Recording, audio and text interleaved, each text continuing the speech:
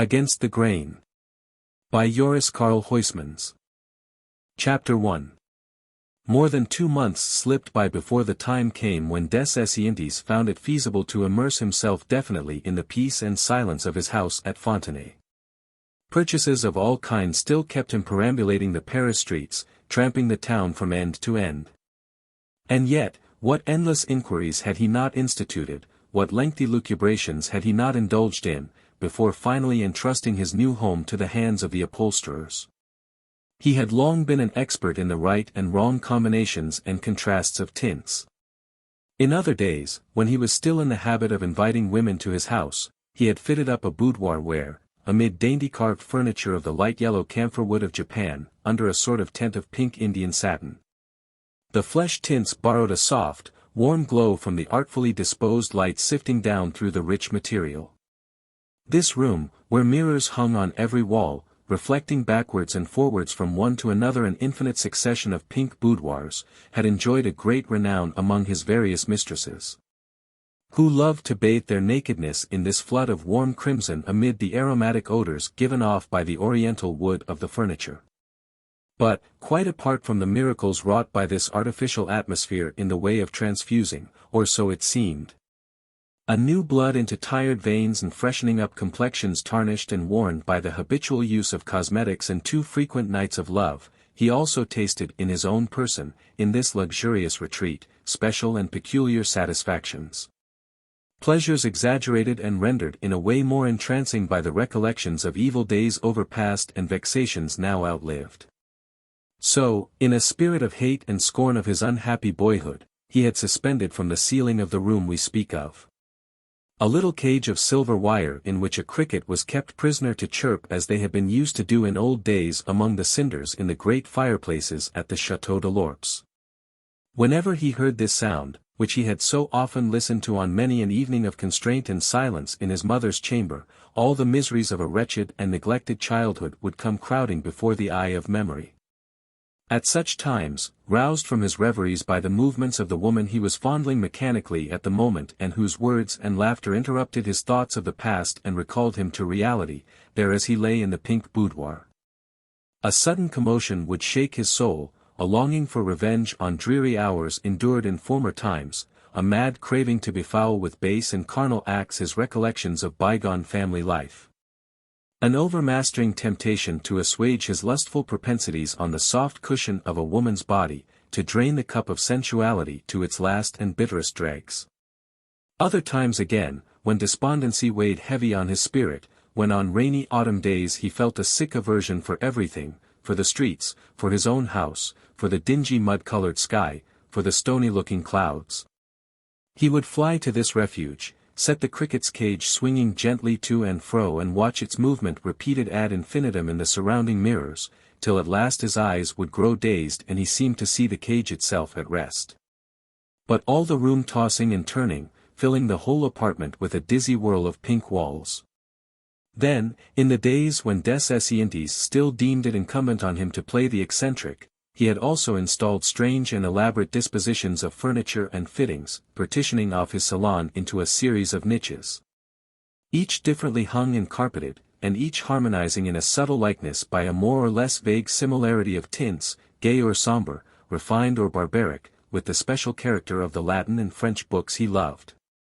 He would then settle himself down to read in whichever of these recesses displayed in its scheme of decoration the closest correspondence with the intimate essence of the particular book his caprice of the moment led him to peruse. Last fancy of all, he had prepared a lofty hall in which to receive his tradesmen. These would march in, take seats side by side in a row of church stalls. Then he would mount an imposing pulpit and preach them a sermon on dandyism, adjuring his bookmakers and tailors to conform with the most scrupulous fidelity to his commandments in the matter of cut and fashion, threatening them with the penalty of pecuniary excommunication if they failed to follow out to the letter the instructions embodied in his monitories and bulls. He won a great reputation as an eccentric, a reputation he crowned by adopting a costume of black velvet worn with a gold-fringed waistcoat and sticking by way of cravat a bunch of Parma violets in the opening of a very low-necked shirt. Then he would invite parties of literary friends to dinners that set all the world talking. In one instance in particular, modeling the entertainment on a banquet of the 18th century, he had organized a funeral feast in celebration of the most unmentionable of minor personal calamities. The dining room was hung with black and looked out on a strangely metamorphosed garden, the walks being strewn with charcoal, the little basin in the middle of the lawn bordered with a rim of black basalt and filled with ink. And the ordinary shrubs superseded by cypresses and pines. The dinner itself was served on a black cloth, decorated with baskets of violets and scabiosi and illuminated by candelabra in which tall tapers flared. While a concealed orchestra played funeral marches, the guests were waited on by naked negresses wearing shoes and stockings of cloth of silver besprinkled with tears.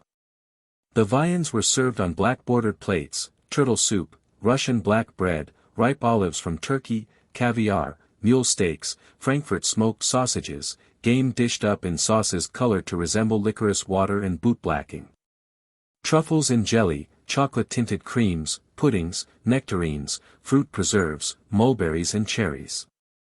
The wines were drunk from dark-tinted glasses, wines of the Lamagna and Roussillon vintages, wines of Tenedos, the Val de Penis and Oporto. After the coffee and walnuts came other unusual beverages, kvass, porter and stout. The invitations, which purported to be for a dinner in pious memory of the hosts, temporarily, lost virility, were couched in the regulation phraseology of letters summoning relatives to attend the obsequies of a defunct kinsman. But these extravagances, that had once been his boast, had died a natural death. Nowadays his only feeling was one of self-contempt to remember these puerile and out-of-date displays of eccentricity, the extraordinary clothes he had donned and the grotesque decorations he had lavished on his house. His only thought henceforth was to arrange, for his personal gratification only and no longer in order to startle other people, a home that should be comfortable, yet at the same time rich and rare in its appointments. To contrive himself a peaceful and exquisitely organized abode, specially adapted to meet the exigencies of the solitary life he proposed to lead. When at length the new house at Fontenay was ready and fitted up in accordance with his wishes and intentions by the architect he had engaged. When nothing else was left save to settle the scheme of furniture and decoration, once again he passed in review, carefully and methodically, the whole series of available tints. What he wanted was colors the effect of which was confirmed and strengthened under artificial light. Little he cared even if by daylight they should appear insipid or crude, for he lived practically his whole life at night, holding that then a man was more truly at home, more himself and his own master. And that the mind found its only real excitant and effective stimulation in contact with the shades of evening. Moreover, he reaped a special and peculiar satisfaction from finding himself in a room brilliantly lighted up, the only place alive and awake among surrounding houses all buried in sleep and darkness. A sort of enjoyment that is not free from a touch of vanity, a selfish mode of gratification familiar enough to belated workers when, drawing aside the window curtains, they note how all about them the world lies inert, dumb and dead. Slowly, one by one, he sifted out the different tones. Blue, by candlelight, assumes an artificial green tinge; if deep blue, like cobalt or indigo, it becomes black; if light, it changes to gray. It may be as true and soft of hue as a turquoise, yet it looks dull and cold. Yes, it could only be employed as a supplement to help out some other color, there could be no question of making blue the dominating note of a whole room. On the other hand, the iron grays are even more sullen and heavy, the pearl grays lose their azure tinge and are metamorphosed into a dirty white. As for the deep greens, such as emperor green and myrtle green, these suffer the same fate as the blues and become indistinguishable from black. Only the pale greens therefore remained, peacock green for instance, or the cinnabars and lacquer greens, but then in their case lamplight extracts the blue in them, leaving only the yellow, which for its part shows only a poor false tone and dull, broken sheen. Nor was it any use thinking of such tints as salmon pink, maize, rose. Their effeminate note would go dead against all his ideas of self-isolation, nor again were the violets worth considering, for they shed all their brightness by candlelight. Only red survives undimmed at night, but then what a red! A sticky red, like wine lees, a base, ignoble tint. Moreover, it struck him as quite superfluous to resort to this color, inasmuch as after imbibing a certain small dose of santonine, a man sees violet. And it becomes the easiest thing in the world to change about at will and without ever altering the actual tint of his wall hangings. All these colors being rejected, 3 only were left, viz. red, orange, yellow. Of these 3, he preferred orange, so confirming by his own example the truth of a theory he used to declare was almost mathematically exact in its correspondence with the reality. To wit, that a harmony is always to be found existing between the sensual constitution of any individual of a genuinely artistic temperament and whatever color his eyes see in the most pronounced and vivid way. In fact, if we leave out of account the common run of men whose coarse retinas perceive neither the proper cadence peculiar to each of the colors nor the subtle charm of their various modifications and shades. Similarly, leaving on one side those bourgeois eyes that are insensible to the pomp and splendor of the strong, vibrating colors. Regarding therefore only persons of delicate, refined visual organs, well trained in appreciation by the lessons of literature and art, it appeared to him to be an undoubted fact that the eye of that man amongst them who has visions of the ideal, who demands illusions to satisfy his aspirations, who craves veils to hide the nakedness of reality, is generally soothed and satisfied by blue and its cognate tints, such as mauve, lilac, pearl gray. Provided always they remain tender and do not overpass the border where they lose their individuality and change into pure violets and unmixed grays. The blustering, swaggering type of men, on the contrary, the plethoric, the sanguine, the stalwart go-ahead fellows who scorn compromises and byroads to their goal, and rush straight at their object whatever it is. Losing their heads at the first go-off, these for the most part delight in the startling tones of the reds and yellows, in the clash and clang of vermilions and chromes that blind their eyes and surfeit their senses.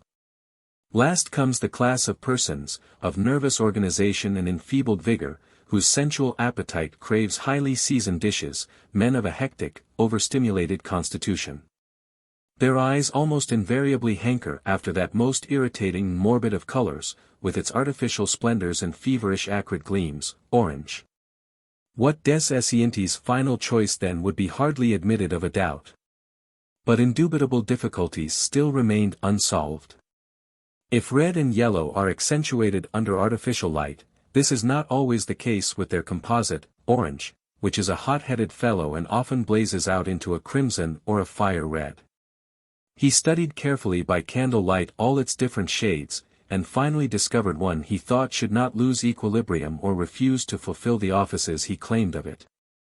These preliminaries disposed of, he made a point of eschewing, so far as possible, at any rate in his study, the use of oriental stuffs and rugs, which in these days, when rich tradesmen can buy them in the fancy shops at a discount, have become so common and so much a mark of vulgar ostentation. Eventually he made up his mind to have his walls bound like his books in large-grained crushed morocco, of the best Cape skins, surfaced by means of heavy steel plates under a powerful press.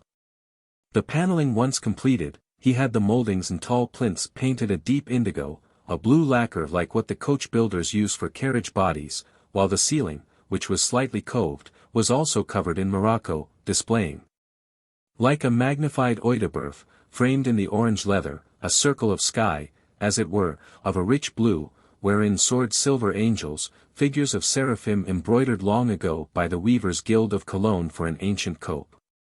After the whole was arranged and finished, all these several tints fell into accord at night and did not clash at all. The blue of the woodwork struck a stable note that was pleasing and satisfying to the eye, supported and warmed, so to say, by the surrounding shades of orange, which for their part shone out with a pure, unsullied gorgeousness, itself backed up and in a way heightened by the near presence of the blue. As to furniture, des Esseintes had no long or laborious searches to undertake, inasmuch as the one and only luxury of the apartment was to be books and rare flowers. While reserving himself the right later on to adorn the naked walls with drawings and pictures, he confined himself for the present to fitting up almost all round the room a series of bookshelves and bookcases of ebony, scattering tiger skins and blue foxes' pelts about the floor, and installing beside a massive money-changer's table of the 15th century, several deep-seated, high-backed armchairs, together with an old church lectern of wrought iron. One of those antique service desks whereon the deacon of the day used once to lay the antiphonary, and which now supported one of the ponderous volumes of Du Cange's Glossarium Mede et Infami Latinitatis. The windows, the glass of which was coarse and semi-opaque, bluish in tinge and with many of the panes filled with the bottoms of bottles, the protuberances picked out with gilt, allowed no view of the outside world and admitted only a faint dim, religious, light. They were further darkened by curtains made out of old priestly stoles, the dull dead gold of whose embroideries faded off into a background of a subdued, almost toneless red. To complete the general effect, above the fireplace, the screen of which was likewise cut from the sumptuous silk of a Florentine dalmatic. Midway between two monstrances of gilded copper in the Byzantine style which had come originally from the Abbaye aux Bois at Beavre, stood a marvellously wrought triptych. Each of the three separate panels carved with a lace-like delicacy of workmanship. This now contained, guarded under glass let into the triple frame, copied on real vellum in beautiful missal lettering and adorned with exquisite illuminations, 3 pieces of Baudelaire's, right and left. The sonnets called The Lover's Death and The Enemy, in the middle, the prose poem that goes by the English title of Anywhere Out of the World. How do you find this book? Any thoughts about the book or the author? Any suggestion for improvement? Please take a moment to share your thoughts in a comment. If you like it, share it with your friends who might enjoy it as well. Subscribe to keep in touch. Visit CompleteAudiobooks.com for more quality content. Chapter 2. After the sale of his household goods, des Esseintes kept on the 2 old servants who had looked after his invalid mother and between them had filled the double office of general factotum and hall porter at the Château de l'Orps. The latter had, up to the date of its being put up for sale, remained empty and untenanted. He took with him to Fontenay this pair of domestics broken in to play the part of sick nurses, trained to the methodical habits of wardsmen at a hospital, accustomed to administer at stated hours spoonfuls of physic and doses of medicinal draughts. Subdued to the rigid quietude of cloistered monks, shut off from all communication with the outer world, content to spend their lives in close rooms with doors and windows always shut. The husband's duty was to keep the rooms clean and fetch the provisions, the wife's to attend to the cooking. Their master gave up the first floor of the house for their accommodation, made them wear thick felt shoes. Had double doors installed with well-oiled hinges and covered the floors with heavy carpeting so as to prevent his hearing the faintest sound of their footsteps overhead. Then he arranged with them a code of signals, fixing the precise significance of different rings on his bell, few or many, long or short, and appointed a particular spot on his writing desk where each month the account books were to be left. In fact, made every possible disposition so as to avoid the obligation of seeing them or speaking to them more often than was absolutely indispensable. More than this, as the woman must needs pass along the front of the house occasionally on her way to an outhouse where the wood was stored, and he was resolved not to suffer the annoyance of seeing her commonplace exterior. He had a costume made for her of Flemish grogram, with a white mutch and a great black hood to muffle face and head, such as the Beguines still wear to this day at Ghent. The shadow of this medieval coif gliding by in the dusk gave him a conventual feeling, reminding him of those peaceful, pious settlements, those abodes of silence and solitude buried out of sight in a corner of the bustling, busy city. He fixed the hours of meals, too, in accordance with a never-varying schedule. Indeed his table was of the plainest and simplest, the feebleness of his digestion no longer permitting him to indulge in heavy or elaborate repasts. At 5 o'clock in winter, after dusk had closed in, he ate an abstemious breakfast of 2 boiled eggs, toast and tea, then came dinner at 11.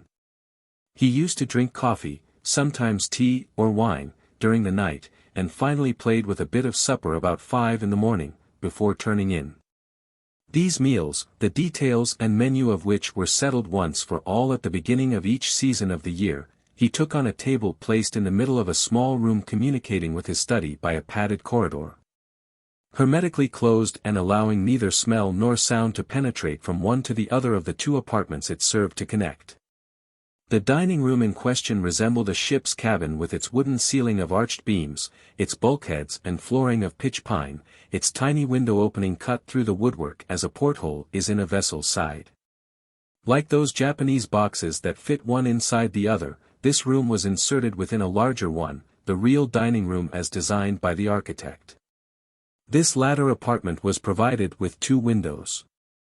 One of these was now invisible, being hidden by the bulkhead or partition wall, which could however be dropped by touching a spring, so that fresh air might be admitted to circulate freely around and within the pitch pine enclosure. The other was visible, being situated right opposite the porthole contrived in the woodwork, but was masked in a peculiar way, a large aquarium filling in the whole space intervening between the porthole and the real window in the real house wall. Thus the daylight that penetrated into the cabin had first to pass through the outer window, the panes of which had been replaced by a single sheet of plain mirror glass, then through the water and last of all through the glazing of the porthole, which was permanently fixed in its place. At the hour when the steaming samovar stood on the table, the moment when in autumn the sun would be setting in the west, the water in the aquarium, dull and opaque by daylight, would redden and throw out fiery flashes as if from a glowing furnace over the light-colored walls. Sometimes, of an afternoon, if des Esseintes happened to be up and about at that time of day, he would turn the taps connected with a system of pipes and conduits that enabled the tank to be emptied and refilled with fresh water. And then by pouring in a few drops of colored essences, he could enjoy at his pleasure all the tints, green or gray, opaline or silvery, that real rivers assume according to the hue of the heavens, the greater or less ardor of the sun's rays, the more or less threatening aspect of the rain clouds, in a word according to the varying conditions of season and weather. This done, he could picture himself in the between-decks of a brig as he gazed curiously at a shoal of ingenious mechanical fishes that were wound up and swam by clockwork past the porthole window and got entangled in artificial water weeds.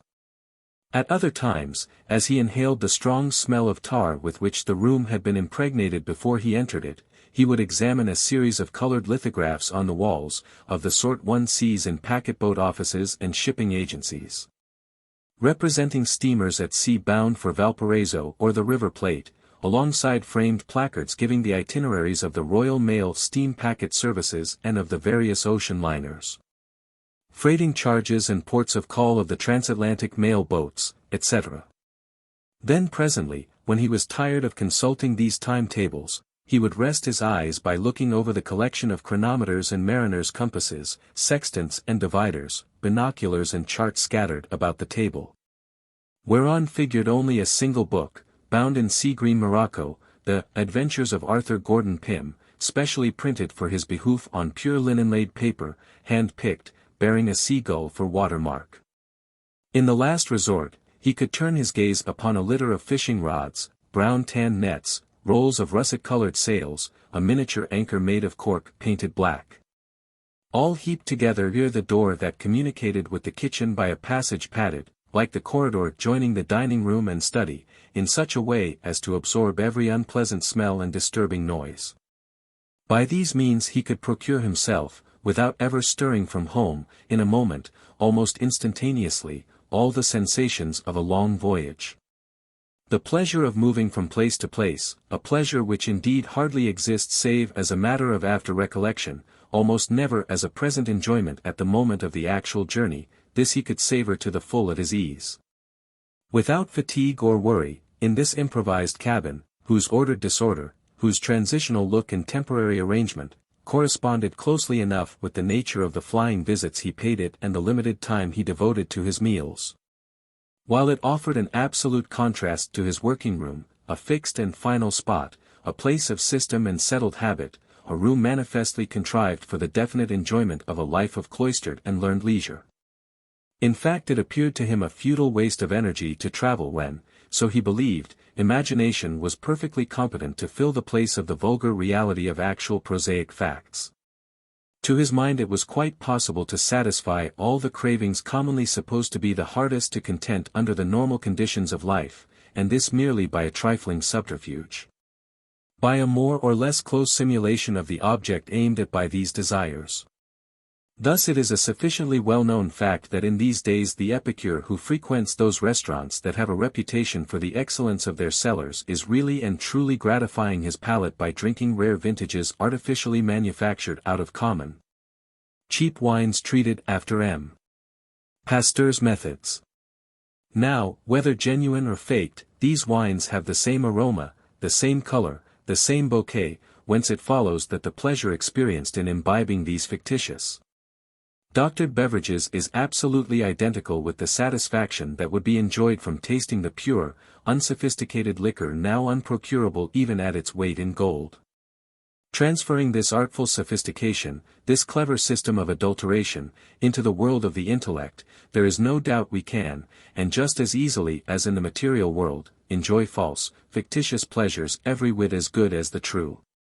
No doubt, for instance, a man can undertake long voyages of exploration sitting in his armchair by the fireside, helping out, if needful, his recalcitrant or sluggish imagination by the perusal of some work descriptive of travels in distant lands.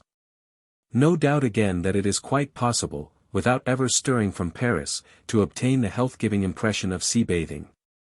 In 2 words, all that is required in this last case is simply to take a walk to the Bain Vigier, on a pontoon moored right out in the middle of the Seine. There, by just salting your bath and mixing with the water, according to the formula given in the Pharmacopoeia, a compound of sulfate of soda, hydrochlorate of magnesia and lime. By drawing from a box carefully secured by a screw-top a ball of twine or a scrap of rope's end bought for the purpose at one of those great marine store dealers' emporiums whose huge warehouses and cellars reek with the salty smell of the sea and seaports.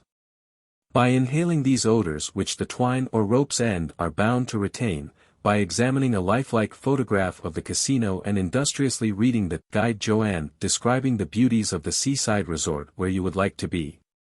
By letting yourself be lulled by the waves raised in the bath by the passing river steamers as they steer close past the bathing pontoon.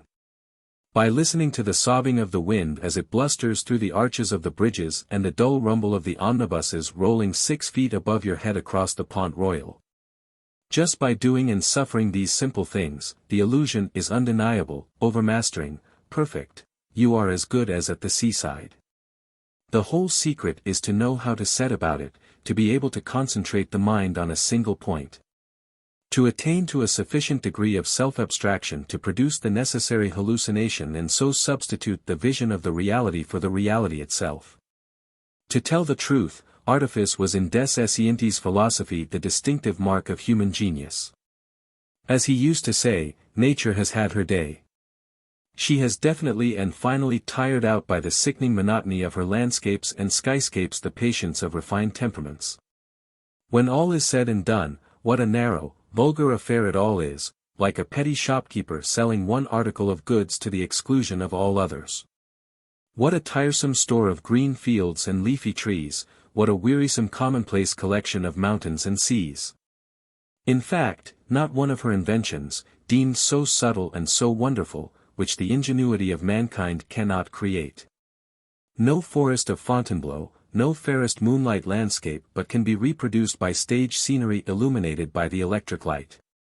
No waterfall but can be imitated by the proper application of hydraulics, till there is no distinguishing the copy from the original, no mountain crag but painted pasteboard can adequately represent. No flower but well-chosen silks and dainty shreds of paper can manufacture the like of. Yes, there is no denying it, she is in her dotage and has long ago exhausted the simple-minded admiration of the true artist. The time is undoubtedly come when her productions must be superseded by art. Why, to take the one of all her works which is held to be the most exquisite, the one of all her creations whose beauty is by general consent deemed the most original and most perfect, woman to wit, have not men, by their own unaided effort, manufactured a living, yet artificial organism that is every whit her match from the point of view of plastic beauty? Does there exist in this world of ours a being, conceived in the joys of fornication and brought to birth amid the pangs of motherhood, the model, the type of which is more dazzlingly, more superbly beautiful than that of the 2 locomotives lately adopted for service on the Northern Railroad of France? One, the Crampton, an adorable blonde, shrill-voiced, slender-waisted, with her glittering corset of polished brass, her supple, cat-like grace, a fair and fascinating blonde, the perfection of whose charms is almost terrifying when, stiffening her muscles of steel, pouring the sweat of steam down her hot flanks, she sets revolving the puissant circle of her elegant wheels and darts forth a living thing at the head of the fast express or racing seaside special. The other, the Engerth, a massively built, dark-browed brunette, of harsh, hoarse-toned utterance, with thick-set loins, panoplied in armor-plating of sheet iron, a giantess with disheveled mane of black eddying smoke, with her 6 pairs of low coupled wheels, what overwhelming power when, shaking the very earth, she takes in tow, slowly, deliberately, the ponderous train of goods wagons. Of a certainty, among women, frail, fair-skinned beauties or majestic, brown-locked charmers, no such consummate types of dainty slimness and of terrifying force are to be found. Without fear of contradiction may we say, man has done, in his province, as well as the God in whom he believes. Thoughts like these would come to des Esseintes at times when the breeze carried to his ears the far-off whistle of the baby railroad that plies shuttlewise backwards and forwards between Paris and Sceaux. His house was within a 20 minutes' walk or so of the station of Fontenay. But the height at which it stood and its isolated situation left it entirely unaffected by the noise and turmoil of the vile hordes that are inevitably attracted on Sundays by the neighborhood of a railway station. As for the village itself, he had hardly seen it. Only at night, from his window, he had looked out over the silent landscape that stretches down to the foot of a hill on the summit of which rise the batteries of the Bois de Verrières. In the shadow, to right and left, loomed other dimly seen masses, terracing the hillside and dominated by other far-off batteries and fortifications, the high revetments of which seemed in the moonlight as if washed in with silver pigment upon a dark background of sky. The plain lay partly in the shadows cast by the hills, while the center, where the moonlight fell, looked as if it were powdered with starch and smeared with cold cream. In the warm air that fanned the pale grass and brought with it a spicy perfume, the trees stood out clearly silhouetted with their shaggy leaves and thin stems, which threw black bars of shadow across the chalky earth strewed with pebbles that sparkled like shards of broken crockery.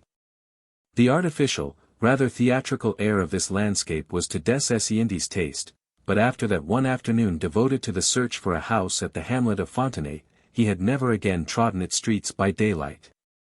In fact, the green cry of this district inspired him with no sort of interest, not offering even the dainty, melancholy charm to be found in the pitiful, sickly vegetation that has so sore a struggle to live on the rubbish heaps of suburban spots near the ramparts. Besides, on that memorable day, he had caught sight of paunchy citizens with flowing whiskers and smartly dressed individuals with mustaches, carrying their heads high, as if they were something sacrosanct. Evidently magistrates or military officers. And after such a sight, his usual horror of the human face had been still further accentuated. During the last months of his residence in Paris, at the period when, utterly disillusioned, depressed by hypochondria, eaten up by spleen, he had reached such a pitch of nervous irritability that the mere sight of an unpleasant object or disagreeable person was deeply graven on his brain, and several days were needed to efface the impress, even to a slight degree, of the human form that had formed one of his most agonizing torments when passed casually in the street. In positive fact, he suffered pain at the sight of certain types of face, resented almost as insults the condescending or crabbed expressions of particular visages, and felt himself sorely tempted to box the ears of such and such a worthy citizen who strolled by with half-closed lids and a magisterial air, another who stood swinging his cane and admiring himself in the shop windows, or yet another who seemed to be pondering the fate of the universe, as he absorbed with frowning brows the titbits and gossipy paragraphs of his morning paper.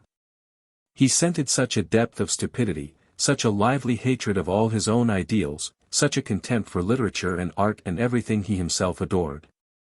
Implanted and profoundly fixed in the meager brains of these tradesmen preoccupied to the exclusion of all else by schemes of swindling and money-grubbing and only accessible to the ignoble distraction that alone appeals to mean minds, politics, that he would rush back home in a fury and lock himself up with his books.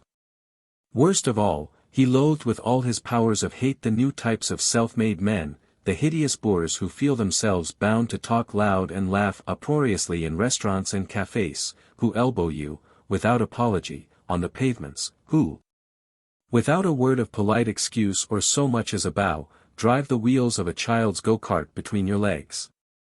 Chapter 3. One division of the shelves fixed against the walls of his blue and orange working room was occupied exclusively by Latin works. Those works which minds broken into conventionality by listening year after year to the miserable teaching of school and college lecturers designate under the generic name of the decadents. The truth is, the Latin language, as it was written at the period which learned professors still persist in calling the Golden Age, roused his interest scarcely at all. That idiom, confined within such narrow limits, with its carefully counted, almost invariable turns of phrase, without suppleness of syntax, without color or light and shade. That idiom, ironed smooth on every seam, pruned of the rugged but often picturesque expressions of earlier epochs, could at a pinch enunciate the pompous nullities. The vague commonplaces repeated ad nauseam by the rhetoricians and poets of that day, but so lacking was it in originality, so instinct with tediousness, that we must, in our studies of language and literature, come down to the French style of the age of Louis XIV, to find one so willfully emasculated, so solemnly tiresome and sapless. Among other authors, the gentle Virgil, he whom school ushers named the Swan of Mantua, presumably because he was not born in that city, appeared to him as one of the most terrible of pedants.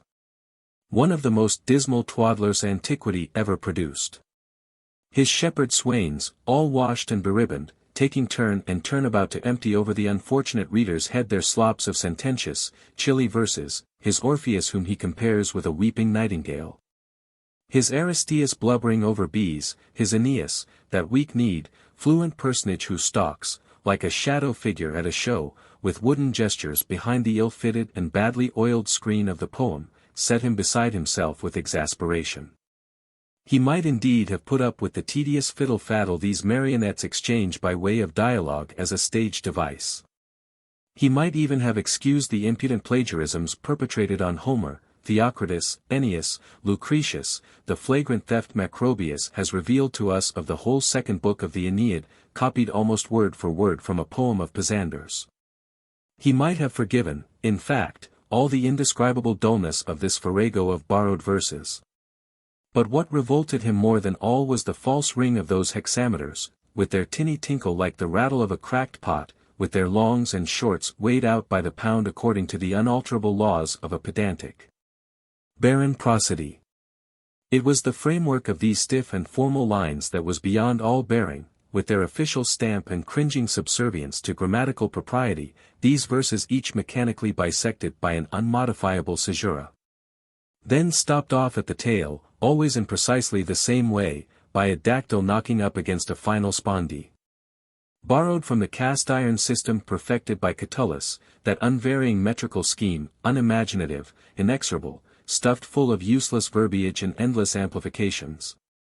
An array of ingeniously contrived pegs each fitting into its corresponding and expected hole, that poor trick of the Homeric, standing epithet, dragged in again and again without rhyme or reason, all that scanty vocabulary with its dull, flat tones, were a torment to his sensibility. It is only fair to add that, if his admiration for Virgil was decidedly lukewarm and his appreciation of the light lucubrations of Ovid anything but marked, the disgust he felt for the elephantine graces of Horace. The twaddle of this unmitigated lout who smirks at his audience with the painted face and villainous jests of a superannuated clown, was limitless. In prose, his enthusiasm was not a whit greater for the redundant figures and nonsensical digressions of Chick-pea, Cicero. The braggadocio of his apostrophes, the claptrap of his never-ending appeals to patriotism, the exaggerated emphasis of his harangues, the ponderousness of his style, well-fed and full-fleshed, but run to fat and devoid of bones and marrow. The intolerable litter of his sonorous adverbs opening every sentence, the monotonous structure of his portly periods tied awkwardly to each other by a thread of conjunctions, worst of all his wearisome habits of tautology, were anything but attractive to him. Caesar again was little more to his taste, for all his reputation for conciseness, his was the opposite excess, a dry-as-dust aridity, a deadly dullness, an unseasonable constipation of phrase that passes belief. The end of it all was that he could find mental pabulum neither among these writers nor among that other class which still forms the delight of dilettanti scholars, Sallust, who indeed is less insipid than most of the rest. Livy, sentimental and pompous, Seneca, turgid and jejune, Suetonius, lymphatic and horrifying, Tacitus, the most nervous in his studied concision, the most biting, the most sinewy of them all. In poetry, Juvenal, despite some vigorously conceived lines, Persius, despite his mysterious insinuations, both left him cold. Neglecting Tibullus and Propertius, Quintilian and the two Plinies. Statius, Marshal of Bulbylus, Terence even and Plautus, whose jargon, full as it is of neologisms, made-up words and diminutives, might have pleased him, had not his low wit and coarse jocosity repelled him. Des Esseintes only began to be interested in the language of Rome on the appearance of Lucan, with whom it took on a wider range, becoming henceforth more expressive and less harsh. That author's labored workmanship, his verse, veneered with enamels, studded with jewels, caught his fancy, albeit his exclusive preoccupation with form, his tinkling sonorities, his metallic brilliancies, did not entirely hide from his eyes this author's vacuity of thought and the emptiness of the windbag phrases that plump out the carcass of the Pharsalia. The writer he really loved and who made him reject for good and all from among the books he read, Lucan and his sounding periods, was Petronius. Petronius was an acute observer, a delicate analyst, a marvelous delineator. Calmly, without prejudice, without animosity, he described the daily life of Rome, setting down in the lively little chapters of the Satyricon the manners, customs and morals of his day. Noting facts as they occurred, putting them down in positive black and white, he disclosed the trivial, everyday existence of the commonalty, its incidents, its bestialities, its sensualities. Here, we have the inspector of lodgings coming to inquire the names of the travelers lately arrived. There, it is a brothel where men are prowling round naked women standing beside placards giving name and price, while through the half-open doors of the rooms the couples can be seen at work. Elsewhere again, now in country houses full of insolent luxury, amid a mad display of wealth and ostentation, now in poverty-stricken taverns with their broken-down pallet beds swarming with fleas, the society of the period runs its race. Debauched cut-purses like Asiltos and Eumolpus on the lookout for a piece of luck. Old wantons of the male sex with their tucked-up gowns and cheeks plastered with ceruse and acacia red, minions of 16, plump and curly-headed, women frantic with hysteria. Legacy hunters offering their boys and girls to gratify the lustful caprices of rich men. All these and more gallop across the pages, quarrel in the streets, finger each other at the baths, belabor each other with fisticuffs like the characters in a pantomime. All this told with an extraordinary vigor and precision of coloring, in a style that borrows from every dialect, that cribs words from every language imported into Rome, that rejects all the limitations, breaks all the fetters of the so-called Golden Age, that makes each man speak in his own peculiar idiom, freeman, without education, the vernacular Latin, the argot of the streets. Foreigners, their barbarian lingo, saturated with African, Syrian, Greek expressions, idiotic pedants, like the Agamemnon of the Satyricon, a rhetoric of invented words. All these people are drawn with a free pencil, squatted round a dining table, exchanging the imbecile conversation of tipsy revellers, mouthing dotards wise saws and pointless proverbs, all eyes turned upon Trimalchio, the giver of the feast, who sits picking his teeth, offers the company chamber pots, discourses of his insides, begging his guests to make themselves at home. This realistic romance, this slice cut from the raw of Roman life, without one thought, whatever people may say, whether of reforming or satirizing society, without any moral purpose whatever or idea of moralizing, this tale. There is neither intrigue nor action in it, bringing before the reader the love adventures of male prostitutes, analyzing with calm address the joys and griefs of these amours and these amorous couples. Depicting in language wrought to the perfection of a piece of goldsmith's work, without the writer once showing himself, without a word of comment, without one phrase of approbation or disapproval of his character's deeds and thoughts. The vices of a decrepit civilization, an empire falling to ruin, rivet des Esseintes' attention. He saw in the refinements of its style, the keenness of its observation, its closely knit, methodical construction, a strange likeness, a curious analogy with the 3 or 4 modern French novels that he could stomach. We may be sure he bitterly regretted the loss of the Justin and the Albutia, 2 works by Petronius mentioned by Planciades Fulgentius, but now vanished beyond possibility of recovery.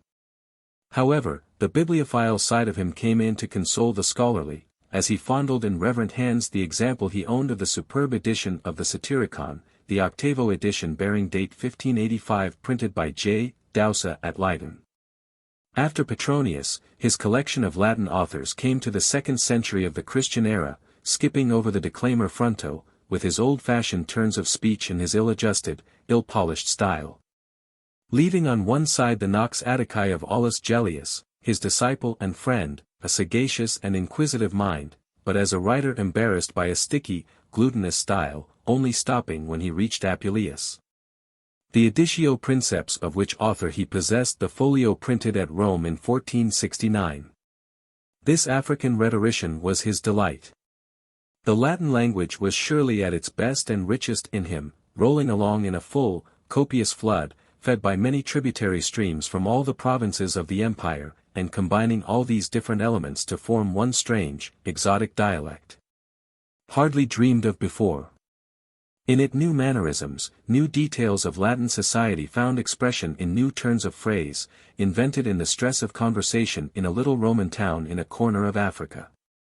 Moreover, the man's bonhomie, he was a fat, jovial boon companion, there could be no doubt of that, and the warm-blooded exuberance of his southern nature tickled our hero's fancy. He had the air of a gay and genial comrade, not mealy-mouthed by any means, alongside of the Christian apologists, his contemporaries, the soporific Minucius Felix, a pseudo-classic, ladling out in his Octavius Cicero's heavy periods. Grown heavier than ever, or even Tertullian himself, whom he kept on his shelves more perhaps for the sake of the Aldine edition of his works than for any love of the matter. Well equipped as he was for theological disquisitions, the argumentations of the Montanists against the Catholic Church, the polemics of the latter against Gnosticism, left him cold. So, despite the preciosity of Tertullian's style, a style rigorously compressed, full of quibbles and amphibologies, based on a liberal use of participles, emphasized by continual antitheses, crammed with puns and plays upon words. Variegated with words borrowed from the language of jurisprudence and the diction of the Greek fathers, he hardly ever now opened the Apologetica or the Tractate on Patience.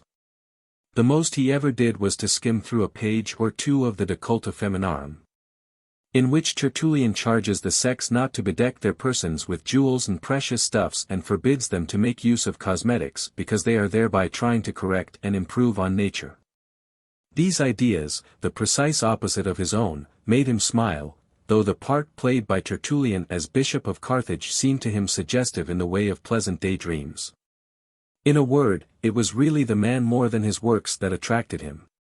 He had, in truth, lived in stormy times, at a period of fearful stress and strain, under Caracalla, under Macrinus, under that amazing personage, the high priest of Emesa, Elagabalus. And he had gone on calmly and quietly writing his sermons, composing his dogmatic treatises, preparing his apologies and homilies, while the Roman Empire was tottering to its foundations. While the frantic follies of Asia and the foul vices of paganism were at their worst. He was preaching with an air of perfect self-possession, carnal abstinence, frugality of diet, sobriety of dress at the very moment when, treading on powder of silver and sand of gold, his head crowned with a tiara, his robe studded with precious stones, Elagabalus was at work, among his eunuchs, at women's tasks, calling himself by the title of empress and every night lying with a new emperor. Selecting him for choice from the ranks of the court barbers and scullions, or the charioteers from the circus. This contrast delighted him. Then the Latin language, after attaining to supreme maturity in Petronius, was beginning to break up. The literature of Christianity was claiming its place, bringing in along with new ideas new words, unfamiliar constructions, strange verbs, adjectives of far-fetched meanings, abstract nouns, hitherto scarce in the Roman tongue. and of which Tertullian had been one of the first to introduce the usage. Only this degeneration, which was carried further after Tertullian's death by his pupil Saint Cyprian, by Arnobius, by the muddy Lactantius, was eminently unattractive. It was a gradual decay, slow and incomplete, marked by awkward attempts to return to the emphasis of the Ciceronian periods. Not yet possessing that special raciness which in the fourth and still more in the succeeding centuries the odor of Christianity will give to the pagan tongue, as it decomposes little by little, acquires a stronger and stronger aroma of decay. Dropping bit by bit to pieces pari passu with the crumbling of the civilization of the ancient world, with the collapse, before the advance of the barbarian hordes, of the empires rotted by the putrescence of the ages. Only one Christian poet, Commodian of Gaza, was to be found in his library as representative of the art of the 3rd century. The Carmen Apologeticum, written about 259 AD, is a compendium of rules of conduct, tortured into acrostics, composed in rude hexameters, divided by a caesura after the fashion of heroic verse, but without any attention to quantity or the rules of hiatus, and often eked out with rhymes of the kind ecclesiastical Latin later on afforded numerous examples of. These strained, somber verses, with their touch of savagery, full of common, vernacular expressions, of words deflected from their original meanings, appealed to him, interested him even more than the style, overripe and already decadent. The historians Ammianus Marcellinus and Aurelius Victor, of the letter-writer Symmachus and the compiler and grammarian Macrobius. He even preferred them to the lines, correctly scanned, and the variegated and superbly picturesque diction of Claudian, Rutilius and Ausonius. These were in their day the masters of the art. They filled the dying empire with their swan songs, the Christian Ausonius with his Cento Nuptialis and his copious and elaborate poem on the Moselle. Rutilius, with his hymns to the glory of Rome, his anathemas against the Jews and against the monks, his itinerary of Cisalpine Gaul, where he manages sometimes to render certain aspects of the beauties of nature. The vague charm of landscapes reflected in water, the mirage of mists, the flying vapors about the mountain tops. Then there is Claudian, a kind of avatar of Lucan, who dominates all the 4th century with the terrific clarion of his verse, a poet who wrought a striking and sonorous hexameter, beating out, amid showers of sparks, the right epithet at a blow. Attaining a certain grandeur, filling his work with a puissant breath of life. In the Western Empire falling more and more into ruin, amid the confusion of the repeated disasters that fall upon it. Unchecked by the constant threat of invasion by the barbarians now pressing in hordes at the very gates of the empire whose bolts and bars are cracking under the strain, he revivifies antiquity, sings of the rape of Proserpine. Lays on his brilliant colors, goes by with all his fires ablaze in the gathering gloom that is overspreading the world. Paganism lives again in him, sounding its last fanfare, raising its last great poet high above the Christianity that is from his day onwards utterly to submerge the language and forever after remain absolute arbiter and master of poetry. With Paulinus, pupil of Ausonius, with the Spanish priest Jovinus, who paraphrases the Gospels in verse, with Victorinus, author of the Maccabeae, with Sanctus Bertigalensis, who in an eclogue copied from Virgil makes the herdsman Egon and Buculus deplore the maladies of their flocks. Then these are succeeded by all the series of the saints, Hilary of Poitiers, the champion of the faith of Nicaea, the Athanasius of the West, as he was called, Ambrosius, the author of indigestible homilies, the wearisome Christian Cicero. Damasus, the fabricator of epigrams cut and polished like precious stones. Jerome, the translator of the Vulgate, and his adversary Vigilantius of Comminges who attacks the worship of the saints, the abuse of miracles and the practice of fasts, and already preaches. Using arguments the ages will go on repeating one to the other, against monastic vows and the celibacy of the clergy. At last, in the 5th century, comes Augustine, Bishop of Hippo. Him des Esseintes knew only too well, for he was the writer of all others most highly reputed by the Church, the founder of Christian orthodoxy, the theologian whom good Catholics regard as an oracle, a sovereign authority. Result, he never opened his books any more, albeit he had celebrated, in his confessions, his disillusionment with this world and with groans of pious contrition. in his Civitas day, had endeavored to assuage the woeful distress of the age by seductive promises of better things to come in a future life. In the years when he was an active theologian, he was already a tired man, sated with his own preachings and Jeremiads, weary of his theories on predestination and grace, exhausted by his fights against the schisms. Des Esseintes liked better to dip into the psychomachia of Prudentius, the inventor of the allegorical poem, destined later on to flourish uninterruptedly in the Middle Ages, or the works of Sidonius Apollinaris, whose correspondence, stuffed with sallies, points of wit, archaisms, enigmas, attracted him. He was always ready to read the panegyrics, wherein, in support of his pompous praises, he invokes the deities of paganism, and in spite of his better judgment, could not but acknowledge a weakness for the affectations and hidden meanings of these poems put together by an ingenious mechanic who loves his machine, scrupulously oils its working parts, and is prepared at a pinch to invent new ones just as complicated and as useless as the old. After Sidonius, again, he kept on familiar terms with the panegyrist Marabods, Sidolius, author of rhymed poems and alphabetical hymns of which the Church has appropriated portions to incorporate in her offices. Marius Victor, whose dark and dismal tractate on the perversity of morals is lit up here and there by lines that glitter like phosphorus, Paulinus of Pella, the poet of that icy production the Eucharist icon. Orientius, Bishop of Auch, who in the distichs of his Monitoria rails at the license of women, whose faces, he declares, destroy the nations. The interest that Des Esseintes felt in the Latin language remained as strong as ever even now when, rotten through and through, it hung a decaying carcass, losing its limbs, distilling its pus, barely keeping, in the utter corruption of its body, a few sound parts which the Christians abstracted to preserve them in the salt pickle of their new dialect.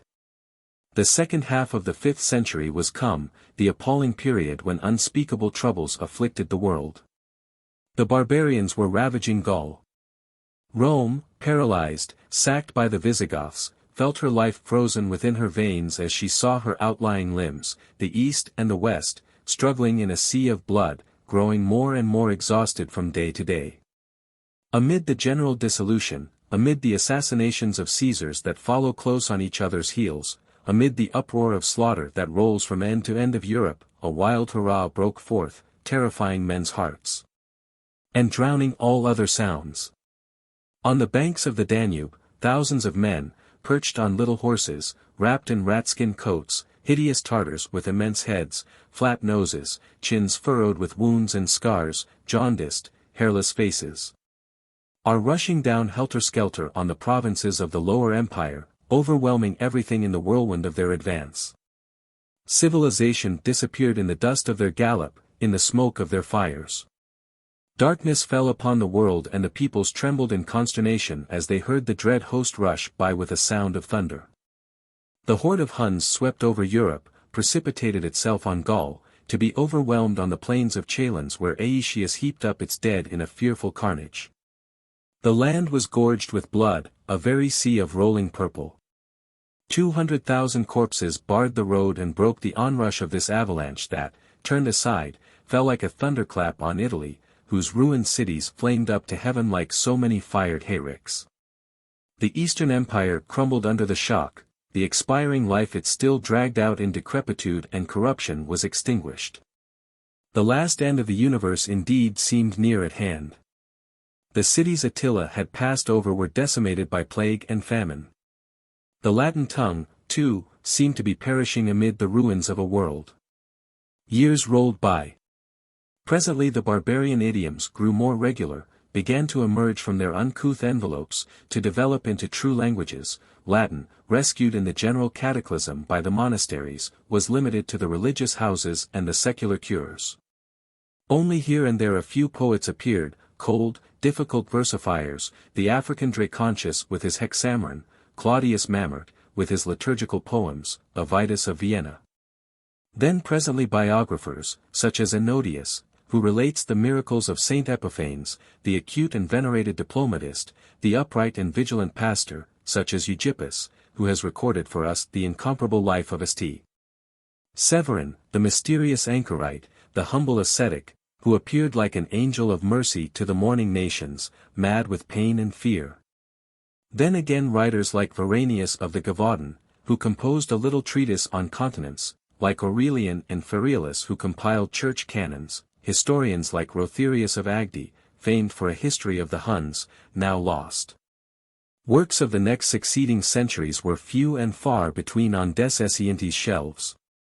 Still the 6th century was represented by Fortunatus, Bishop of Poitiers, whose hymns, and the Vexilla Regis, hacked out of the ancient carcass of the Latin language, and flavored with the aromatic spices of the Church, haunted his thoughts on certain days.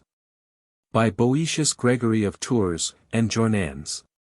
Then, in the 7th and 8th centuries, inasmuch as, over and above the low Latin of the chroniclers, such as Fredegarius and Paul the Deacon, and verses comprised in the Bangor Antiphonary, one hymn in which, the one that forms an acrostic and has one and the same rhyme ending every line, composed in honor of St.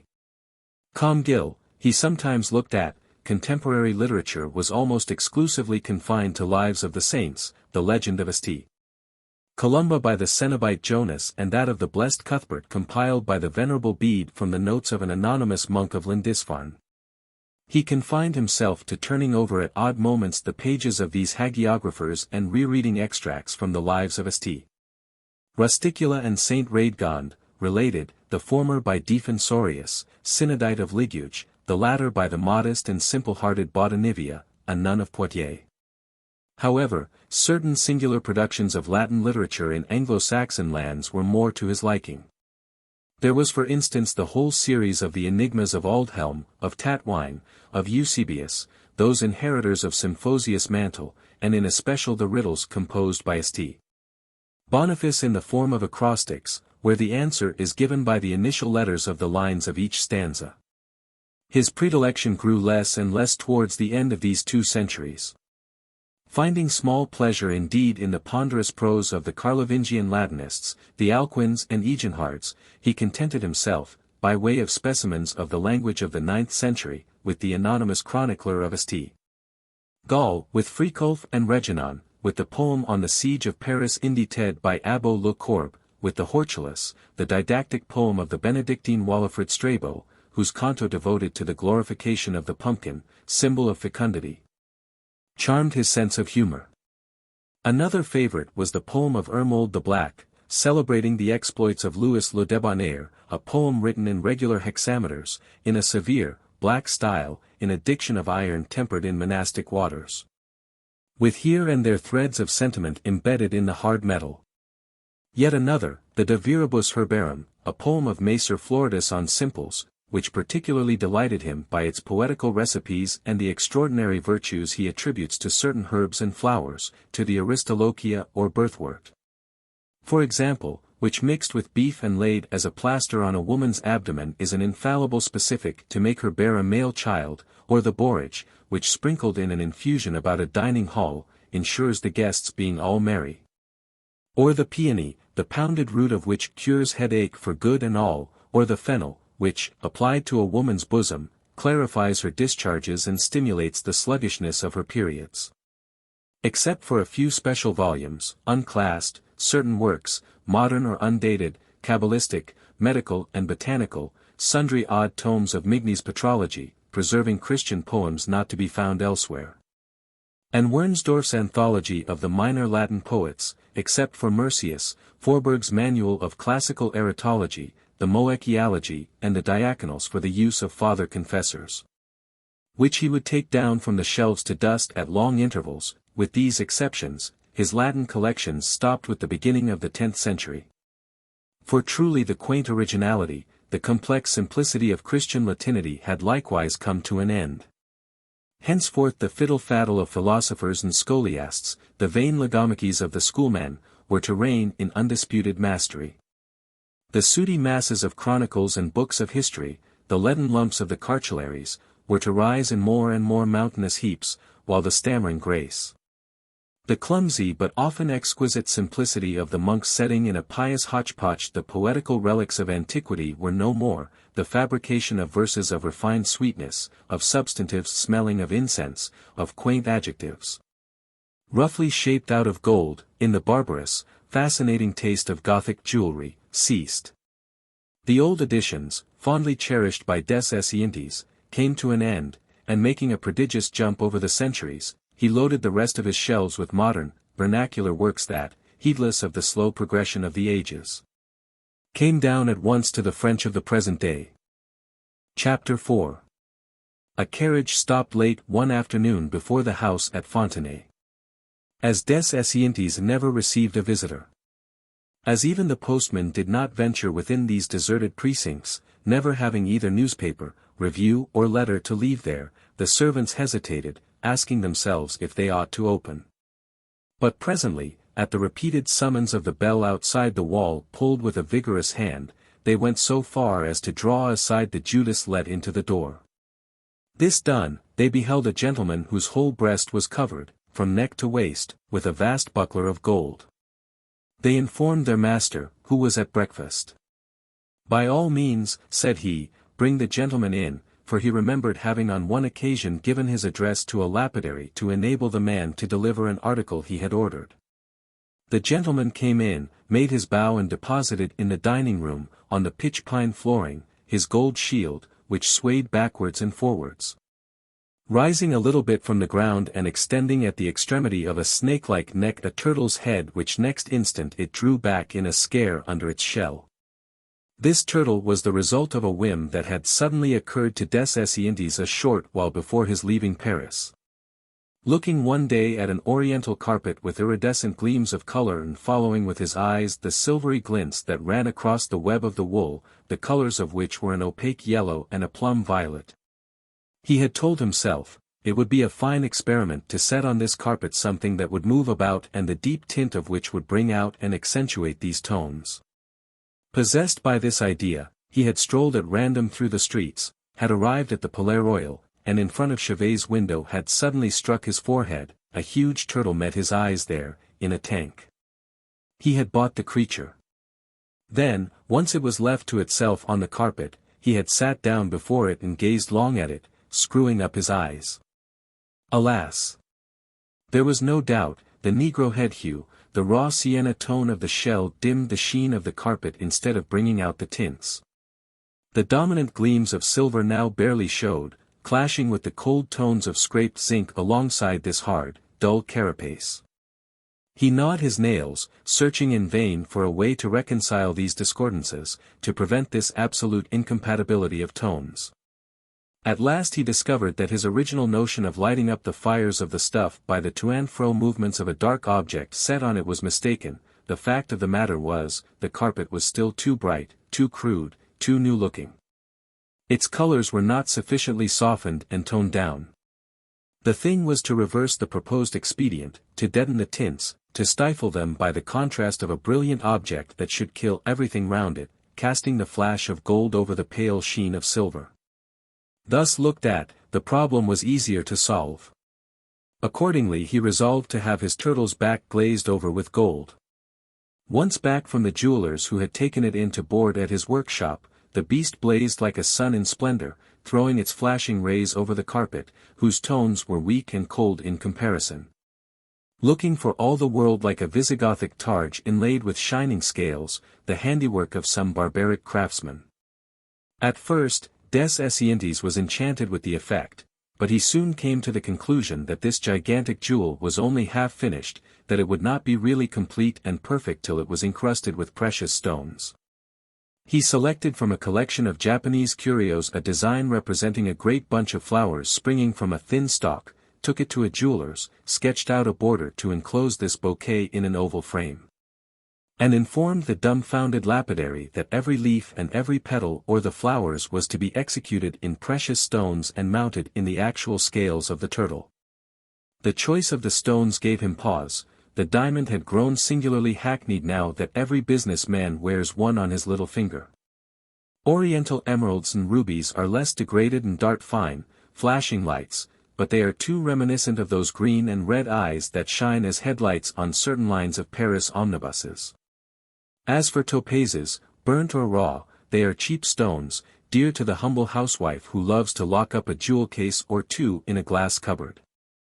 Of another sort, the amethyst, albeit the church has given it something of a sacerdotal character, is yet a stone spoilt by its frequent use to ornament the red ears and bulbous hands of butchers' wives who are fain at a modest cost to bedeck their persons with genuine and heavy jewels. Alone among all these, the sapphire keeps its fires inviolate, unharmed by the folly of tradesmen and money-grubbers. The brilliance of its fire that sparkles from a cold, limpid background has to some degree guaranteed against defilement its discreet and haughty nobility. But unfortunately by artificial light its bright flames flash no longer. The color sinks back into itself and seems to go to sleep, only to wake and sparkle again at daybreak. No, not one of these stones satisfied des Esseintes, besides, they were all too civilized, too familiar. He preferred other, more startling and uncommon, sorts. After fingering a number of these and letting them trickle through his hands, he finally picked out a series of stones, some real, some artificial, the combination of which should produce a harmony, at once fascinating and disconcerting. He combined together the several parts of his bouquet in this way: the leaves were set with stones of a strong and definite green color, chrysoberyls, asparagus green, peridots, leek green, olives, olive green, springing from twigs of almandine and avaravite of a purple red, gems throwing out sparkles of a clear, dry brilliance like the incrustations of tartar that glitter on the insides of wine casks. For the blossoms that stood isolated, far removed from the stalk, he used an ashen blue, rejecting, however, definitely the oriental turquoise that is used for brooches and rings, and which, along with the commonplace pearl and the odious coral, form the delight of vulgar souls. He selected exclusively those European turquoises that, strictly speaking, are only a fossil ivory impregnated with coppery infiltrations and whose sea-green blue is heavy, opaque, sulphureous, as if jaundiced with bile. This done, he could now proceed to encrust the petals of such blossoms as grew in the middle of the bunch, those in closest neighborhood of the stem, with certain translucent stones, possessing a glassy, sickly sheen with feverish, vivid bursts of fire. 3 gems, and only 3, he employed for this purpose: Ceylon cat's eyes, cymophanes and sapphirines. All 3 were stones that flashed with mysterious, incalculable sparkles, painfully drawn from the chill interior of their turbid substance, the cat's eye of a greenish gray, striped with concentric veins that seemed to be endowed with motion, to stir and shift every instant according to the way the light falls. The cymophane with bluish waterings running across the milky hue that appears afloat within, the saffron that lights up blue, phosphorescent fires on a dull, chocolate-brown background. The lapidary took careful notes and measures as to the exact places where the stones were to be let in.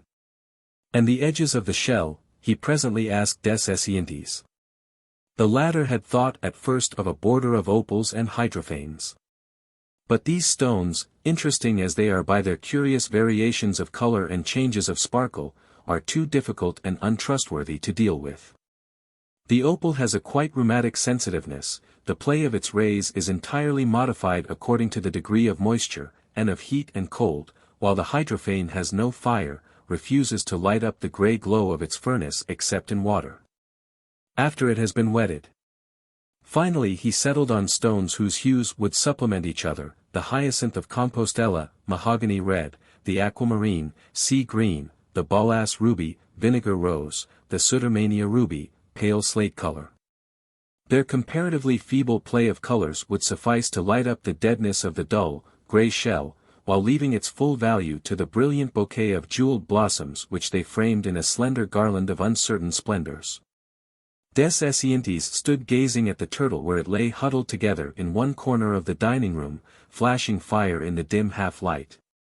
He felt perfectly happy. His eyes were intoxicated with the splendors of these flowers flashing in jeweled flames against a golden background. Then, contrary to his use, he had an appetite and was dipping his slices of toast spread with super-excellent butter in a cup of tea, an impeccable blend of Ciafeoun, Emoutan and Konskei, yellow teas, imported from China into Russia by special caravans. This liquid perfume he drank from those cups of oriental porcelain known as eggshell china, so delicate and transparent are they. In the same way, just as he would have nothing to say to any other save this adorably dainty ware, he refused to use as dishes and plates anything else but articles of genuine antique silver gilt. A trifle worn so that the underlying silver shows a little here and there under the film of gold, giving a tender, old-world look as of something fading away in a quiet death of exhaustion. After swallowing his last mouthful, he went back to his study, whither he directed a servant to bring the turtle, which obstinately declined to make the smallest effort towards locomotion. Outside the snow was falling. In the lamplight, ice arabesques glittered on the dark windows and the hoarfrost sparkled like crystals of sugar on the bottle-glass panes speckled with gold. A deep silence wrapped the little house that lay asleep in the darkness. Des Esseintes stood lost in dreams, the logs burning on the hearth filled the room with hot, stifling vapors, and presently he threw the window partly open. Like an overhanging canopy of reversed ermine, the sky rose before him, a black curtain dappled with white.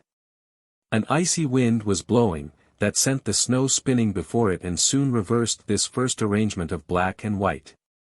The sky returned to the correct heraldic blazon, became a true ermine, white dappled with sable, where the black of night showed here and there through the general whiteness of the snowy mantle of descending snowflakes. He closed the window again. But this quick change, without any intermediate transition, from the torrid heat of the room to the cold of midwinter had given him a shock. He crouched back beside the fire and thought he would swallow a dose of spirits to restore his bodily temperature. He made his way to the dining room, where in a recess in one of the walls, a cupboard was contrived, containing a row of little barrels, ranged side by side, resting on miniature stalks of sandal wood and each pierced with a silver spigot in the lower part. This collection of liquor casks he called his mouth organ. A small rod was so arranged as to connect all the spigots together and enable them all to be turned by one and the same movement, the result being that, once the apparatus was installed, it was only needful to touch a knob concealed in the paneling to open all the little conduits simultaneously and so fill with liquor the tiny cups hanging below each tap. The organ was then open. The stops, labeled flute, horn, vox humana, were pulled out, ready for use. Des Esseintes would imbibe a drop here, another there, another elsewhere, thus playing symphonies on his internal economy, producing on his palate a series of sensations analogous to those wherewith music gratifies the ear. Indeed, each several liquor corresponded, so he held, in taste with the sound of a particular instrument. Dry curaçao, for instance, was like the clarinet with its shrill, velvety note, Kummel like the oboe, whose timbre is sonorous and nasal. Crème de menthe and anisette like the flute, at one and the same time sweet and poignant, whining and soft. Then, to complete the orchestra, comes Kirsch, blowing a wild trumpet blast. Gin and whiskey, deafening the palate with their harsh outbursts of comets and trombones. Liqueur brandy, blaring with the overwhelming crash of the tubas, while the thunder peals of the cymbals and the big drum, beaten might and main, are reproduced in the mouth by the requees of chaos and the mastics. He was convinced too that the same analogy might be pushed yet further, that quartets of stringed instruments might be contrived to play upon the palatal arch, with the violin represented by old brandy, delicate and heady, biting and clean-toned. With the alto, simulated by rum, more robust, more rumbling, more heavy in tone, with vespetro, long-drawn, pathetic, as sad and tender as a violoncello, with the double bass, full-bodied, solid and black as a fine, old bitter beer. One might even, if anxious to make a quintet, add yet another instrument, the harp, mimicked with a sufficiently close approximation by the keen savor, the silvery note, clear and self-sufficing, of dry cumin. Nay, the similarity went to still greater length, analogies not only of qualities of instruments, but of keys were to be found in the music of liquors. Thus, to quote only one example, Benedictine figures, so to speak, the minor key corresponding to the major key of the alcohols which the scores of wine merchants' price lists indicate under the name of green chartreuse. These assumptions once granted, he had reached a stage, thanks to a long course of erudite experiments, when he could execute on his tongue a succession of voiceless melodies, noiseless funeral marches, solemn and stately. Could hear in his mouth solos of crème de menthe, duets of Vespetro and rum. He even succeeded in transferring to his palate selections of real music, following the composer's motif step by step, rendering his thought, his effects, his shades of expression, by combinations and contrasts of allied liquors. By approximations and cunning mixtures of beverages. Sometimes again, he would compose pieces of his own, would perform pastoral symphonies with the gentle black-currant ratafia that set his throat resounding with the mellow notes of warbling nightingales. With the dainty cacaochuva, that sung sugar-sweet madrigals, sentimental ditties like the Romances d'Estelle, or the Ah, vous dirai-je maman, of former days. But tonight, des Esseintes had no wish to taste the delights of music. He confined himself to sounding one single note on the keyboard of his instrument, filling a tiny cup with genuine Irish whiskey and taking it away with him to enjoy at his leisure. He sank down in his armchair and slowly savored this fermented spirit of oats and barley. A strongly marked, almost poisonous flavor of creosote diffused itself through his mouth. Little by little, as he drank, his thoughts followed the impression thus reawakened on his palate, and stimulated by the suggestive savor of the liquor. Were roused by a fatal similarity of taste and smell to recollections half obliterated years ago. The acrid, carbolic flavor forcibly recalled the very same sensation that had filled his mouth and burned his tongue while the dentists were at work on his gums. Once started on this track, his recollections, at first wandering vaguely over all the different practitioners he had had to do with, drew to a point, converging on one of the whole number. The eccentric memory of whose proceedings was graven with particular emphasis on his memory. The thing had happened 3 years before. Seized in the middle of the night with an abominable toothache, he had done everything a man does in such a case, plugging his jaws with cotton wool, stumbling against the furniture, pacing up and down his room like a madman. It was a molar that had been stopped again and again, and was past cure. Only the dentist's forceps could end his misery. In a fever of agony, he waited for daylight, firmly resolved to bear the most atrocious operation if only it would put an end to his sufferings.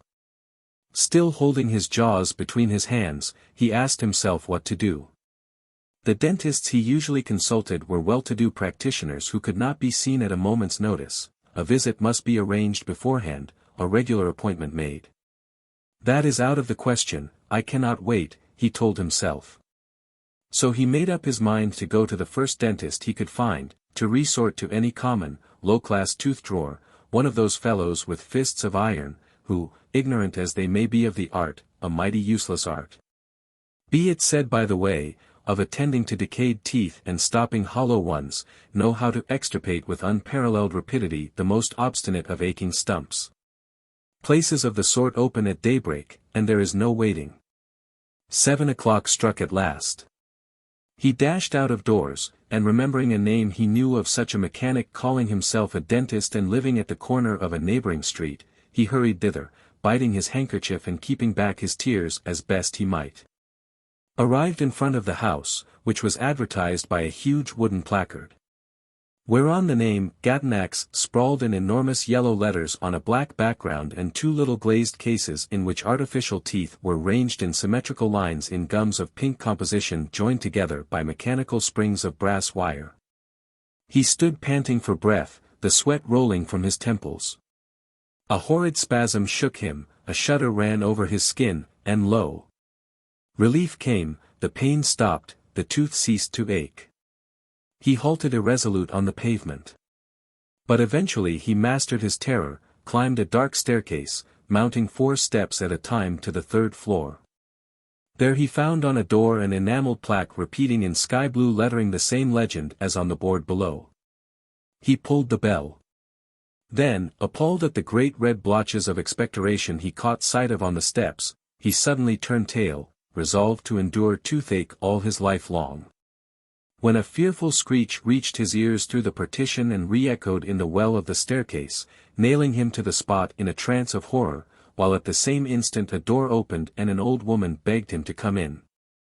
Shame had won the day over fear. He was shown into a dining room, then another door opened noisily, admitting a formidable grenadier of a man, dressed in a frock coat and black trousers that seemed carved in wood. Des Esseintes followed him into an inner sanctum. From that moment his sensations had been vague. Confusedly he remembered dropping into an armchair before a window, and stammering out, as he put a finger to his tooth, "It has been stopped already. I am afraid there's nothing can be done." The man had cut short this explanation peremptorily, inserting an enormous forefinger into his mouth. Then, muttering something from under his lacquered, pointed mustaches, he had picked up an instrument from a table. Thereupon the drama had begun. Clinging to the arms of the operating chair, des Esseintes had felt a sensation of cold in his cheek, then his eyes had seen 36 candles all at once, and so unspeakable were the tortures he was enduring. He had started beating the floor with his feet and bellowing like an animal under the slaughterer's knife. There was a loud crack, the molar had broken in coming away, he thought they were pulling off his head, smashing in his skull, he lost all control of himself, howled at the top of his voice. Fought furiously against the man who now came at him again as if he would plunge his arm to the bottom of his belly. Had then suddenly stepped back a pace and lifting the patient bodily by the tooth still sticking in his jaw, had let him fall back again violently in a sitting posture into the chair. Next moment he was standing up blocking the window, and puffing and panting as he brandished at the end of his pincers a blue tooth with a red thread hanging from it. Half fainting, des Esseintes had spit out a basin full of blood, waved away the old woman who now came in offering him the stump of his tooth, which she was preparing to wrap up in a piece of newspaper, and had fled, after paying 2 francs. Taking his turn to leave his signature in bloody spittle on the steps. Then he was once more in the street, a happy man, feeling 10 years younger, ready to be interested in the various trifles. Brrr, he shivered, horrified at these dismal reminiscences. He sprang up to break the horrid nightmare of his thoughts, and coming back to everyday matters, began to feel anxious about the turtle. It still lay quite still, he touched it, it was dead. Accustomed no doubt to a sedentary life, an uneventful existence spent under its humble carapace, it had not been able to support the dazzling splendor imposed on it, the glittering garment in which it had been clad. The pavement of precious stones wherewith they had inlaid its poor back like a jeweled pyx. Chapter 5. Simultaneously with his craving to escape a hateful world of degrading restrictions and pruderies. The longing never again to see pictures representing the human form toiling in Paris between 4 walls or roaming the streets in search of money, had obtained a more and more complete mastery over his mind. Having once divorced himself from contemporary existence, he was resolved to suffer in his hermit's cell no spectres of old repugnances and bygone dislikes. Accordingly he had chosen only to possess pictures of a subtle, exquisite refinement, instinct with dreams of antiquity, reminiscent it may be of antique corruption, but at any rate remote from our modern times and modern manners. He had selected for the diversion of his mind and the delight of his eyes works of a suggestive charm, introducing him to an unfamiliar world, revealing to him traces of new possibilities, stirring the nervous system by erudite fantasies. Complicated dreams of horror, visions of careless wickedness and cruelty. Of all others there was one artist who most ravished him with unceasing transports of pleasure, Gustave Moreau. He had purchased his 2 masterpieces, and night after night he would stand dreaming in front of one of these, a picture of Salome. The conception of the work was as follows: a throne, like the high altar of a cathedral, stood beneath an endless vista of vaulted arches springing from thick-set columns resembling the pillars of a Romanesque building. Encased in many-colored brickwork, encrusted with mosaics, set with lapis lazuli and sardonyx, in a palace that recalled the basilica of an architecture at once Saracenic and Byzantine. In the center of the tabernacle surmounting the altar, which was approached by steps in the shape of a recessed half-circle, the tetrarch Herod was seated, crowned with a tiara, his legs drawn together, with hands on knees. The face was yellow, like parchment, furrowed with wrinkles, worn with years. His long beard floated like a white cloud over the starry gems that studded the gold-fringed robe that molded his breast. Round about this figure, that sat motionless as a statue, fixed in a hieratic pose like some Hindu god, burned cressets from which rose clouds of scented vapor. Through this gleamed, like the phosphoric glint of wild beasts' eyes, the flash of the jewels set in the walls of the throne. Then the smoke rolled higher, under the arcades of the roof, mingling its misty blue with the gold dust of the great beams of sunlight pouring in from the domes. Amid the heady odor of the perfumes, in the hot, stifling atmosphere of the great basilica, Salome, the left arm extended in a gesture of command, the right bent, holding up beside the face a great lotus blossom, glides slowly forward on the points of her toes, to the accompaniment of a guitar whose strings a woman strikes, sitting crouched on the floor. Her face wore a thoughtful, solemn, almost reverent expression as she began the wanton dance that was to rouse the dormant passions of the old Herod. Her bosoms quiver and, touched lightly by her swaying necklets, their rosy points stand pouting. On the moist skin of her body glitter clustered diamonds, from bracelets, belts, rings, dart sparks of fire. Over her robe of triumph, bestrewn with pearls, broidered with silver, studded with gold, a corselet of chaste goldsmith's work, each mesh of which is a precious stone, seems ablaze with coiling fiery serpents. Crawling and creeping over the pink flesh like gleaming insects with dazzling wings of brilliant colors, scarlet with bands of yellow like the dawn, with patterned diapering like the blue of steel, with stripes of peacock green. With concentrated gaze and the fixed eyes of a sleep-walker, she sees neither the tetrarch, who sits there quivering, nor her mother, the ruthless Herodias, who watches her. Nor the hermaphrodite or eunuch who stands saber in hand on the lowest step of the throne, a terrible figure, veiled to below the eyes, the sexless dugs of the creature hanging like twin gourds under his tunic barred with orange stripes. The thought of this Salome, so full of haunting suggestion to the artist and the poet, had fascinated des Esseintes for years. How often had he read in the old Bible of Pierre Veriquet, translated by the doctors in theology of the University of Louvain, the Gospel of St. Matthew, where it recounts in brief, naive phrases the beheading of the precursor. How often had he dreamed dreams between the simple lines. But when Herod's birthday was kept, the daughter of Herodias danced before them, and pleased Herod. Whereupon, he promised with an oath to give her whatsoever she would ask. And she, being before instructed of her mother, said, "Give me here John Baptist's head in a charger." And the king was sorry, nevertheless, for the oath's sake, and them which sat with him at meat, he commanded it to be given her. And he sent, and beheaded John in the prison. And his head was brought in a charger, and given to the damsel, and she brought it to her mother. But neither St. Matthew, nor St. Mark, nor St. Luke, nor any other of the sacred writers had enlarged on the maddening charms and the active allurements of the dancer. She had always remained a dim, obliterated figure, lost with her mysterious fascination in the far-off mist of the centuries, not to be realized by exact and pedestrian minds, only appealing to brains shaken and sharpened. Made visionary as it were by hysteria. She had always eluded the grasp of fleshy painters, such as Rubens, who travestied her as a Flemish butcher's wife.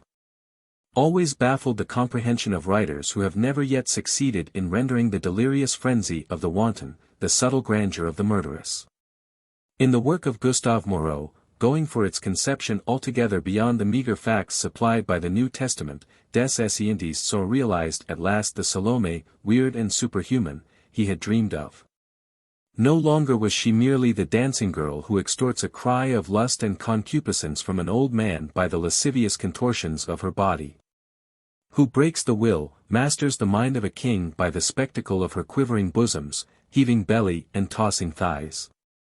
She was now revealed in a sense as the symbolic incarnation of world-old vice, the goddess of immortal hysteria, the curse of beauty supreme above all other beauties by the cataleptic spasm that stirs her flesh and steels her muscles. A monstrous beast of the apocalypse, indifferent, irresponsible, insensible, poisoning, like Helen of Troy of the old classic fables, all who come near her, all who see her, all who touch her.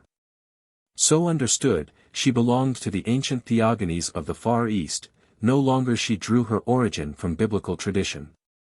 Could not even be likened to the living image of Babylonish whoredom, or the Scarlet Woman, the royal harlot of Revelations, bedecked like her with precious stones and purple, tired and painted like her.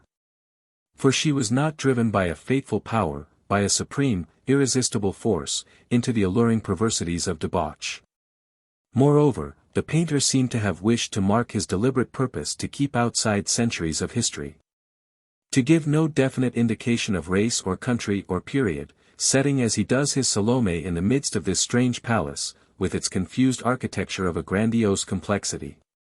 Clothing her in sumptuous, fantastic robes, crowning her with a diadem of no land or time shaped like a Phoenician tower such as Salammbô wears, putting in her hand the scepter of Isis, the sacred flower of Egypt and of India. The great lotus blossom. Des Esseintes strove to fathom the meaning of this emblem. Did it bear the phallic signification the primordial religions of India give it?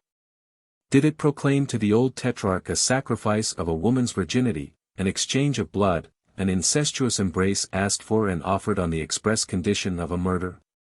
Or was it intended to suggest the allegory of fertility, the Hindu myth of life, an existence held betwixt the fingers of woman, snatched away and defiled by the lustful hands of man, who is seized by a sudden madness, bewildered by the cry of the flesh? Perhaps, too, in arming his enigmatic goddess with the revered lotus flower, the painter had thought of the dancing harlot of all times, the mortal woman the temple of whose body is defiled, 'cause of all the sins and all the crimes. Perhaps he had remembered the sepulchral rites of ancient Egypt, the ritual ceremonies of the embalmment, when surgeons and priests stretched the dead woman's body on a slab of jasper, then with curved needles extract her brains through the nostrils. Her entrails through an incision opened in the left side. Finally, before gilding the nails and teeth, before coating the corpse with bitumen and precious essences, insert into her sexual parts, to purify them, the chaste petals of the divine flower. Be this as it may, an irresistible fascination breathed from the canvas, but the watercolor entitled The Apparition was perhaps even yet more troubling to the senses. In it, Herod's palace towered aloft like an Alhambra on light columns iridescent with Moorish checkerwork, joined as with silver mortar, consolidated with cement of gold. Arabesques surrounded lozenges of lapis lazuli and wound all along the cupolas, whereon marquetries of mother-of-pearl, wandered glittering rainbows, flashes of prismatic color. The murder had been done. Now the headsman stood there impassive, his hands resting on the pommel of his long sword, stained with blood. The decapitated head of the saint had risen up from the charger where it lay on the flags, and the eyes were gazing out from the livid face with its discolored lips and open mouth, the neck all crimson, dripping tears of gore. A mosaic encircled the face whence shone an aureola darting gleams of fire under the porticos, illuminating the ghastly lifting of the head, revealing the glassy eyeballs, that seemed fixed, glued to the figure of the dancing wanton. With a gesture of horror, Salome repulses the appalling vision that holds her nailed to the floor, balanced on her toe tips, her eyes are dilated, her hand grips her throat convulsively. She is almost naked. In the ardor of the dance the veils have unwound themselves, the brocaded draperies of her robes have slipped away, she is clad now only in goldsmith's artistries and translucent gems, a gorget clips her waist like a corselet. And for clasp a superb, a wondrous jewel flashes lightnings in the furrow between her bosoms, lower, on the hips, a girdle swathes her, hiding the upper thighs, against which swings a gigantic pendant, a falling river of carbuncles and emeralds. To complete the picture, where the body shows bare betwixt gorget and girdle, the belly bulges, dimpled by the hollow of the navel that recalls a graven seal of onyx with its milky sheen and tint as of a rosy fingernail. Beneath the ardent rays flashing from the precursor's head, every facet of her jeweled bravery catches fire, the stones burn, outlining the woman's shape in flaming figures. Neck, legs, arms, glitter with points of light, now red as burning brands, now violet as jets of gas, now blue as flames of alcohol, now white as moonbeams. The dreadful head flashes and flames, bleeding always, dripping gouts of dark purple that point the beard and hair. Visible to Salome, alone, it embraces in the stare of its dead eyes neither Herodias, who sits dreaming of her hate satiated at last, nor the tetrarch, who, leaning rather forward with hands on knees, still pants. Maddened by the sight of the woman's nakedness, reeking with heady fumes, dripping with balms and essences, alluring with scents of incense and myrrh. Like the old king, Des Esseintes was overwhelmed, overmastered, dizzy before this figure of the dancing girl, less majestic, less imposing, but more ensnaring to the senses than the Salome of the oil painting. In the callous and pitiless statue, in the innocent and deadly idol, the emotion, the terror of the human being had dawned, the great lotus flower had disappeared, the goddess vanished. An atrocious nightmare now gripped the throat of the mime, intoxicated by the whirl of the dance, of the courtesan, petrified, hypnotized by terror. In this, she was altogether feminine, obedient to her temperament of a passionate, cruel woman. She was active and alive, more refined and yet more savage, more hateful and yet more exquisite. She was shown awakening more powerfully the sleeping passions of man. Bewitching, subjugating more surely his will, with her unholy charm as of a great flower of concupiscence, born of a sacrilegious birth, reared in a hothouse of impiety. As des Esseintes used to maintain, never before at any epoch had the art of watercolor succeeded in reaching such a brilliancy of tint. Never had the poverty of chemical pigments been able thus to set down on paper such coruscating splendors of precious stones, such glowing hues as of painted windows illumined by the noonday sun, glories so amazing, so dazzling of rich garments and glowing flesh tints. And, falling into a reverie, he would ask himself what were the origin and antecedents of the great painter, the mystic, the pagan, the man of genius who could live so remote from the outside world as to behold, here and now in Paris, the splendid, cruel visions, the magic apotheoses of other ages. Who had been his predecessors?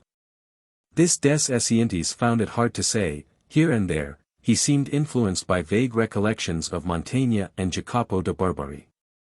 Here and there, by confused memories of Da Vinci and the feverish coloring of Delacroix. But in the main, the effect produced by these masters' work on his own was imperceptible. The real truth was that Gustave Moreau was a pupil of no man. Without provable ancestors, without possible descendants, he remained, in contemporary art, a unique figure. Going back to the ethnographic sources of the nations, to the first origins of the mythologies whose blood-stained enigmas he compared and unriddled, reuniting. Combining in one the legends derived from the Far East and metamorphosed by the beliefs of other peoples, he thus justified his architectonic combinations, his sumptuous and unexpected amalgamations of costumes, his hieratic and sinister allegories. Made yet more poignant by the restless apperceptions of a nervous system altogether modern in its morbid sensitiveness. But his work was always painful, haunted by the symbols of superhuman loves and superhuman vices, divine abominations committed without enthusiasm and without hope.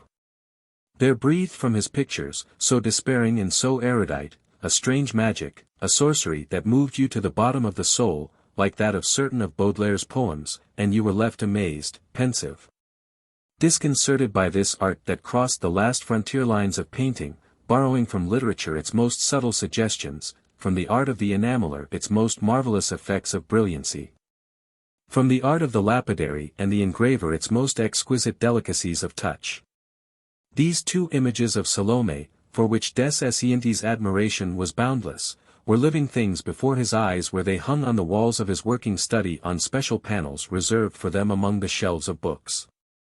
But this was by no means the end of the purchases of pictures he had made with a view to beautifying his solitude.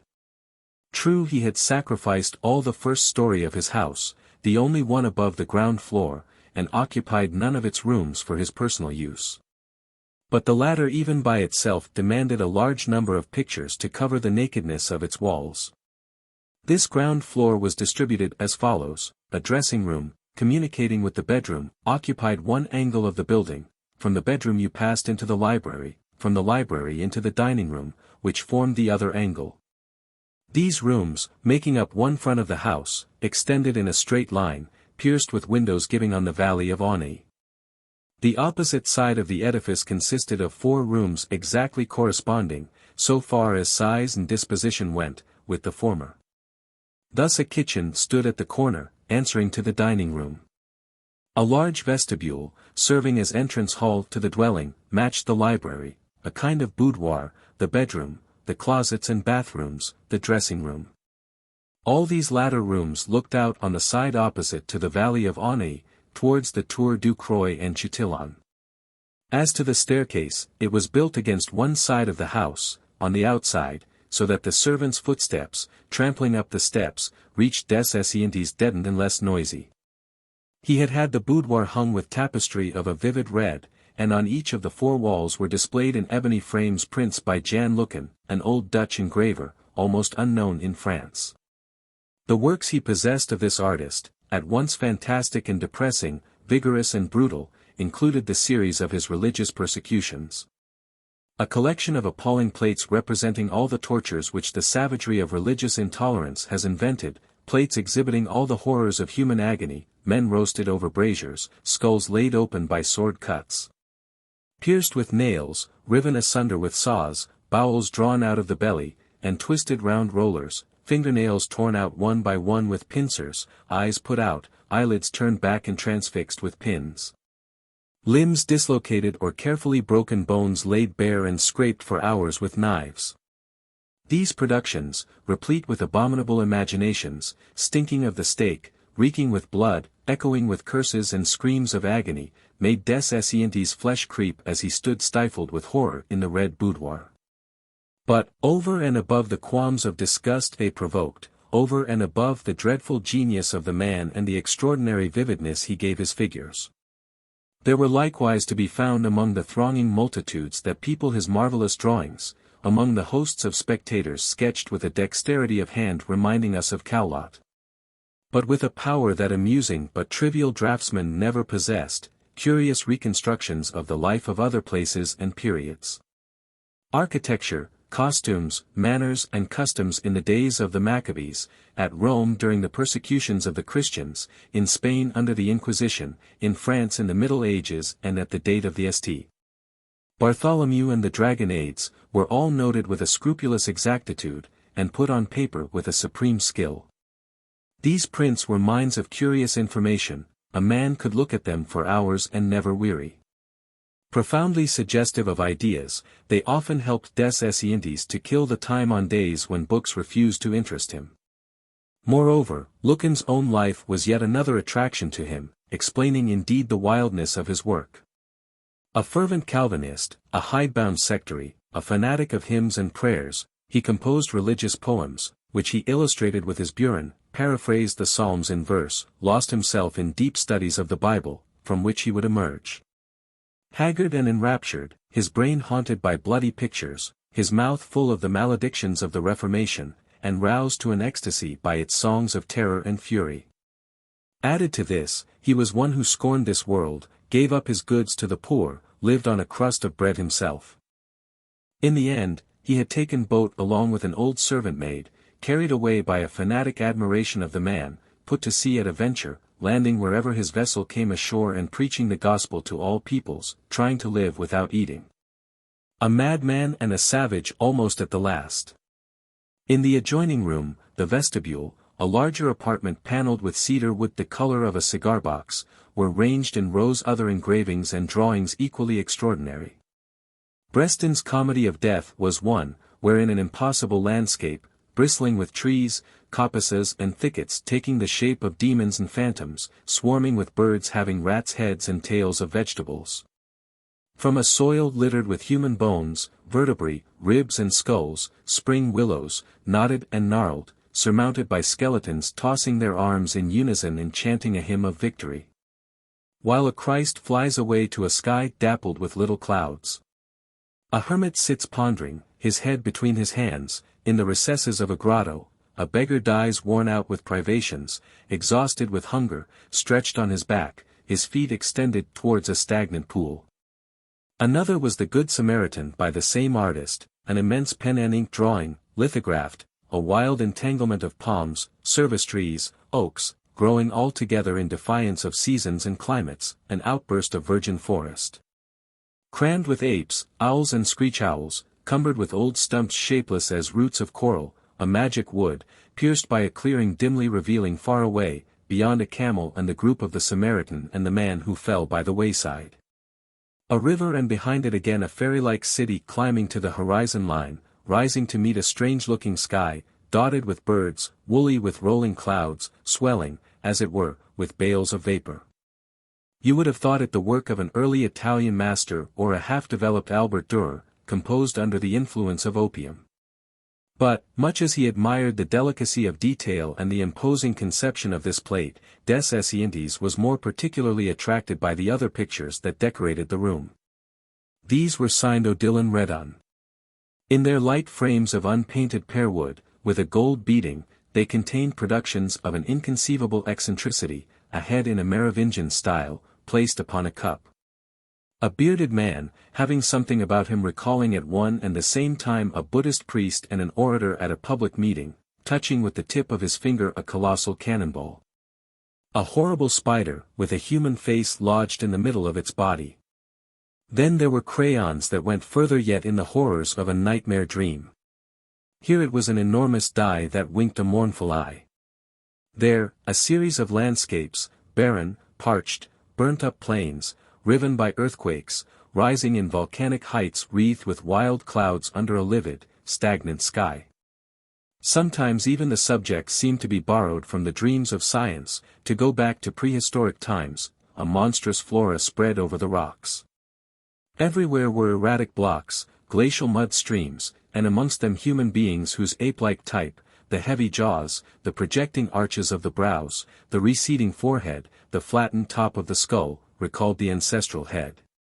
The head of the earliest quaternary period, when man was still a fruit-eater and speechless, a contemporary of the mammoth, the woolly-haired rhinoceros and the giant bear. These drawings passed all bounds, transgressing in 1,000 ways the established laws of pictorial art, utterly fantastic and revolutionary, the work of a mad and morbid genius. In fact, there were some of these faces, staring out with great, wild, insane eyes, some of these shapes exaggerated out of all measure or distorted as if seen refracted through water. That evoked in des Esseintes' memory recollections of typhoid fever, remembrances that had stuck persistently in his head of hot nights of misery and horrid childish nightmares. Overcome by an indefinable sense of distress before these designs, the same distress he had formerly experienced at the sight of certain proverbs of Goya's which they resembled, as also after reading some of Edgar Allan Poe's stories, whose mirages of hallucination and effects of terror Odilon Redon seemed to have transferred into a sister art, he would rub his eyes and gaze at a radiant figure that, amid these frenzied designs, rose calm and serene, a figure of melancholia. Seated before a round sun's disk, on rocks, in an attitude of depression and despondency. Then the gloom would be dissipated as if by magic. A pleasing sadness, a languor of gentle mournfulness, would fill his thoughts, and he would meditate for hours before this work, which, with its splashes of color wash gleaming amid the heavy chalks, struck a brilliant note of liquid green and pale gold to relieve the unbroken black of all these crayons and engravings. Besides this series of Redon's works, covering nearly all the panels of the vestibule, he had hung in his bedroom an extravagant design, a sketch by Theocopuli, a Christ with livid flesh tints, the drawing of which was exaggerated. The coloring crude, the vigor excessive and undisciplined, an example of that painter's second manner, when he was tormented with the one haunting idea of avoiding any resemblance to Titian at all costs. This gloomy work of art, with its tints of dead black and unhealthy green, corresponded in des Esseintes' ideas with certain conclusions he came to with regard to the furnishing of the same apartment. There existed, according to him, two ways and only two of arranging a bedroom, either to make it a place for pleasure, contrived to excite the passions for nightly adventure, or else to regard it as a retreat dedicated to sleep and solitude, a home of quiet thoughts, a kind of oratory.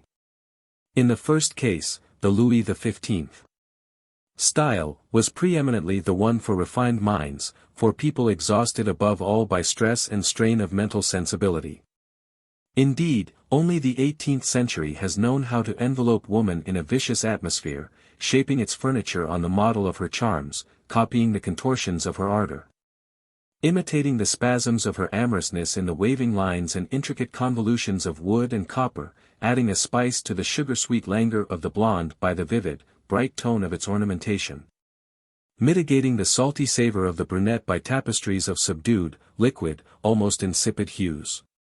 A chamber of the sort he had already included in his Paris abode, with the broad, white bed that gives an added titillation, an enhanced satisfaction to the depraved senses of an old voluptuary. That is like a cynic's grin in face of pretended chastity, before Groy's innocent sprigs of girlhood, before the artificial purity of naughty sheets that seem spread for children and young virgins. In the other case, and now that he was determined to break with the agitating memories of his past life, this was the only one possible, he must contrive a bedchamber to resemble a monk's cell in a religious house. But here came difficulty upon difficulty, for he refused absolutely to endure for his personal occupation the austere ugliness that marks such refuges for penitence and prayer.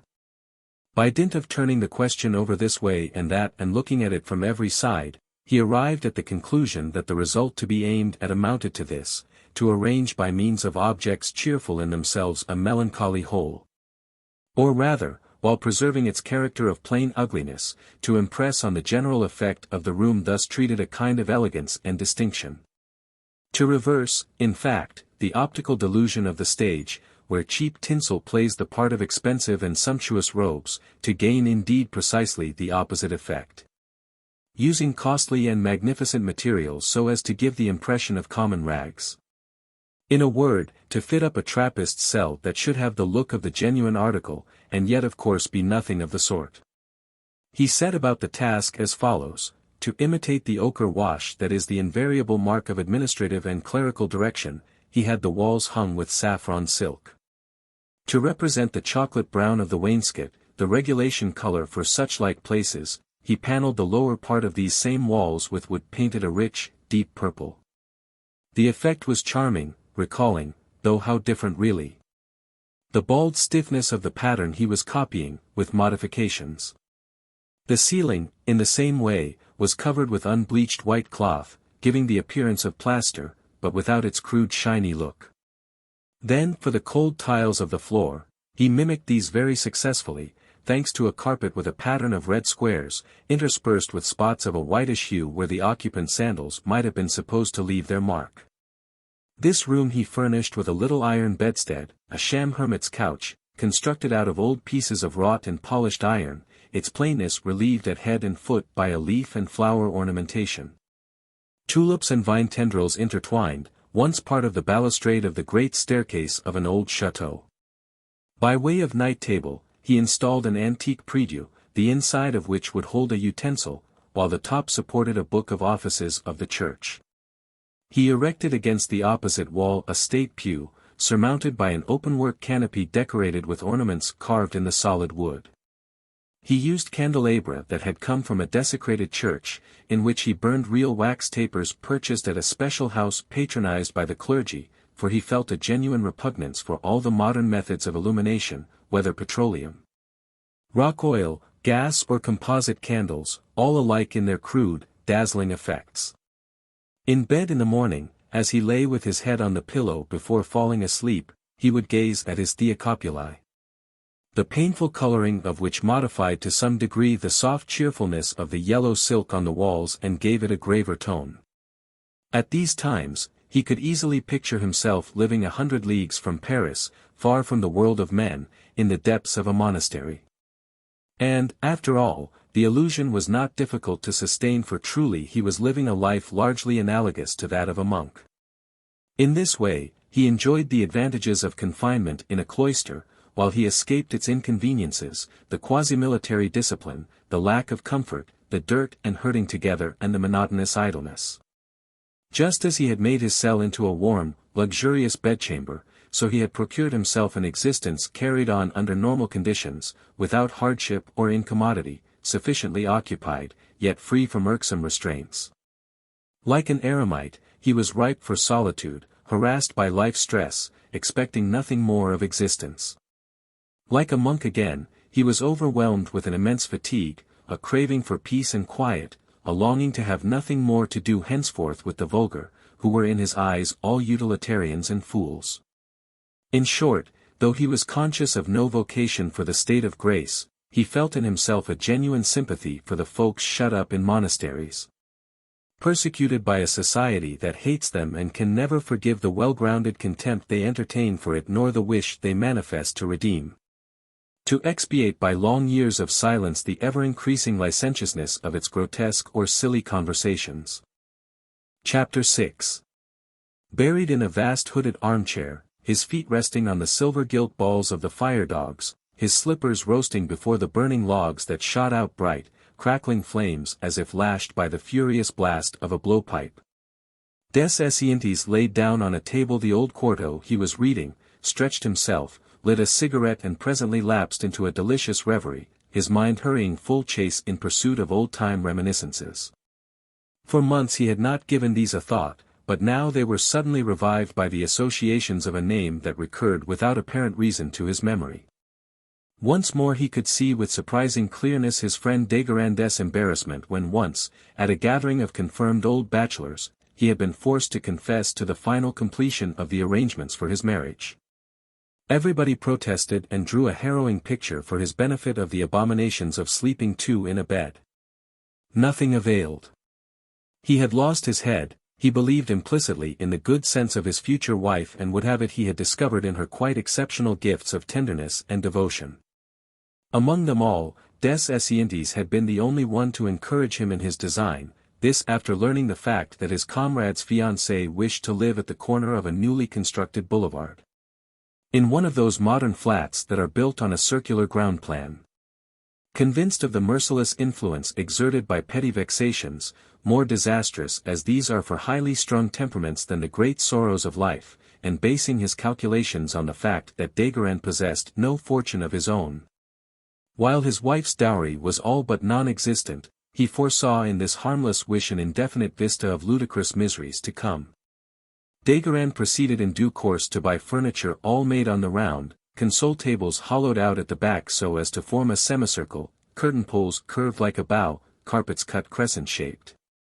A whole suite of furniture made specially to order. He spent twice as much as other people. Then presently, when his wife, finding herself short of money for her dress, got tired of living in this round house and removed to an ordinary square habitation at a lower rent, no single piece of furniture would fit in or look right. Little by little, these unconscionable chairs and tables and chests of drawers gave rise to endless squabbles. Conjugal happiness, already worn thin by the friction of a life in common, grew week by week more and more ambiguous. Mutual recriminations followed, as they found it impossible to live in their drawing-room where sofas and console tables refused to touch the wall and, in spite of wedges and props, shook and shivered whenever you came near them.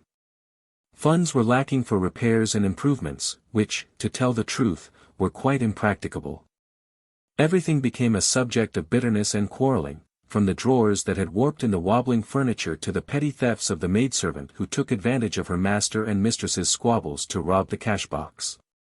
In one word, their life grew unbearable. He sought amusement out of doors, she tried to find in the arms of lovers an anodyne for the wretchedness of her overcast and monotonous life. By common consent, they cancelled the settlements and petitioned for a separation.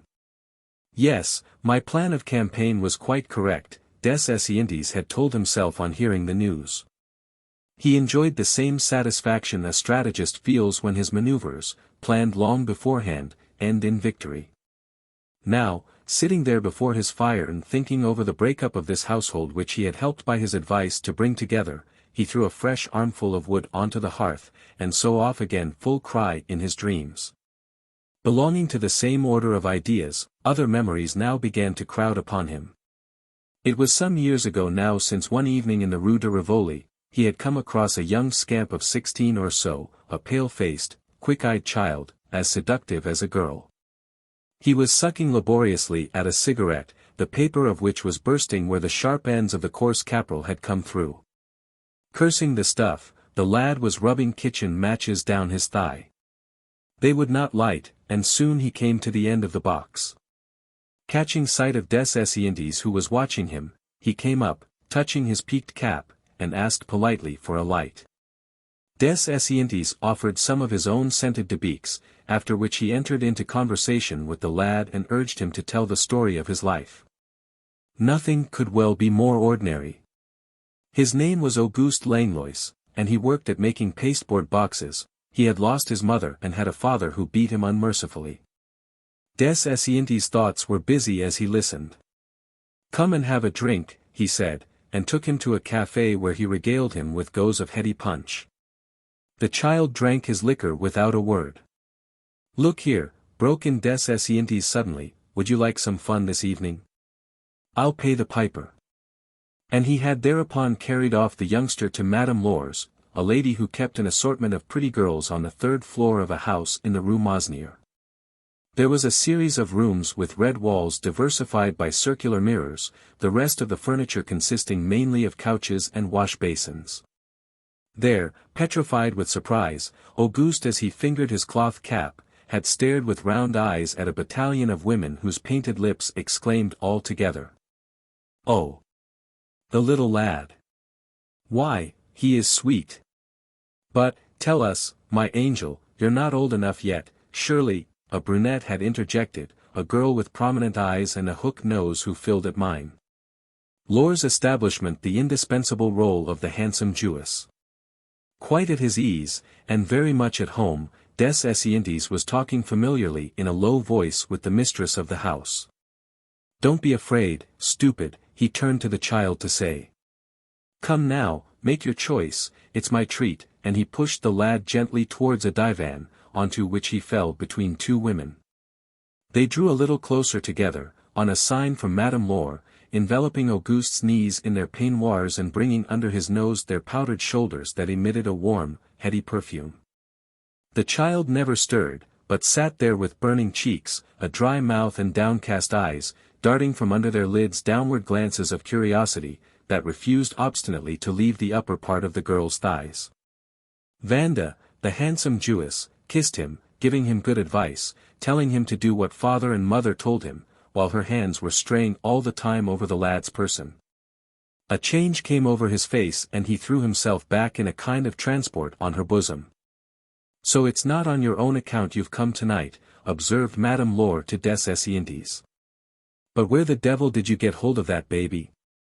she added, when Auguste had disappeared with the handsome Jewess. "In the street, my dear lady." "Yet you're not drunk," muttered the old woman. Then, after thinking a bit, she proceeded, with a motherly smile, "Ah, I understand. You rascal, you like young, do you?" Des Esseintes shrugged his shoulders.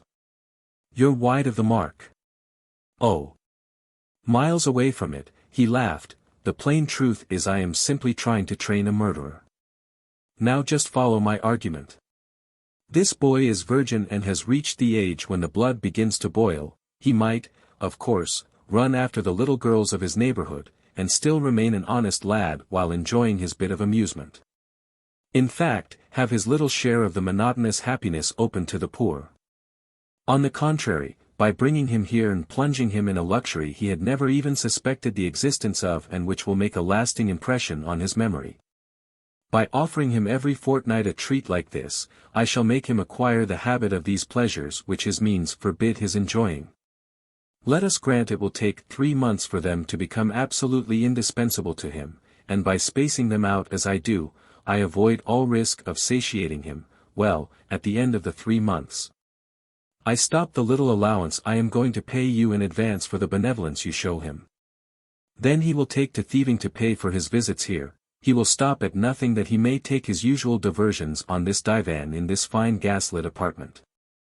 If the worst comes to the worst, he will, I hope, one fine day kill the gentleman who turns up just at the wrong moment as he is breaking open his desk. Then my object will be attained. I shall have contributed, so far as in me lay, to create a scoundrel, an enemy the more for the odious society that wrings so heavy a ransom from us all." The woman gazed at the speaker with eyes of amazement. "Ah! So there you are," he exclaimed, as he saw Auguste creeping back into the room, red and shy, skulking behind the fair Vanda. "Come, youngster, it is getting late, make your bow to the ladies." Then he explained to him on their way downstairs that, once every fortnight, he might pay a visit to Madame Laure's without putting hand in pocket. Finally, on reaching the street, as they stood together on the pavement, he looked the abashed child in the face and said, "We shall not meet again after this. Do you go back hot-foot to your father, whose hand is itching for work to do, and never forget this half-divine command, do unto others as you would not have them do unto you. With that to guide you will go far. Good night, sir. But whatever you do, do not be ungrateful, let me hear tidings of you soon as may be, in the columns of the police news. The little Judas. Des Esseintes muttered to himself on this occasion, as he stirred the glowing embers. To think that I have never once seen his name in the newspapers. True, it has been out of my power to play a sure game. That I have foreseen, yet been unable to prevent certain contingencies, old Mother Lore's little tricks, for instance, pocketing the money and not delivering the goods.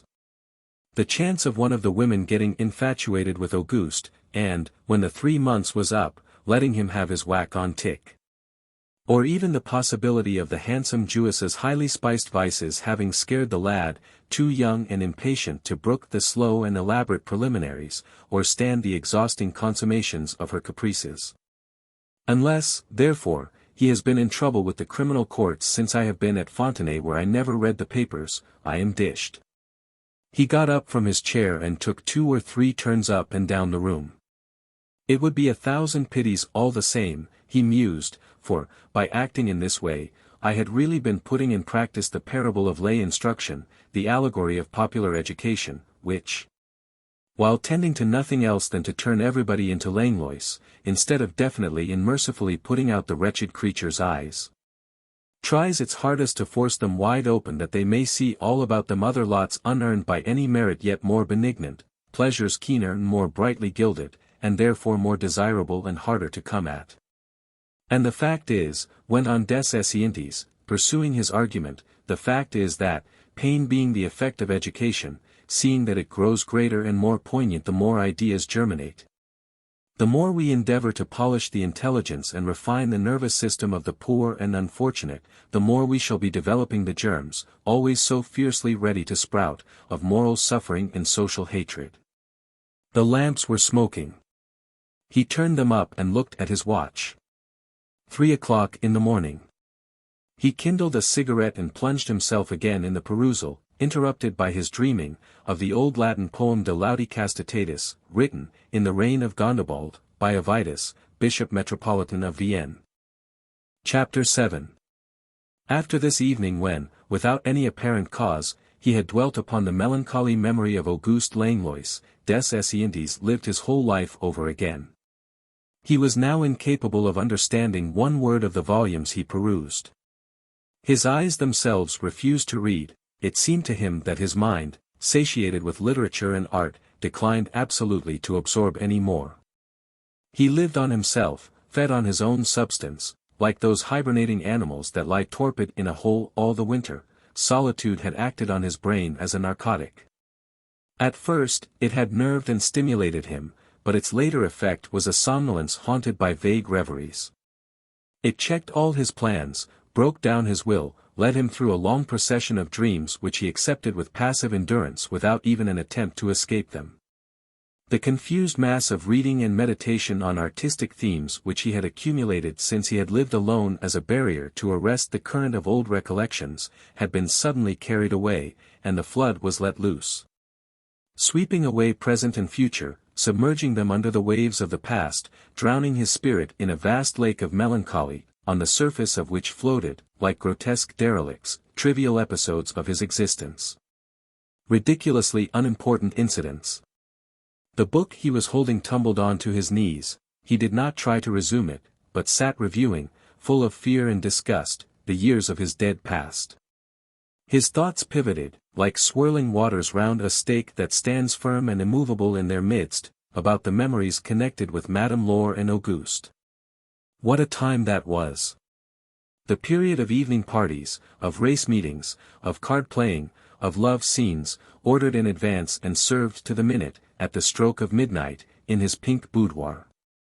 His mind was obsessed by glimpses of faces, looks, unmeaning words that stuck in his memory in the way popular tunes have of doing, which for a while you cannot help humming over and over, but are as suddenly forgotten without your being aware of it.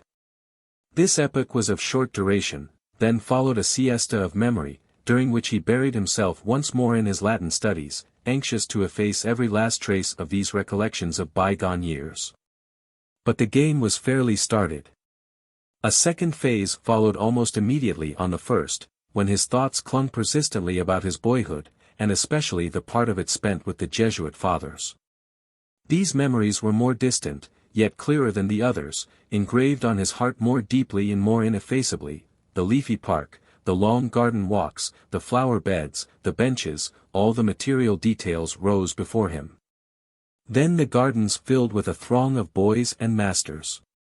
He could hear the former's shouts at play, the latter's laughter as they mingled in the lads' sports, playing tennis with tucked-up cassocks, the skirts passed between their legs. Or else talking under the trees to their pupils without the least affectation of superiority, as if conversing with comrades of their own age. He recalled that paternal yoke which discountenanced any form of punishment, declined to inflict impositions of 500 or 1,000 lines. Was content to have the unsatisfactory task done over again while the rest of the class were at recreation, more often than not preferred a mere reprimand, watched over the growing child with an active but loving care, striving to please his tastes. Agreeing to walks in whatever direction he liked on Wednesday half-holidays. Seizing the opportunity offered by all the little semi-official feast days of the church to add to the ordinary fare at meals a treat of cakes and wine or organize a country expedition, a yoke under which the pupil was never brutalized, but was admitted to open discussion, was treated in fact like a grown man, while still being pampered like a spoilt child. In this way the fathers succeeded in gaining a real ascendancy over the young, molded to some extent the minds they cultivated, guided them in the desired direction, and grafted particular modes of thought on their intelligence. Secured the development of their character after the required pattern by an insinuating, wheedling method of treatment which they continued to pursue afterwards, making a point of following their subsequent course of life. Backing them in their career, keeping up an affectionate correspondence with them, letters of the sort the Dominican Lacordaire knew well how to write to his former pupils at Cerise. One by one, Des Esseintes went over the points of the training he had undergone, as he himself supposed without result. He quite appreciated its merits, albeit his temperament, recalcitrant and stubborn, carping and critical, eager to argue out every proposition, had prevented his being modeled by their discipline or ruled by what they taught him. Once outside the college walls, his skepticism had grown more acute. His intercourse with legitimist society, intolerant and narrow to the last degree, his talks with puzzle-headed church officials and half-educated priests whose blunders tore away the veils so cleverly contrived by the Jesuits, had still further fortified his spirit of independence and increased his distrust in any and every form of belief. He deemed himself, in a word, released from every tie, free from every obligation. All he had hitherto preserved, differing herein from all his friends who had been educated at lycées or lay boarding schools, was a highly favorable memory of his school and schoolmasters. Yet now, he was actually examining his conscience, beginning to ask himself if the seed heretofore fallen on barren ground was not showing signs of fructifying. The fact is, for some days he had been in an indescribably strange state of mind. For a brief moment he was a believer, an instinctive convert to religion, then, after the shortest interval of reflection, all his attraction towards the faith would evaporate. But all the time and in spite of everything, he was anxious and disturbed in spirit. Yet he was perfectly well aware, if he looked into his own heart, that he could never have the humility and contrition of a truly Christian soul. He knew beyond all possibility of doubt that the moment of which Lacordaire speaks, the moment of grace, when the final ray of right penetrates the soul and draws together to a common center the truths that lie dispersed therein, would never come for him. He experienced none of that craving for prayer and mortification without which, if we are to listen to the majority of priests, no conversion is possible. He felt no wish to supplicate a God, whose loving kindness seemed to him highly problematical. At the same time the sympathy he still had for his former instructors was sufficient to interest him in their works and teachings. The inimitable accents of conviction he remembered, the ardent voices of men of superior intelligence he recalled, haunted his mind and made him doubt his own ability and strength of intellect. Living the lonely life he now did, with no fresh food for thought, no novel impressions to stimulate imagination, no exchange of sensations coming from outside, from meeting friends or society, from living the same life as other men. Confined within an unnatural prison house which he refused to escape from, all sorts of problems, never thought of during his residence in Paris, demanded a solution with irritating persistency. His study of the Latin works he delighted in, works almost without exception written by bishops and monks, had no doubt played their part in determining this crisis. Surrounded by a cloistered atmosphere, wrapped in a fragrance of incense that intoxicated his brain, he had got into an overwrought condition of nerves, and then, by a natural association of ideas. These books had ended by dimming his recollections of his life as a young man, while throwing into high relief those connected with his boyhood among the fathers. There is no difficulty, des Esseintes told himself with an effort after self-examination, in accounting for this eruption of the Jesuit element at Fontenay. Ever since I was a child, and without my knowing it myself, I have had this leaven, which had not previously fermented. Is not this inclination I have always felt towards religious thoughts and things perhaps a proof of this? But his efforts were all directed to persuading himself of the contrary, annoyed as he was to find himself no longer absolute master of his own soul. He sought for motives to account for the change in himself. Yes, he must have been forcibly drawn in the direction of the priesthood because the Church, and the Church only, has preserved the art, the lost beauty of the centuries. She has stereotyped, even in the cheap modern reproductions, the patterns of metal work, preserved the charm of chalices slim and tall as petunias, of sacred vessels of exquisite curves and contours, safeguarded, even in aluminium, in sham enamel. In colored glass, the grace of the models of olden days. As a matter of fact, the main part of the precious objects exhibited in the Musée de Cluny, having escaped by a miracle the foul savagery of the sans-culottes, come from the old abbeys of France. Just as in the Middle Ages the Church saved from barbarism, philosophy, history and letters, so she has saved plastic art. Brought down to our own days those wondrous patterns in ecclesiastical robes and jewelry which the manufacturers of church furniture and ornaments do their best to spoil, though they can never quite ruin the original beauty of form and color. There was therefore no cause for surprise in the fact that he had sought eagerly for these antique curios, that like many another collector, he had acquired such like relics from the shops of the Parisian antiquaries and the stores of country dealers. But, despite all the good reasons he could call up to his aid, he could not quite manage to convince himself. No doubt, after due consideration, he still continued to look upon religion merely as a superb myth, as a magnificent imposture. And yet, heedless of all his excuses and explanations, his skepticism was beginning to wear thin. There was the fact, odd as it might seem, he was less confident at the present moment than he had been in his boyhood, in the days when the Jesuits exercised direct supervision over his training, when their teaching had to be received.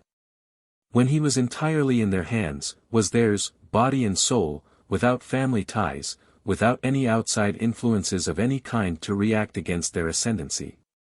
Moreover, they had instilled in him a certain taste for the marvelous that had slowly and stealthily taken root in his soul, and was now coming to a head in this solitary life that could not but exert its influence on his silent, self-centered nature, forever moving within the narrow limits of certain fixed ideas. By dint of examining the processes of his thought, of striving to connect its threads together and discover its causes and conditioning circumstances, he eventually persuaded himself that its activities during his life in the world of men had their origin in the education he had received. Thus, his tendencies to artificiality, his longings for eccentricity, were these not, after all, results of plausible studies, superterrestrial refinements, semi-theological speculations?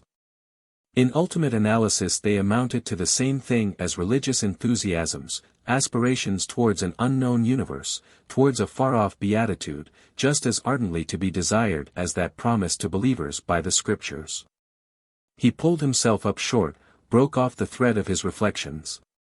Come, he chid himself angrily, I am more seriously hit than I thought, here I am argufying with myself, like a casuist.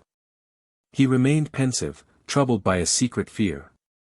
No doubt, if Lacordaire's theory was correct, he had nothing to dread, seeing that the magic touch of conversion does not come about in an instant. To produce the explosion, the ground must have been long and systematically mined. But if the novelists talk about the thunderclap of love at first sight, there is also a certain number of theologians who speak of the thunderclap of religion. Admitting the truth of this doctrine, no man then was safe against succumbing.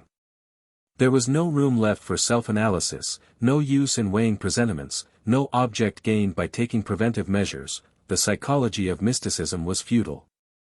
It was so because it was so, and there was no more to be said. Why, I am growing crazy, des Esseintes told himself. The dread of the disease will end by bringing on the disease itself, if this goes on. He managed to shake off the influence of these preoccupations to some extent, but other morbid symptoms supervened. Now it was the subject matter of various discussions that haunted him to the exclusion of everything else. The college garden, the school lessons, the Jesuit fathers sank into the remote background. His whole mind was dominated by abstractions, his thoughts were busy, in spite of himself, with contradictory interpretations of dogmas. With long-forgotten apostasies, denounced in his work on the councils of the Church by Père Labbé. Fragments of these schisms, scraps of these heresies, which for centuries divided the Western and the Eastern churches, haunted his memory. Here it was Nestorius, protesting against the virgins bearing the title of Mother of God, because in the mystery of the Incarnation, it was not God, but rather the human creature, she had carried in her womb.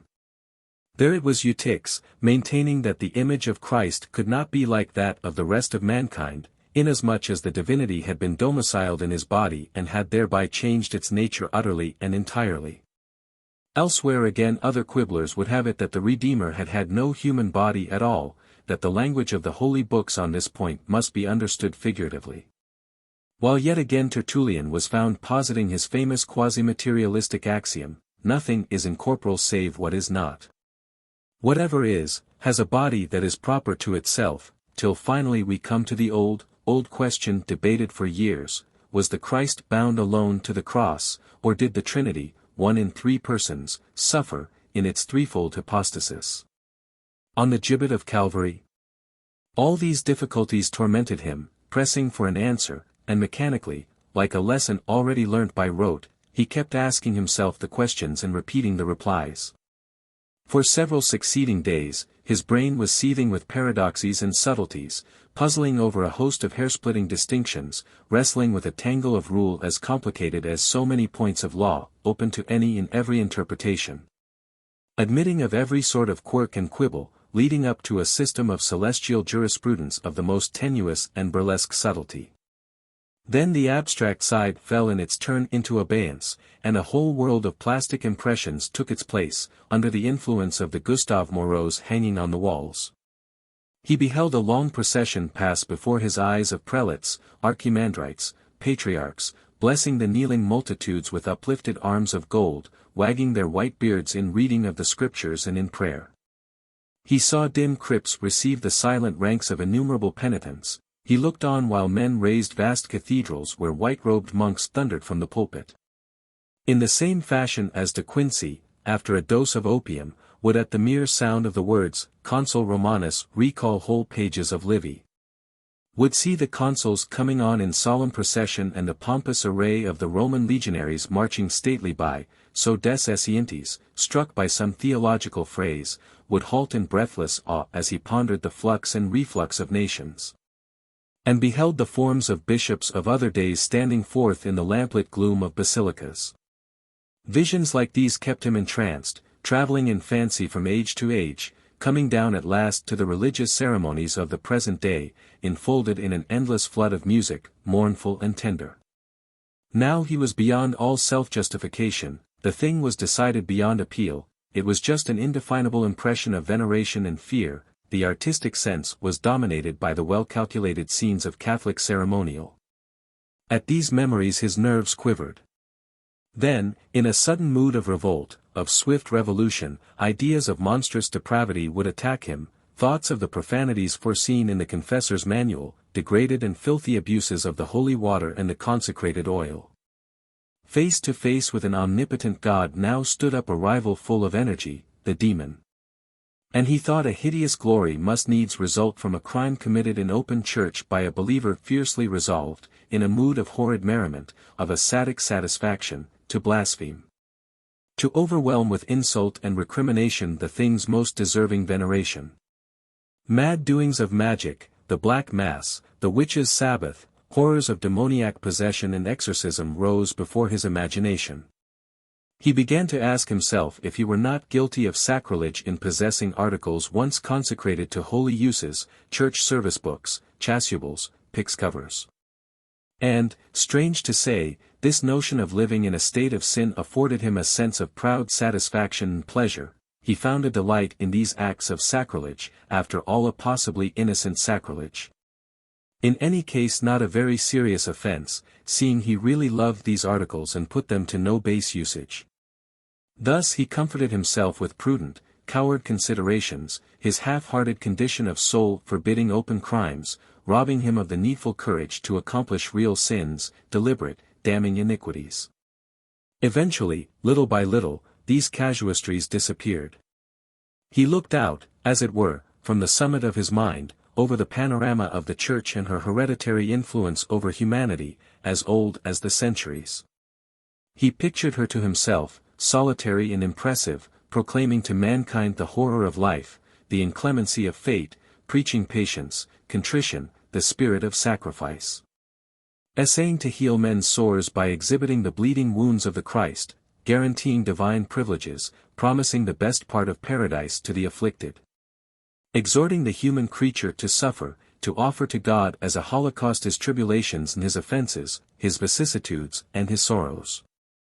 He saw her truly eloquent, a mother to the unfortunate, a pitiful father to the oppressed, a stern judge to oppressors and tyrants. At this point, des Esseintes recovered footing. Doubtless he was content to accept this admission of social rottenness, but his mind revolted against the vague remedy offered, the hope of another life. Schopenhauer was more exact, his doctrine and the Church's started from a common point of view. He, too, took his stand on the wickedness and baseness of the world. He, too, cried out, with the imitation of our Lord, in bitterness of spirit, "Verily it is a pitiful thing to be alive on the earth." He, too, preached the nullity of existence, the advantages of solitude, warned humanity that, whatever it did, whichever way it turned, it must still be unhappy, the poor man, because of the sufferings that spring from privations. The rich, by reason of the invincible ennui engendered by abundance. But he proclaimed no panacea, consoled you, as a cure for inevitable evils, with no alluring bait. Nor did he maintain the revolting dogma of original sin. Did not try to convince you of the existence of a God supremely good and kind who protects the scoundrel, succors the fool, crushes infancy, brutalizes old age, chastises the innocent. He did not extol the benefits of a providence which has invented that abomination, useless, incomprehensible, unjust and inept, physical pain. Far from endeavoring, like the Church, to justify the necessity of torments and trials, he exclaimed in his indignant pity, "If a God had made this world, I should not like to be that God, the misery of the world would break my heart." Schopenhauer had seen the truth. What were all the evangelical pharmacopoeias beside his treatises of spiritual hygiene? He made no professions of healing, offered the sick no compensation, no hope. But his theory of pessimism was, after all, the great consoler of chosen intellects, of lofty souls. It revealed society as it was, insisted on the innate foolishness of women, pointed you out the beaten tracks, saved you from disillusions by teaching you to restrict, so far as possible, your expectations. Never, if you felt yourself strong enough to check the impulse, to let yourself come to the state of mind of believing yourself happy at last if only, when you least expected it. Heaven did not send crashing on your head some murderous tile from the housetops. Setting out from the same starting point as the imitation, this theory found the very same goal, but without losing itself on the road among mysterious mazes and impossible bypaths, in resignation and passivity. Only, if this resignation, frankly based on the observation of a deplorable condition of things and the impossibility of effecting any alteration in them, was accessible to the rich in spirit, it was only the more hardly to be received by the poor, whose grievances and indignation the kindly hand of religion was better adapted to appease. These reflections relieved des Esseintes of a heavy burden. The aphorisms of the great German thinker calmed the tumult of his thoughts, while at the same time the points of similarity between the two doctrines mutually helped each other to find a firm place in his memory. And he could never forget Catholicism, so poetical, so touching, in which he had been bathed as a boy and whose essence he had absorbed through every pore. These returns towards religious convictions, these fears and doubts of uncertain faith had tormented him, especially since new complications had begun to show themselves in his health. They coincided with certain nervous disturbances that had lately arisen. Since his earliest childhood he had been tormented by inexplicable repulsions, shuddering spasms that froze his backbone and clenched his teeth, whenever, for instance, he saw a servant maid in the act of wringing out wet linen. These instinctive dislikes had never changed, and to that day it caused him genuine suffering to hear a piece of stuff torn in two, to rub his finger over a lump of chalk, to stroke the surface of watered silk. The excesses of his bachelorhood, the abnormal strains put upon his brain had extraordinarily aggravated his original nervous weakness, still further impoverished the exhausted blood of his race. In Paris he had been obliged to resort to hydropathic treatment for trembling of the hands, for atrocious pains, for neuralgic agonies that seemed to cut his face in two, that beat with a never-ceasing hammering at his temples. Sent stabbing throbs through his eyelids, provoked fits of nausea he could only subdue by stretching himself flat on his back in the dark. These inconveniences had gradually disappeared, thanks to a better regulated and quieter life. Now they were making themselves felt again, though in a different shape, diffused through the body generally.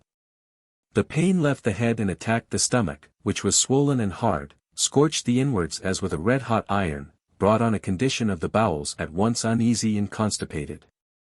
Presently a nervous cough, dry and hacking, beginning always exactly at a set hour and lasting for precisely the same number of minutes, woke him half choking in his bed.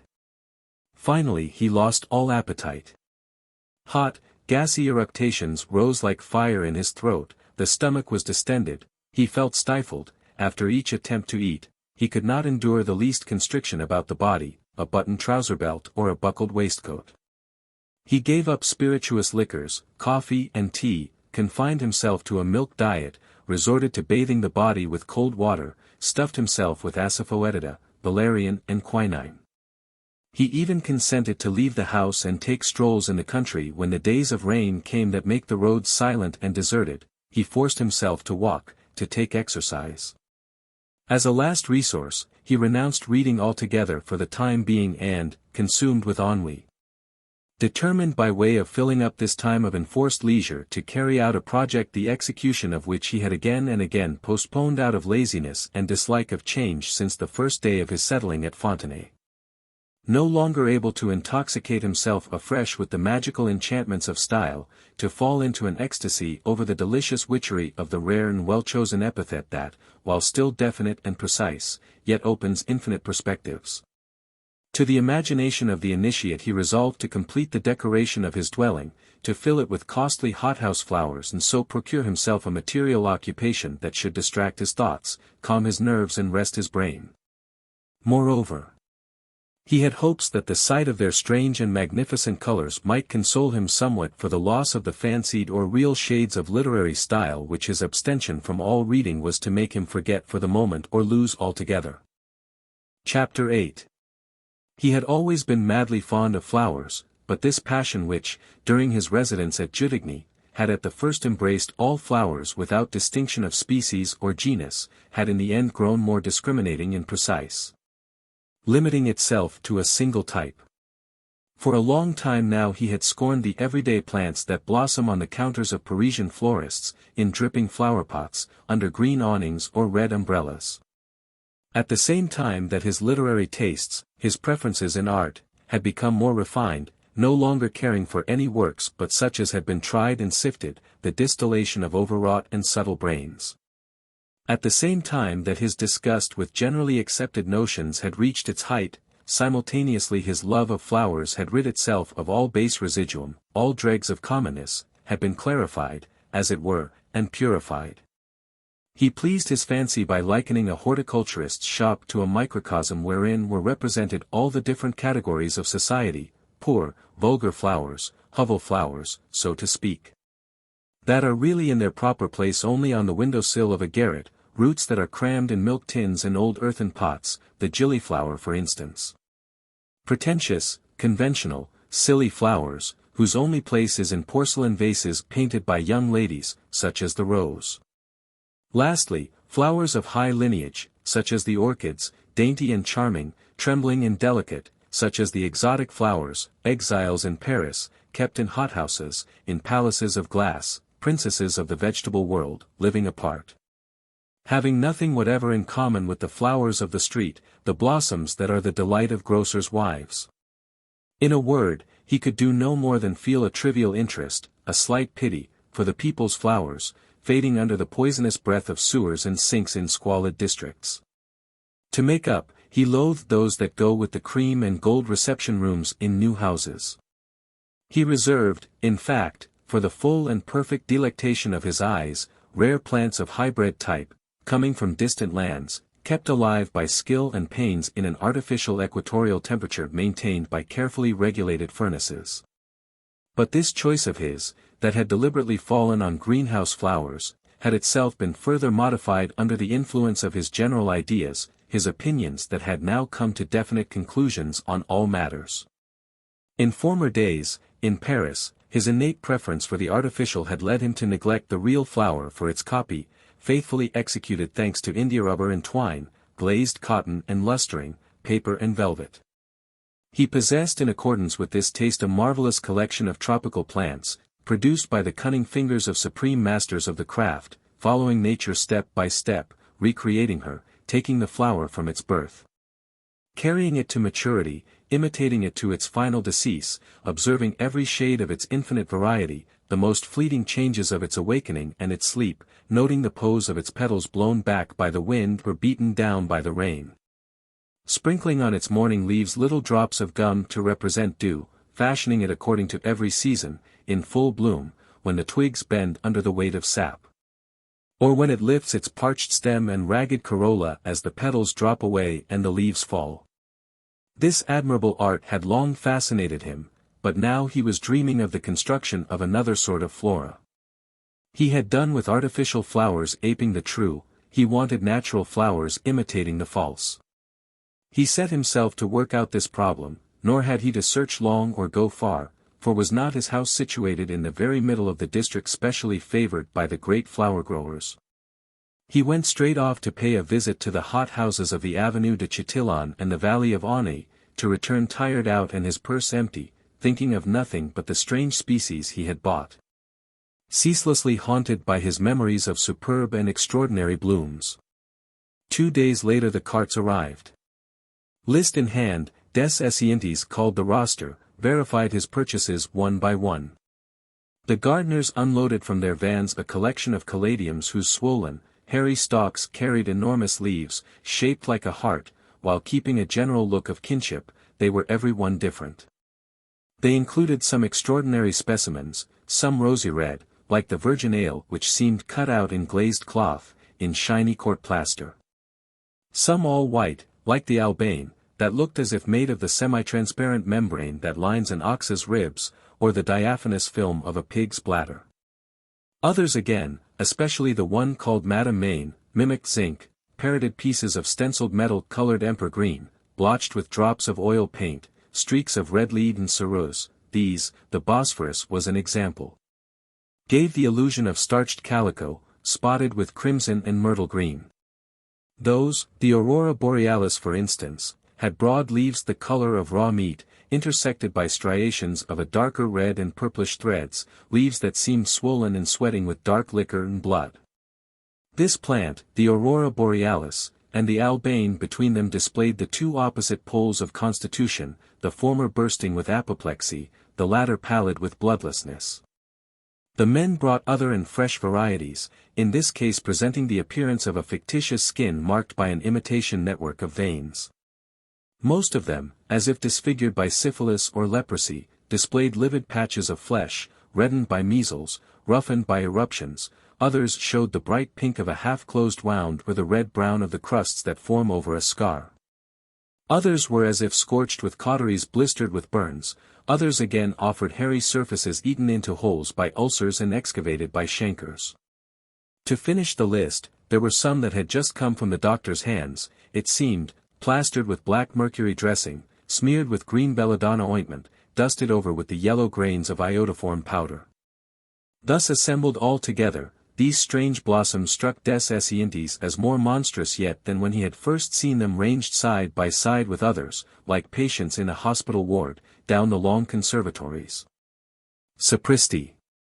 he exclaimed, stirred to the depths. A new plant, of a type similar to the caladiums, the Alocasia metallica, moved his enthusiasm to a still higher pitch. Its leaves were overlaid with a layer of green bronze, shot with gleams of silver. It was the masterpiece, the fine flower of counterfeit. You might have thought it a bit of stovepipe, cut out of sheet iron in the shape of a spearhead, by a jobbing blacksmith.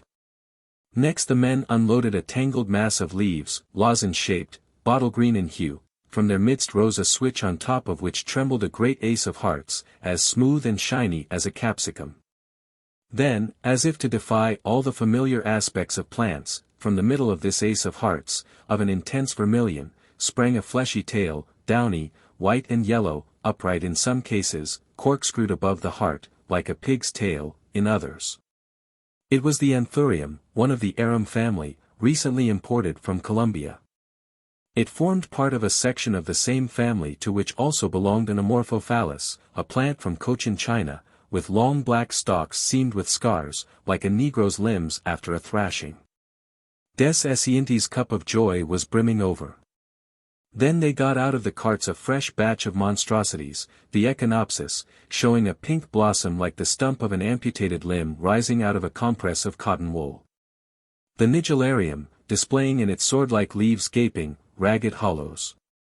The Tillandsia lindini, like a broken-toothed curry comb, of the color of wine must, the cypripedium, with its involved, incoherent, incongruous contours that seemed the invention of a madman. It was shaped like a wooden shoe, or a little rag bag, above which was a human tongue retracted, with the tendon drawn tight, as you may see it represented in the plates of medical works treating of diseases of the throat and mouth. Two miniature wings, of a jujube red, that seemed borrowed from a child's toy windmill, completed this grotesque conjunction of the underside of a tongue, color of wine lees and slate, and a little glossy pocket, the lining of which distilled a viscous glue. He could not take his eyes off this impossible-looking orchid, indigenous to India, till the gardeners, exasperated by these delays, began to read out aloud for themselves the labels fixed in the pots as they carried them in. Des Esseintes looked on in wonder, listened open-mouthed to the barbarous names of the herbaceous plants, the Encephalartos horridus, a gigantic artichoke, an iron spike painted rust color, like the ones they stick on the top of park gates to prevent intruders climbing over. The Cocos myconea, a sort of palm, with a notched and slender stem, everywhere surrounded with tall leaves like paddles and oars. The Zamia lemani, a huge pineapple, like an immense Cheshire cheese, growing in peaty soil and bristling at the apex with barbed spears and cruel-looking arrows. The Cibodium spectabile, going one better ever than its congeners in the wild caprice of its structure, defying the maddest nightmare, throwing out from amid a clustered foliage of palm leaves a prodigious orangutan's tail, a brown, hairy tail curling over at the tip like a bishop's crozier. These, however, he barely glanced at, waiting impatiently for the series of plants that particularly fascinated him, those vegetable ghouls, the carnivorous plants, the flycatcher of the Antilles, with its shaggy edge, secreting a digestive liquid, provided with curved thorns folding into each other to form a barred grating over the insect it imprisons. The Drosera of the peat mosses, furnished with rows of stiff, glandulous hairs, the Saracena, the Cephalothus, with deep, voracious cups capable of absorbing and digesting actual lumps of meat. Last, but not least amazing, the Nepenthes whose eccentricity of shape overpasses all known limits. It seemed as though he could never weary of turning about in his hands the pot in which trembled this extravagant vagary of the flower tribe.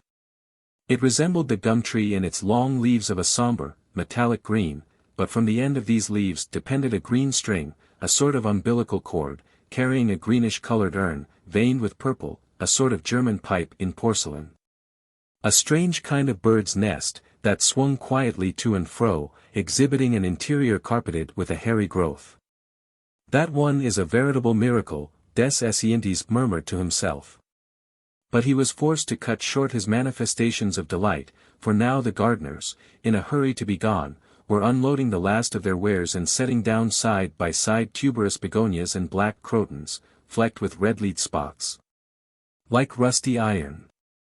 Then he noticed that one name was still left on the list, the Cattleya of New Granada.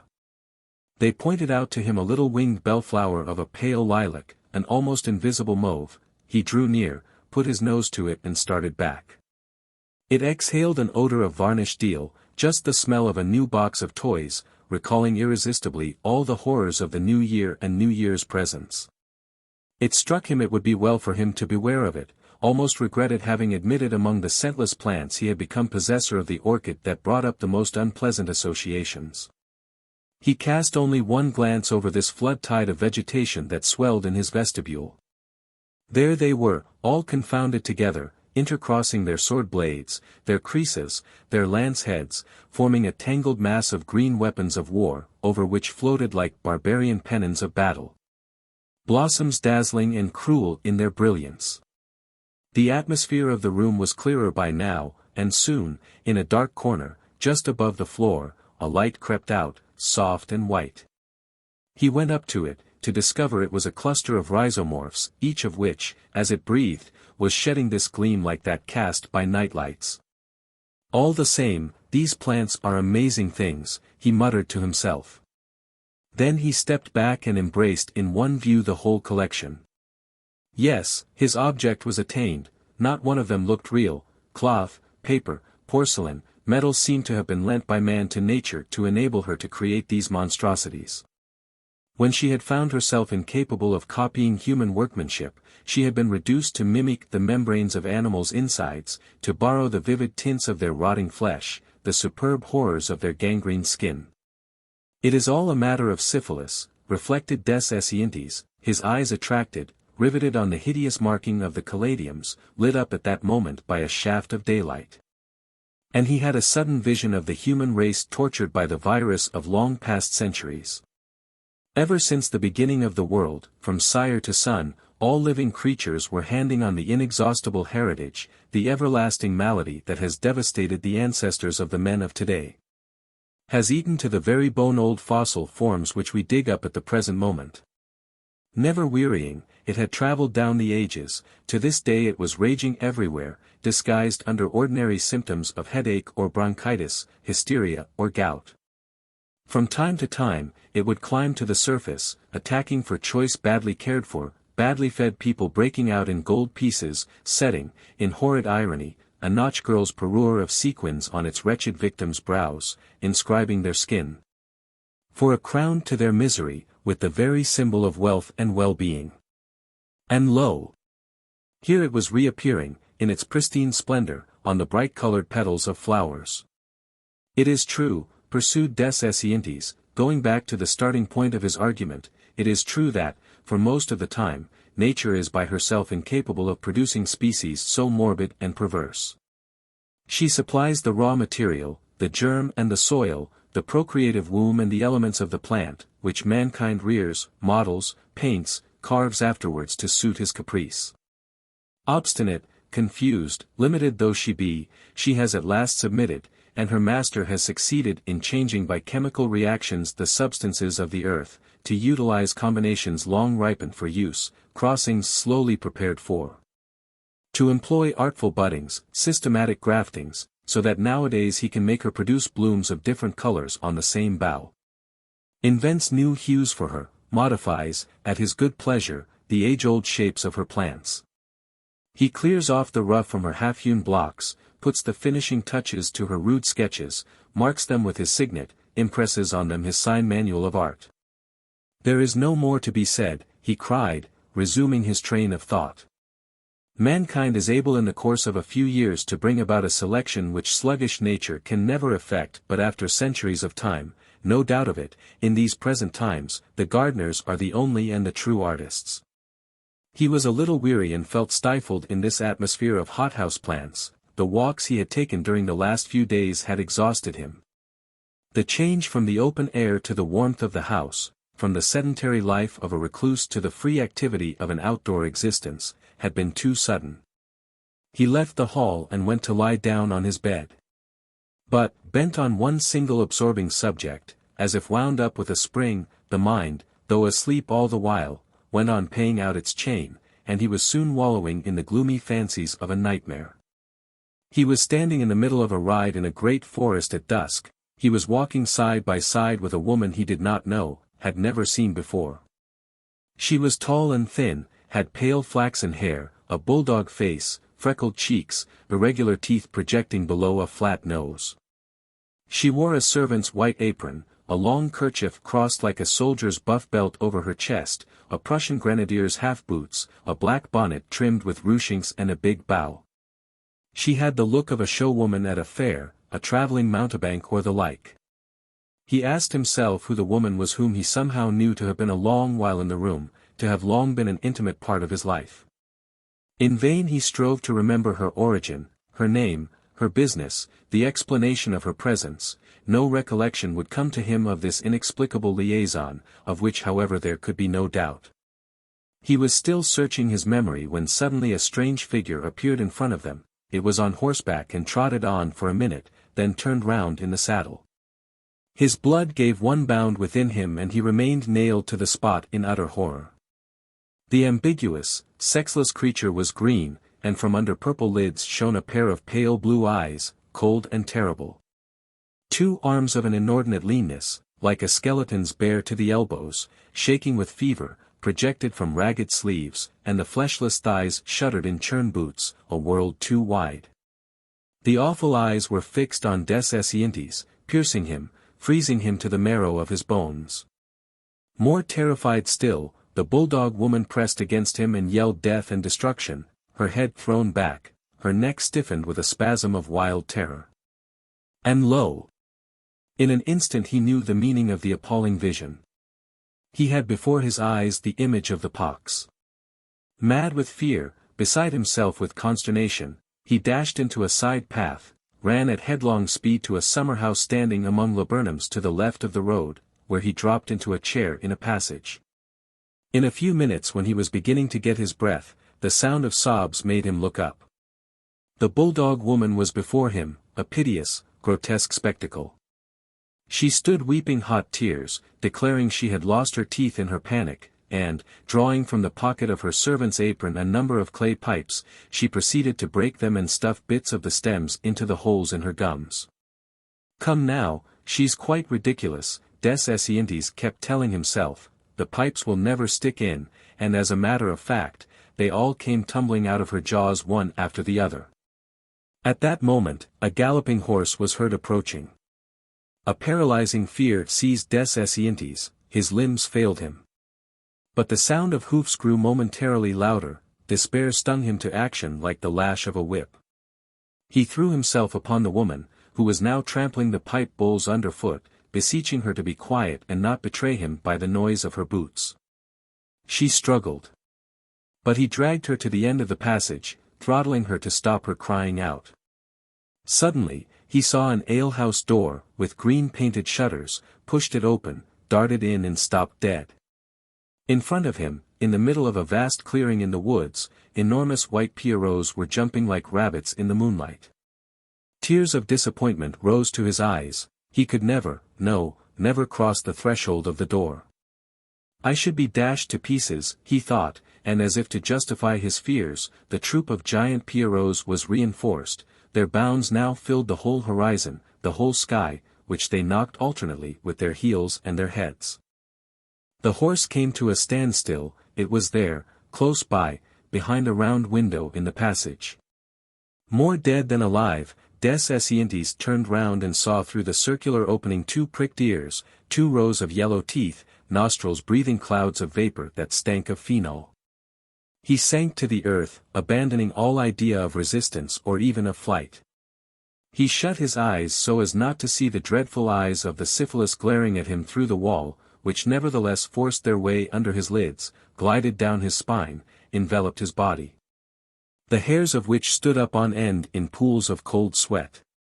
He expected any and every torment, only hoped to have done with it with one final annihilating blow. An age, that beyond a doubt lasted a whole minute, went by, then he opened his eyes again with a shudder. All had vanished. Without transition, as if by a change of scene, by a stage delusion, a hideous metallic landscape was disappearing in the distance, a landscape wan, desert, cloven with ravines, dead and dreary. A light illumined this desolate place, a calm, white light, recalling the glint of phosphorus dissolved in oil. On the surface, something moved which took a woman's shape, a pallid, naked woman, green silk stockings molding the legs. He gazed at her curiously. Like horsehair curled by over-hot irons, her locks were frizzled, with broken ends, urns of the nepenthes hung at her ears, tints of boiled veal showed in her half-open nostrils. With entranced eyes, she called him in a low voice. He had no time to answer, for already the woman was changing, gleams of iridescent colors flashed in her eyes, her lips assumed the fierce red of the anthuriums. The nipples of her bosom blazed out like two bright red pods of capsicum. A sudden intuition came to him, it is the flower, he told himself.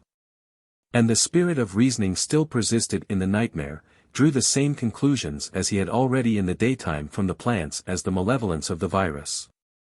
Then he noticed the terrifying irritation of the bosoms and of the mouth, discovered on the skin of the body stains of bistre and copper, and recoiled in horror.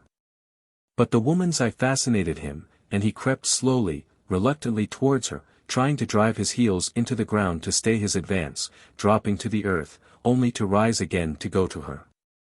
He was all but touching her when black amorphophali sprang up on every side, and made darts at her belly that was rising and falling like a sea. He put them away from him, pushed them back, feeling an infinite loathing to see these hot, moist, firm stems coiling between his fingers. Then, in a moment, the odious plants disappeared, and two arms were seeking to wind themselves about him. An agony of terror set his heart beating wildly, for the eyes, the dreadful eyes of the woman, had become pale, cold blue, terrible to look at. He made a superhuman effort to free himself from her embraces, but with an irresistible gesture she seized and held him, and haggard with horror, he saw the savage nigellarian blossom under her meager thighs, with its sword blades gaping in blood-red hollows. His body was almost in contact with the hideous open wound of the plant, he felt himself a dying man, and awoke with a start, choking, frozen, frantic with fear, sobbing out, "Thank God, thank God. It is only a dream." Chapter 9. These nightmares recurred again and again, till he was afraid to go to sleep.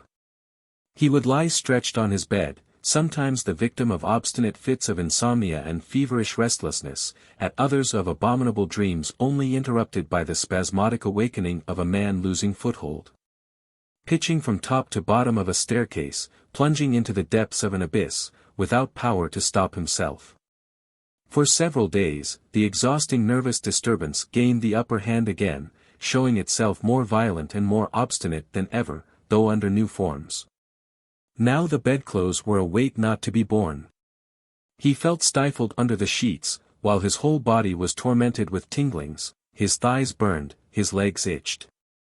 To these symptoms were soon added a dull aching of the jaws and a sensation as if his temples were confined within a vice. His distress of mind grew more and more acute, but unfortunately the proper means of mastering the merciless complaint were lacking. He had tried without success to fit up an installation of hydropathic appliances in his dressing room. But the impossibility of bringing water to the top of the hill on which his house was perched. The preliminary difficulty indeed of getting water at all in sufficient quantity in a village supplied by public fountains which only trickled sparingly at fixed hours, made his attempt abortive.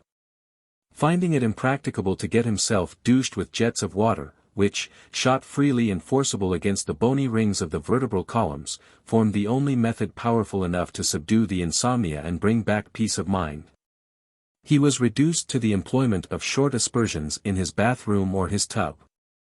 Mere cold aspersions followed by an energetic rubbing down with a horsehair glove at the hands of his valet. But these half measures were very far from scotching the disease.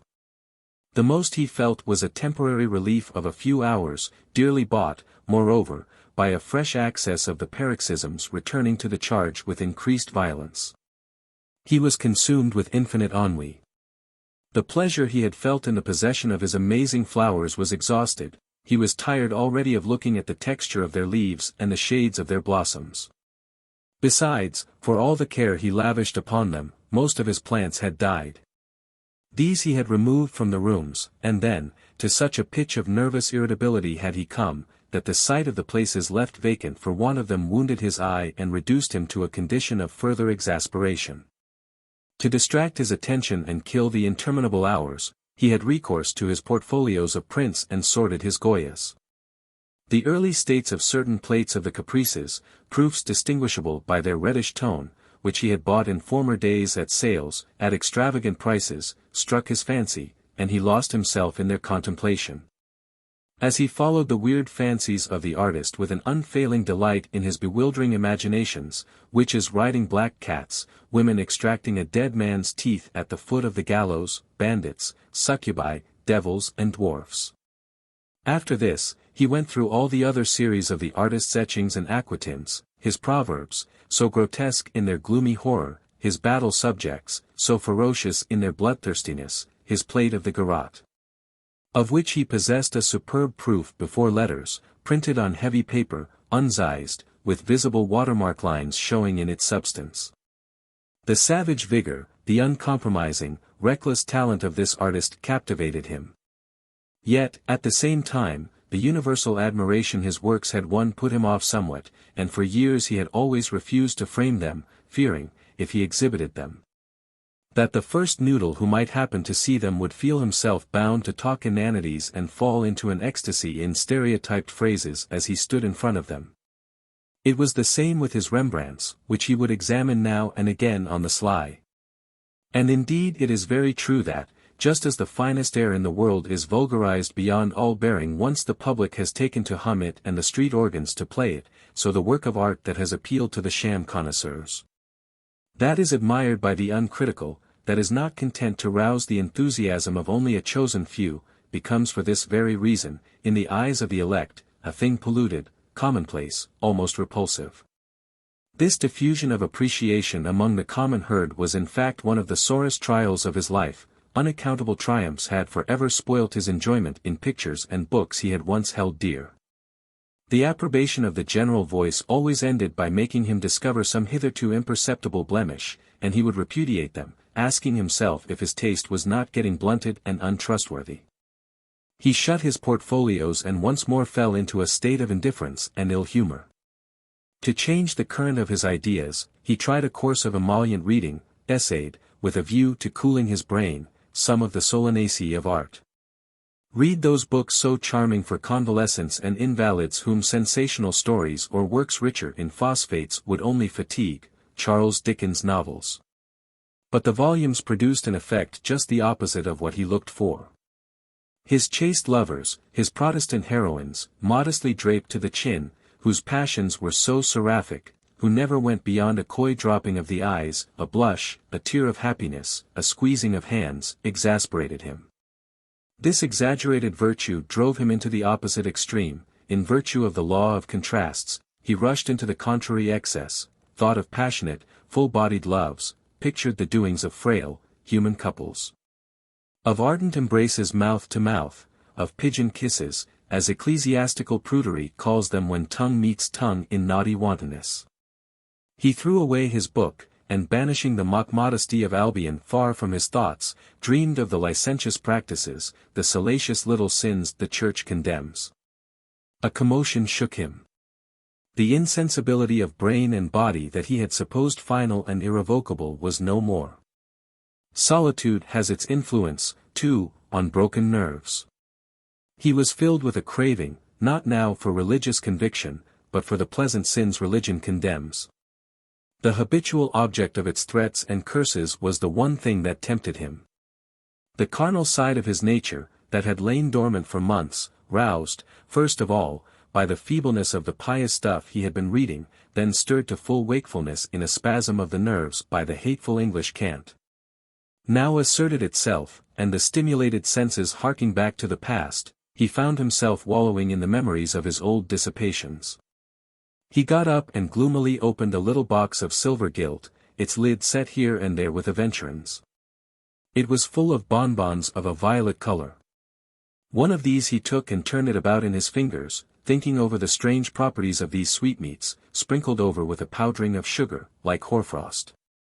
Formerly, in the days when his impotency was an established fact and he could dream of women without bitterness, regret or longing, he would place one of these sweetmeats on his tongue and let it melt in his mouth. Then, in a moment, would recur with an infinite tenderness recollections, almost effaced, altogether soft and languishing, of the lascivious doings of other days. These bonbons, an invention of Siraudin's known under the ridiculous name of pearls of the Pyrenees, consisted of a drop of sarcanthus scent, a drop of essence of woman, crystallized in a piece of sugar.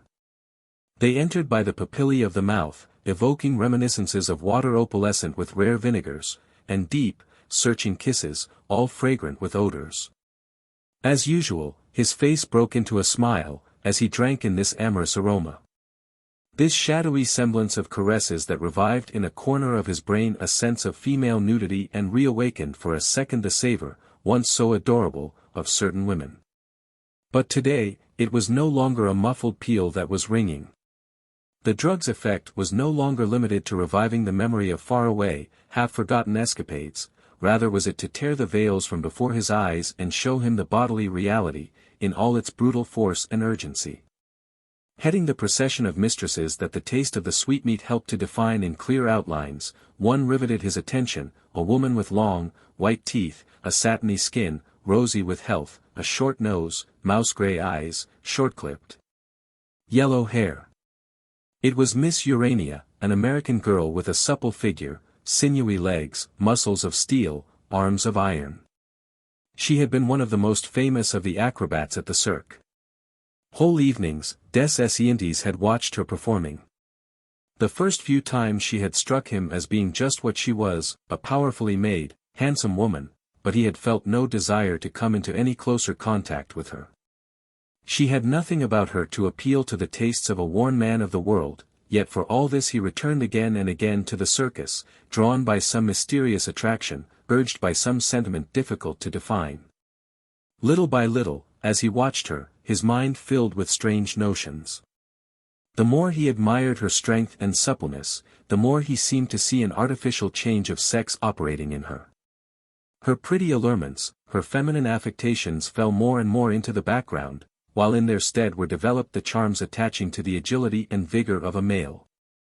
In a word, after being a woman to begin with, then something very like an androgyne, she now seemed to become definitely and decisively and entirely a man. This being so, just as a robust athlete falls in love with a thin slip of a girl, this woman of the trapeze should by natural tendency love a feeble, backboneless weakling like myself, des Esseintes told himself. By dint of considering his own qualities and giving the rein to his faculties of comparison, he presently arrived at the conclusion that, on his side, he was himself getting nearer and nearer the female type. This point reached, he was seized with a definite desire to possess this woman, craving for her as an anemic young girl will for some great, rough Hercules whose arms can crush her to a jelly in their embrace. This change of sex between Urania and himself had stirred him deeply. "We are made for each other," he would declare, while, added to this sudden admiration of brute force, a thing he had hitherto detested, was the spice of the self-degradation involved in such a union. The same base delight a common prostitute enjoys in paying dear for the clumsy caresses of a bully. Meantime, as his determination to seduce the acrobat, to make his dreams a reality, if the thing could be done, was maturing.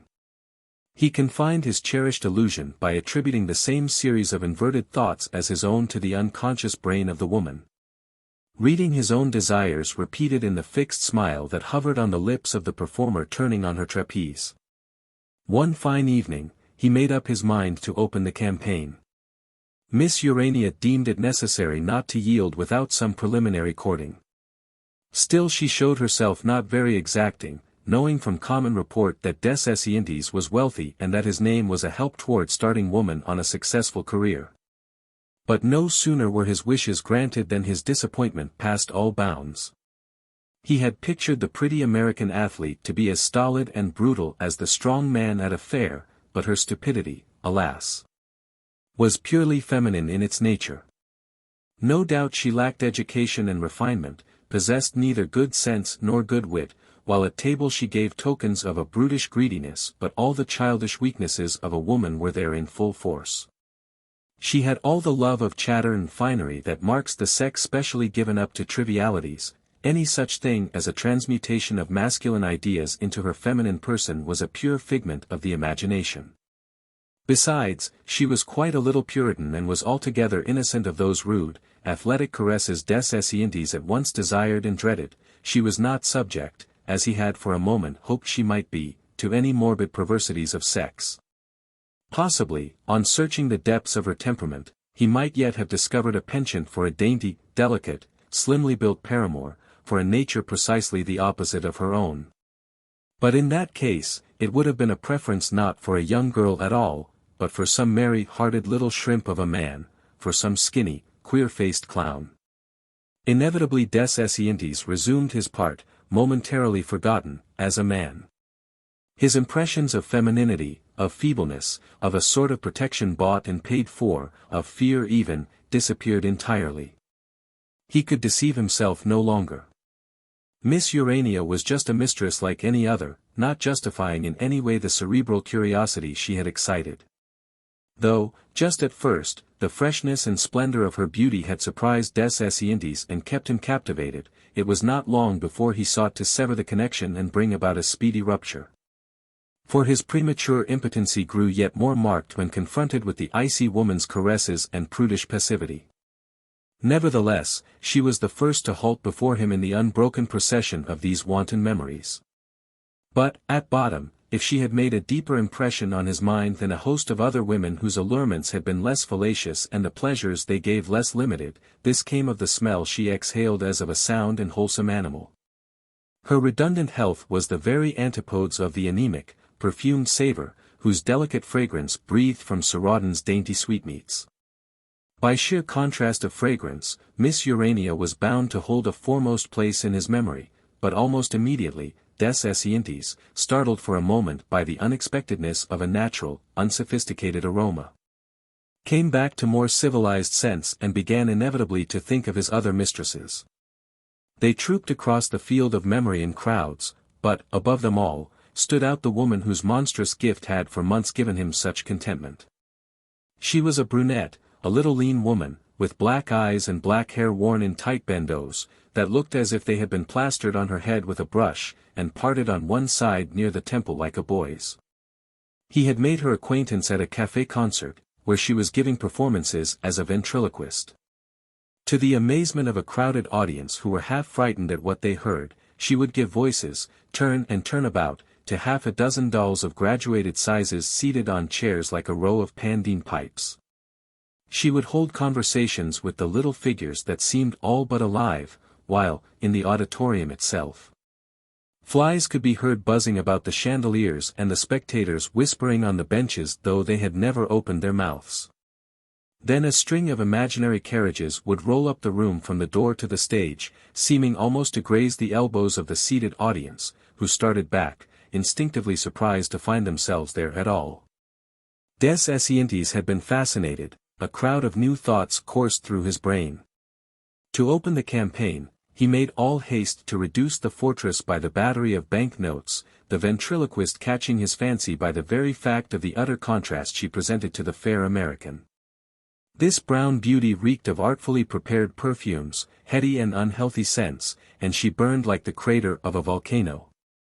In spite of all his subterfuges, des Esseintes' vigor was exhausted in a few hours. None the less he persisted in allowing himself to be drained dry by her, for more than the woman as a woman, her phenomenal endowments attracted him. In fact, the plans he had proposed to himself to carry out were ripe for execution. He resolved to accomplish a project hitherto impossible of realization. One night, he had a miniature sphinx brought in, carved in black marble, couched in a classic pose with outstretched paws and the head held rigid and upright together with a chimera, in colored earthenware, flourishing a bristling mane. Darting savage glances from ferocious eyes, lashing into furrows with its tail, its flanks swollen like the bellows of a forge. He placed these monsters, one at each end of the room, put out the lamps, leaving only the red embers glowing on the hearth. To throw a vague and uncertain illumination about the chamber that exaggerated the apparent size of objects half lost in the semi-darkness. This done, he stretched himself on the bed beside his mistress, whose unsmiling face was visible by the faint glow from the fireplace, and awaited developments.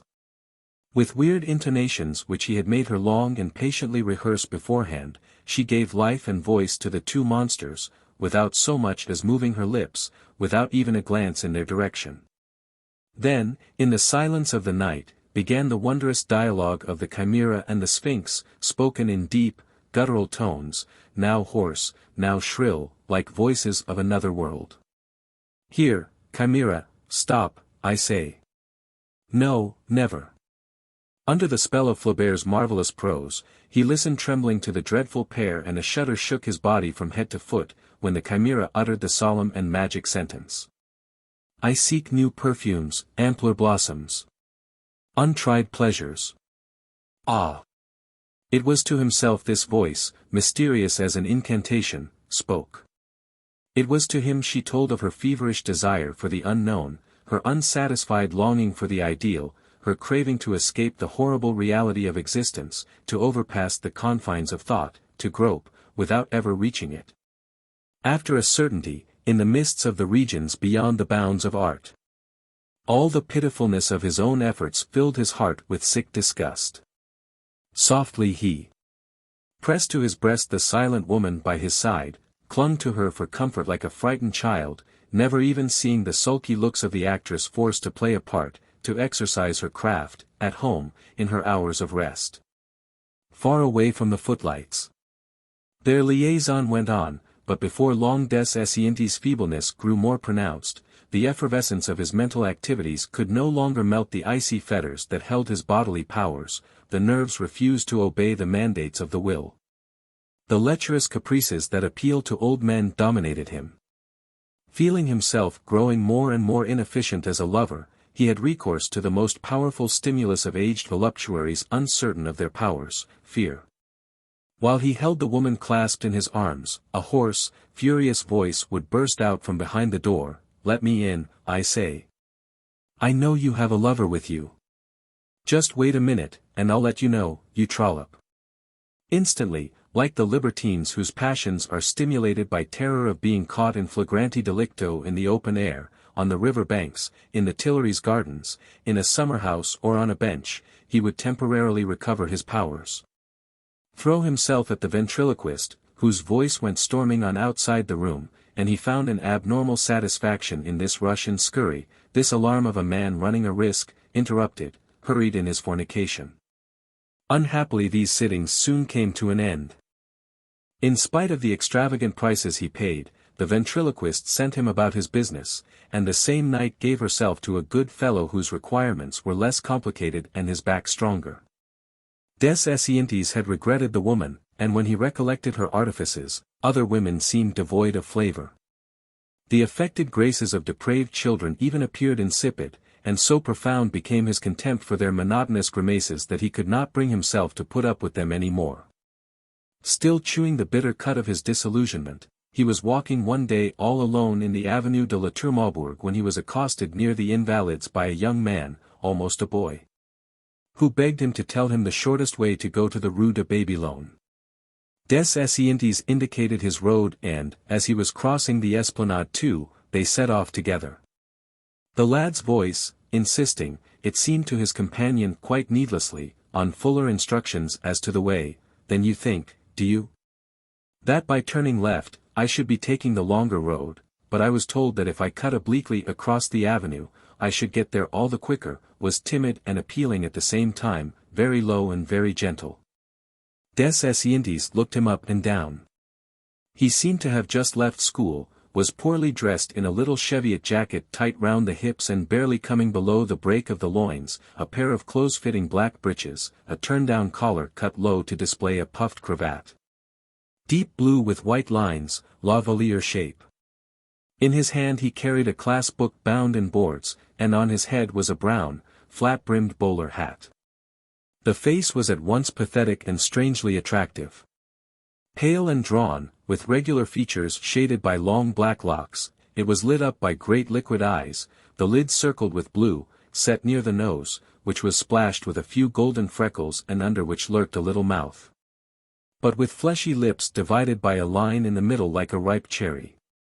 They examined each other for a moment, eye to eye, then the young man dropped his and stepped nearer. Soon his arm was rubbing against des Esseintes, who slackened his pace, gazing with a thoughtful look at the lad's swaying walk. And lo! From this chance meeting sprang a mistrustful friendship that nevertheless was prolonged for months. To this day, des Esseintes could not think of it without a shudder. Never had he experienced a more alluring liaison or one that laid a more imperious spell on his senses, never had he run such risks, nor had he ever been so well content with such a grievous sort of satisfaction.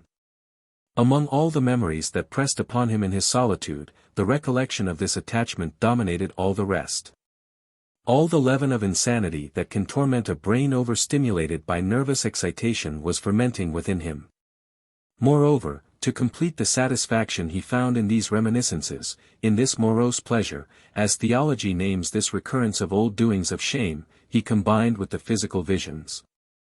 Spiritual ardors roused by his former readings of the casuists, writers like Buzenbaum and Diana, Ligori and Sanchez, treating of sins against the 6th and 9th commandments of the Decalogue. While giving birth to an extra-human ideal in this soul which it had impregnated and which a hereditary tendency dating from the reign of Henry III. Perhaps predisposed in the same direction, religion had at the same time roused an illegitimate ideal of licentious pleasures.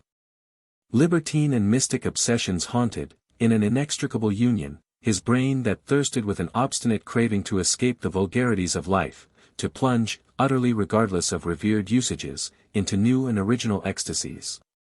Into excesses celestial or accursed, but equally ruinous in the waste of phosphorus they involve. As a matter of fact, he issued from these reveries utterly exhausted, half dying. Then he would at once kindle the candles and lamps, flooding the room with light, thinking in this way to hear less distinctly than in the darkness the dull, persistent, intolerable beating of the arteries that throbbed and throbbed unceasingly under the skin of the neck. Chapter 10. I end the course of that singular malady which plays such havoc with races of exhausted vitality, sudden intervals of calm succeed the crises. Without being able to explain the reason, des Esseintes awoke quite strong and well one fine morning. No more hacking cough, no more wedges driven with a hammer into the back of the neck, but an ineffable sensation of well-being in a delightful clearness of brain, while his thoughts became cheerful. And instead of being opaque and dull, grew bright and iridescent, like brilliantly colored soap bubbles. This lasted some days, then in a moment, one afternoon, hallucinations of the sense of smell appeared. His room was strong of frangipane. He looked to see if perhaps there was a bottle of the perfume lying about anywhere uncorked, but there was no such thing in the place. He visited his working room and then the dining room, the smell was there too. He rang for his servant. "Don't you smell something?" he asked, but the man, after sniffing the air, declared he noticed nothing. Doubt was impossible, the nervous derangement was come again, taking the form of a fresh delusion of the senses. Wearied by the persistency of this imaginary aroma, he resolved to plunge himself in a bath of real perfumes, hoping that his nasal homeopathy might cure him or, at any rate, moderate the force of the overpowering frangipane. He betook himself to his study.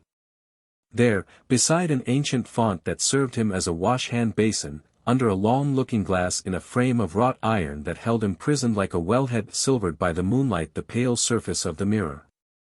Bottles of all sizes and shapes were ranged in rows on ivory shelves. He placed them on a table and divided them into two series, first, the simple perfumes, extracts and distilled waters, secondly, composite scents, such as are described under the generic name of bouquets. He buried himself in an armchair and began to think. Years ago he had trained himself as an expert in the science of perfumes. He held that the sense of smell was qualified to experience pleasures equal to those pertaining to the ear and the eye, each of the five senses being capable, by dint of a natural aptitude supplemented by an erudite education, of receiving novel impressions, magnifying these tenfold, coordinating them, combining them into the whole that constitutes a work of art. It was not, in fact, he argued, more abnormal than an art should exist of disengaging odoriferous fluids than that other arts should whose function is to set up sonorous waves to strike the ear or variously colored rays to impinge on the retina of the eyes. Only, just as no one, without a special faculty of intuition developed by study, can distinguish a picture by a great master from a worthless daub, a motif of Beethoven from a tune by Clapison, so no one, without a preliminary initiation, can avoid confounding at the first sniff a bouquet created by a great artist with a potpourri compounded by a manufacturer for sale in grocers' shops and fancy bazaars. In this art of perfumes, one peculiarity had more than all others fascinated him, viz., the precision with which it can artificially imitate the real article. Hardly ever, indeed, are scents actually produced from the flowers whose name they bear. The artist who should be bold enough to borrow his element from nature alone would obtain only a half-and-half result, unconvincing, lacking in style and elegance. The fact being that the essence obtained by distillation from the flowers themselves could at the best present but a far-off, vulgarized analogy with the real aroma of the living and growing flower, shedding its fragrant effluvia in the open air. So, with the one exception of the jasmine, which admits of no imitation, no counterfeit, no copy, which refuses even any approximation, all flowers are perfectly represented by combinations of alcoholates and essences, extracting from the model its inmost individuality while adding that something, that heightened tone, that heady savor, that rare touch which makes a work of art. In one word, in perfumery the artist completes and consummates the original natural odor, which he cuts, so to speak, and mounts as a jeweler improves and brings out the water of a precious stone. Little by little, the arcana of this art, the most neglected of all, had been revealed to des Esseintes, who could now decipher its language, a diction as varied, as subtle as that of literature itself. A style of unprecedented conciseness under its apparent vagueness and uncertainty. To reach this end, he had, first of all, been obliged to master the grammar, to understand the syntax of odors, to grasp the rules that govern them. Then, once familiarized with this dialect, to study and compare the works of the divers masters of the craft, the Atkinsons and Lubins, the Chardins and Violets, the Legrands and Pieces, to analyze the construction of their sentences, to weigh the proportion of their words and the disposition of their periods. Next, in this idiom of essences, it was for experience to come to the assistance of theories too often incomplete and commonplace. The classic art of perfumery was, in truth, little diversified, almost colorless, uniformly run in a mold first shaped by old-world chemists. It was in its dotage, hidebound in its ancient alembics, when the Romantic epoch dawned and took its part in modifying, in rejuvenating it, in making it more malleable and more supple. Its history followed step by step that of the French language.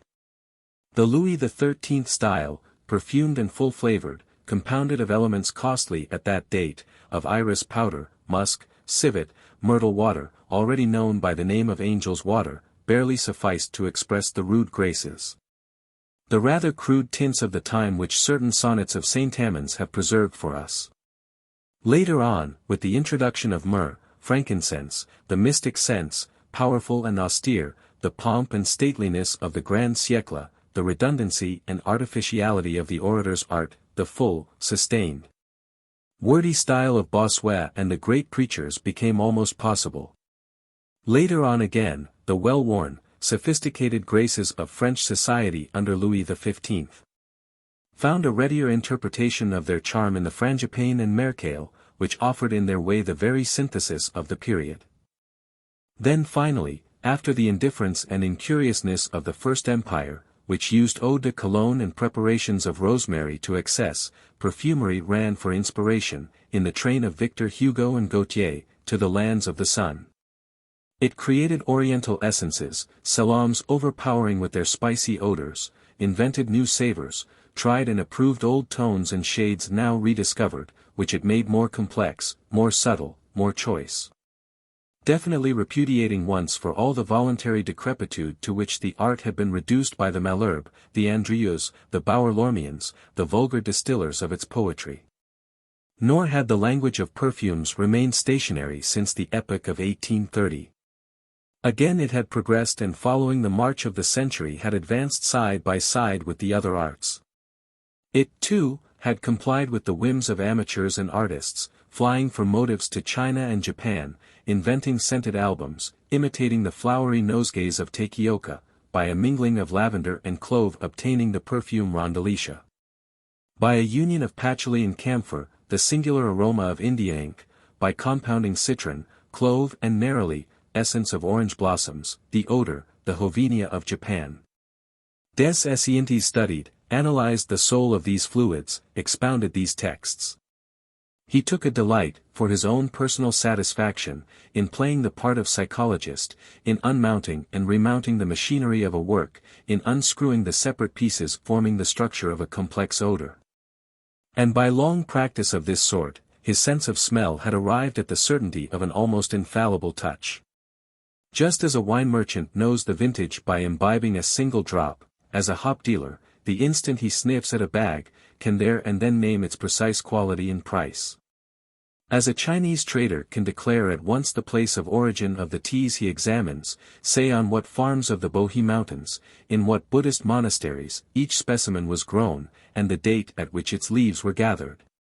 Can state precisely the degree of heat used and the effect produced by its contact with plum blossom, with the aglaia, with the olea fragrans, with all or any of the perfumes employed to modify its flavor, to give it an added piquancy, to brighten up its rather dry savor with a whiff of fresh and alien flowers. Even so could Des Esseintes, by the merest sniff at a scent, detail instantly the doses of its composition, explain the psychology of its blending. All but quote the name of the particular artist who wrote it and impressed on it, the personal mark of his style. Needless to say, he possessed a collection of all the products used by perfume makers. He had even some of the true balm of Mecca, a very great rarity, to be procured only in certain regions of Arabia Petrea and guarded as a monopoly of the Grand Turk. Seated now in his study at his working table, he was pondering the creation of a new bouquet, and had reached that moment of hesitation so familiar to authors who, after months of idleness, are preparing to start upon a fresh piece of work. Like Balzac, who was haunted by an imperious craving to blacken reams of paper by way of getting his hand in, Des Esseintes felt the necessity of recovering his old cunning by dint of executing some task of minor importance.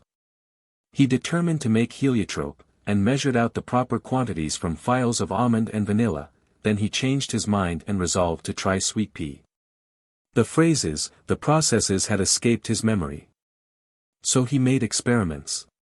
No doubt in the fragrance of that flower, orange blossom was the dominant factor. He tried a number of combinations and ended by getting the right tone by blending the orange with the tuberose and rose, binding the three together with a drop of vanilla.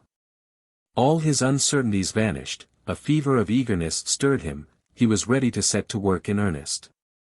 He compounded a fresh brew of tea, adding a mixture of cassia and iris. Then, sure of himself, he resolved to march boldly forward, to strike a thundering note, the overmastering crash of which should bury the whisper of that insinuating frangipane which still stealthily impregnated the room. He handled amber. Tonquin musk, with its overpowering scent, patchouli, the most pronounced of all vegetable perfumes, whose blossom, in the natural state, gives off an odor compounded of wet wood and rusty iron.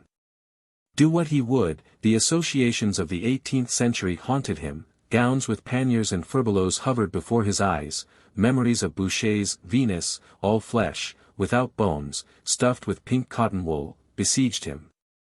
Recollections of the novel Thermidor and the exquisite Rosette with skirts high lifted in a fire-red despair, pursued him.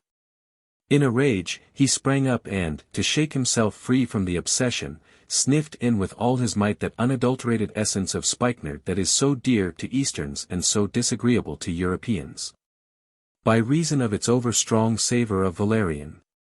He staggered under the violence of the shock, as if crushed under the blow of a mallet, the delicate fibrils of the dainty scent disappeared. He took advantage of the moment's respite to escape from the dead centuries, the old-time emanations, to enter, as he had been used to do in other days, on creations less limited in scope and more modern in fashion. Of old, he had loved to soothe his spirit with harmonies in perfumery. He would use effects analogous to those of the poets, would adopt, in a measure, the admirable metrical scheme characterizing certain pieces of Baudelaire's, for instance L'Irréparable, and Le Balcon. Where the last of the 5 lines composing the strophe is the echo of the first, returning like a refrain to drown the soul in infinite depths of melancholy and languor. He wandered, lost in the dreams these aromatic stanzas called up in his brain, till suddenly recalled to his starting point, to the original motif of his meditations, by the recurrence of the initial theme. Reappearing at studied intervals in the fragrant orchestration of the poem. For the actual moment, he was fain to roam in freedom amid a landscape full of surprises and changes, and he began by a simple phrase, ample, sonorous, at once opening a view over an immense stretch of country. With the help of his vaporizers, he injected into the room an essence composed of ambrosia, Mitcham lavender, sweet pea, compound bouquet, an essence which, if distilled by a true artist, well deserves the name bestowed on it of extract of meadow flowers. Then, into this meadow, he introduced a carefully modulated infusion of tuberose, orange and almond blossom, and instantly artificial lilacs came into being, while lindens swayed in the breeze, shedding on the ground about them their pale emanations, mimicked by the London extract of Tilia. This scene, once arranged in a few imposing lines, melting to the horizon under his closed eyes, he insinuated a light rain of human, not to say half feline, essences, smacking of the petticoat, announcing woman powdered and painted. The stephanotis, the iapana, the apopanax, the sheeper, the champaca, the sarcanthus, over which he superimposed a dash of syringa, to suggest, amid the factitious life of make-up and make-believe which they evoked, a natural flower of hearty, uncontrolled laughter, of the joys of existence in the eye of the sun. Then he let these fragrant waves escape by a ventilator, keeping only the country scent, which he renewed and reinforced, strengthening the dose so as to force it to recur like the burden of a song at the end of each strophe. Little by little, the feminine aroma disappeared, the country was left without inhabitants. Then, on the enchanted horizon, rose a row of factories whose tall chimneys flamed at their tops like so many bowls of punch. A breath as of manufactories, of chemical works now floated on the breeze which he raised by waving fans, though nature still continued to sweeten with her fragrant emanations this foulness of the atmosphere. Des Esseintes proceeded to turn about and warm between his hands a ball of styrax, and a very curious odor filled the room, a smell at once repugnant and exquisite, blending the delicious scent of the jonquil with the filthy stench of gutta percha and coal tar. He disinfected his hands, shut away his resin in a box hermetically sealed, and the stinking factories vanished in their turn. Then, he tossed amid the revivified vapors of lindens and meadowgrass some drops of new-mown hay, and on the magic spot, instantly bared of its lilacs, rose mounds of hay, bringing with them a new season, scattering their delicate odors reminiscent of high summer. Last of all, when he had sufficiently savored the sight, he hurriedly scattered about exotic perfumes, exhausted his vaporizers, concentrated his strongest essences, gave the rein to all his bombs, and lo! The stifling closeness of the room was filled with an atmosphere, maddening and sublime, breathing powerful influences, impregnating with raging alcoholates an artificial breeze, an atmosphere unnatural, yet delightful. Paradoxical in its union of the allspice of the tropics, the pungent savors of the sandalwood of China and the hedyosmia of Japan with native odors of jasmine, hawthorn and vervain, forcing, to grow together, in despite of seasons and climates. Trees of diverse essences, flowers of colors and fragrances the most opposite, creating by the blending and shock of all these tones one common perfume, unknown, unforeseen, extraordinary, wherein reappeared at intervals as a persistent refrain the decorative phrase of the opening, the odor of the broad meadows breathed over by the lilacs and the lindens. Suddenly a sharp agony assailed him, it felt as though a centre bit were boring into his temples. He opened his eyes, to find himself once more in the middle of his study, seated before his working table. He got up and walked painfully, half stunned, to the window, which he threw part open. A current of fresh air sweetened the stifling atmosphere that enveloped him. He marched up and down the room to recover the proper use of his limbs, going to and fro, his eyes fixed on the ceiling on which crabs and seaweed powdered with sea salt stood out in relief from a grained background, yellow as the sand of a beach. A similar design decorated the plinths bordering the panels, which in their turn were covered with Japanese crepe, a watery green in color and slightly waved to imitate the ripple of a wind-blown river. While down the gentle current floated a rose leaf round which frolicked a swarm of little fishes dashed in with 2 strokes of the pen. But his eyes were still heavy. He left off pacing the short length of floor between the font and the bath and leant his elbows on the window sill. Presently his dizziness ceased, and after carefully recorking the bottles of scents and essences, he seized the opportunity to tidy his apparatus for making up the face, his paints and powders and the like. He had not touched these things since his arrival at Fontenay, and he was almost astonished now at the sight of this collection once visited by so many women. One on top of the other, phials and porcelain pots littered the table confusion. Here was a china box, of the green sort, containing schnude, that marvelous white cream which, once spread on the cheeks, changes under the influence of the air to a tender pink. Then to a scarlet so natural that it gives an absolutely convincing illusion of a complexion mantling with red blood. There, jars encrusted with mother-o'-pearl held Japanese gold and Athens green, colored like the wing of the Cantharides beetle, golds and greens that blend into a deep purple directly they are moistened. Beside pots full of filbert paste, of circus of the harem, of emulsions of cashmere lilies, of lotions of strawberry and elderflower for the skin, beside little phials of solutions of India ink and rosewater for the eyes, lay a host of different instruments, of mother-o'-pearl, of ivory and of silver, mixed up with dainty brushes for the teeth and gums, pincers, scissors, strigils, stumps, crimpers, powder puffs, back-scratchers, patches and files. He handled all this elaborate apparatus, bought in former days to please a mistress who found an ineffable pleasure in certain aromatics and certain balms, an ill-balanced, nerve-ridden woman, who loved to have her nipples macerated in scents, but who only really experienced a genuine and overmastering ecstasy when her head was tickled with a comb and she could, in the act of being caressed by a lover, breathe the smell of chimney soot, of wet plaster from a house building in rainy weather, or of dust churned up by the heavy thunder drops of a summer storm. He pondered these recollections, recalling particularly an afternoon spent, partly for want of anything better to do, partly out of curiosity, in this woman's company at her sister's house at Pantin. The memory of which stirred in his breast a whole forgotten world of long-ago thoughts and old-time scents. While the 2 women were chattering and showing each other their frocks, he had gone to the window and, through the dusty panes, had looked out on the long, muddy street and heard its pavements echo under the incessant beat of heavy boots trampling through the puddles. The scene, now far away in the past, suddenly stood out before him with extraordinary vividness. Pantin lay there in front of his eyes, bustling and alive, imaged in the green, dead water of the mirror into which his eyes involuntarily gazed. A hallucination carried him far away from Fontenay. The looking-glass reproduced for him the same reflections the street had once presented to his bodily eye, and buried in a dream, he said over the ingenious, melancholy yet consoling anthem he had noted down on that former occasion on getting back to Paris. Yes, the time of the great rains is come. Behold, the gutter pipes vomit their drippings on to the pavements, with a song of many waters, and the horse dung lies fermenting in the puddles that fill the holes in the macadam with a coffee-colored fluid. Everywhere, for the humble wayfarer, are footbaths full to overflowing. Under the lowering sky, in the dull air, the walls of the houses drip black sweat and the cellar openings stink. Loathing of life is strong within the soul and the spleen is a torment to the flesh, the seeds of filthiness that every man has in his heart begin to bud.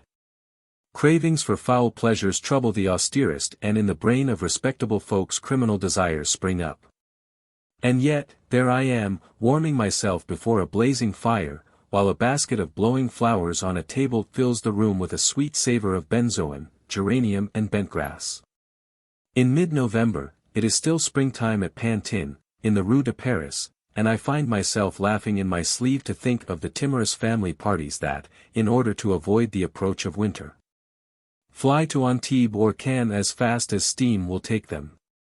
Inclement nature goes for nothing in this strange phenomenon, it is to industry, to commerce, and that alone, be it said, that Pantin owes this artificial spring.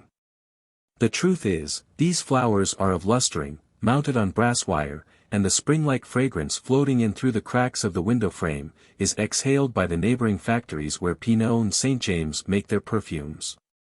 For the artisan exhausted by the hard labor of the workshops, for the small clerk, alas!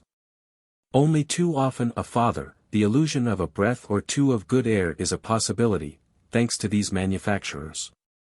Indeed, out of this scarce believable illusion of the country may be developed a quite rational medical treatment.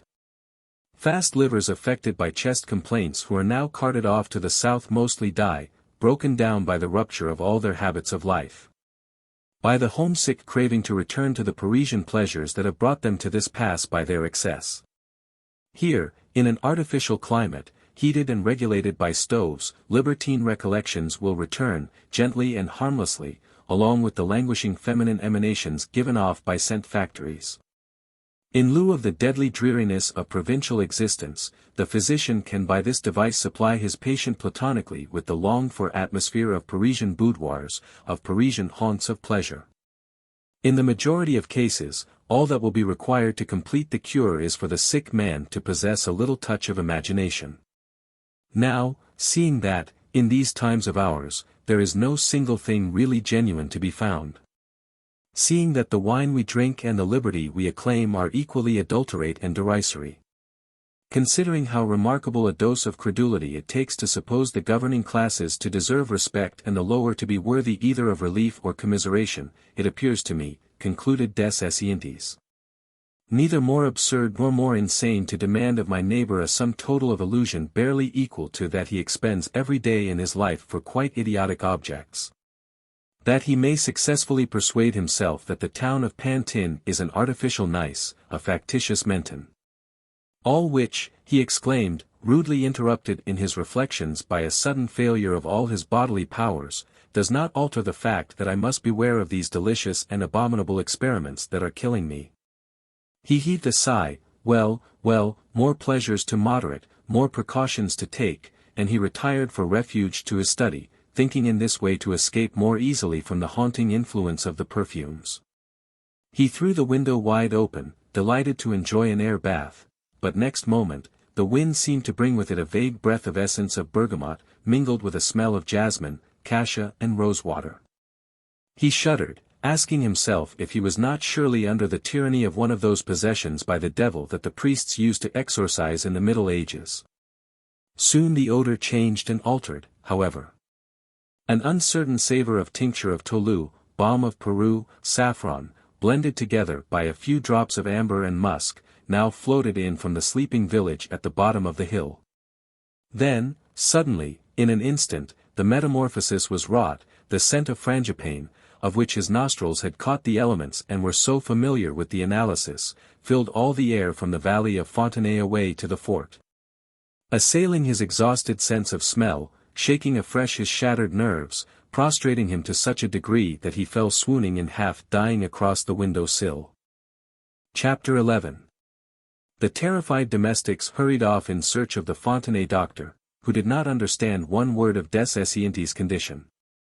He muttered sundry medical terms, felt the invalid's pulse and examined his tongue, tried in vain to make him speak, ordered sedatives and rest, promised to come back next day, and on des Esseintes shaking his head. He had regained strength enough to disapprove his servant's zeal and send the intruder about his business, took his departure and went off to describe to every inhabitant of the village the eccentricities of the house. The furniture and appointments of which had struck him with amazement and frozen him where he stood. To the astonishment of the servants, who dared not stir from their quarters, their master recovered in a day or two, and they came upon him drumming on the window panes and gazing up anxiously at the sky. One afternoon, the bells rang a peremptory summons, and des Esseintes issued orders that his trunks were to be got ready for a long journey. While the old man and his wife were selecting, under his superintendence, such articles as were necessary, he was pacing feverishly up and down the cabin of his dining room, consulting the timetables of steamers. Going from window to window of his study, still scrutinizing the clouds with looks at once of impatience and satisfaction. For a week past the weather had been atrocious. Sooty rivers pouring unceasingly across the grey plains of the heavens rolled along masses of clouds that looked like huge boulders torn up from the earth. Every few minutes storms of rain would sweep down and swallow up the valley under torrents of wet. But that day the firmament had changed its aspect. The floods of ink had dried up, the rugged clouds had melted. The sky was now one great flat plain, one vast watery film. Little by little this film seemed to fall lower, a moist haze wrapped the face of the land. No longer did the rain descend in cataracts, as it had the day before, but fell in a continuous drizzle, fine, penetrating, chilling, soaking the garden walks, churning up the roads, confounding together earth and sky. The daylight was darkened, and a livid gloom hung over the village now transformed into a lake of mud speckled by the raindrops that pitted with spots of silver the muddy surface of the puddles. In the general desolation, all color had faded to a drab uniformity, leaving only the roofs glittering with wet above the lifeless hues of the walls. "What weather!" sighed the old servant, depositing on a chair the clothes his master had called for, a suit ordered some time before from London. The only answer des Esseintes vouchsafed was to rub his hands and take his stand before a glass-fronted bookcase in which a collection of silk socks was arranged in the form of a fan. He hesitated a while over the best shade to choose, then rapidly, taking into consideration the gloom of the day and the depressing tints of his coat and trousers, and remembering the object he had in view, he selected a pair of drab silk and quickly drew them on. Next he donned lace-up, brogued, shooting boots. Put on the suit, mouse grey with a check of a lighter grey and whitey spots, clapped a little round hat on his head, threw an Inverness cape round his shoulders, and followed by his servant staggering under the weight of a trunk. A collapsible valise, a carpet bag, a hat box and a travelling rug wrapped round umbrellas and sticks, he made for the railway station. Arrived there, he informed the domestic that he could fix no definite date for his return, that he might be back in a year's time, next month, next week, sooner perhaps. Gave orders that nothing should be changed or moved in the house during his absence, handed over the approximate sum required to keep up the establishment, during his absence, and got into the railway carriage, leaving the old fellow dumbfounded. Arms dangling and mouth wide open, behind the barrier beyond which the train got into motion. He was alone in his compartment, a blurred, murky landscape, looking as if seen through the dirty water of an aquarium, whirled past the flying, rain-splashed train. Buried in his thoughts, des Esseintes closed his eyes. Once more, this solitude he had so ardently desired and one at last had resulted in poignant distress. This silence that had once appealed to him as a consolation for all the fool's chatter he had listened to for years, now weighed upon him with an intolerable burden. One morning, he had awoke as frenzied in mind as a man who finds himself locked up in a prison cell, his trembling lips moved to cry out, but no sound came, tears rose to his eyes, he felt choked like one who has been sobbing bitterly for hours. Devoured by a longing to move, to see a human face, to talk with a fellow human being, to mingle with the common life of mankind, he actually asked his servants to stay with him, after summoning them to his room on some pretext or other. But conversation was impossible. Besides the fact that the two old people, bowed and bent under the weight of years of silence and broken into the habits of sick nurses, were next door to dumb. The distance which des Esseintes had always maintained between himself and his dependents was not calculated to make them anxious to unclose their lips. Their brains, too, had grown sluggish and inert, and refused to supply more than monosyllabic answers to any questions they might be asked. There was nothing therefore to be hoped for from them in the way of relief or solace. But now a fresh phenomenon came to pass.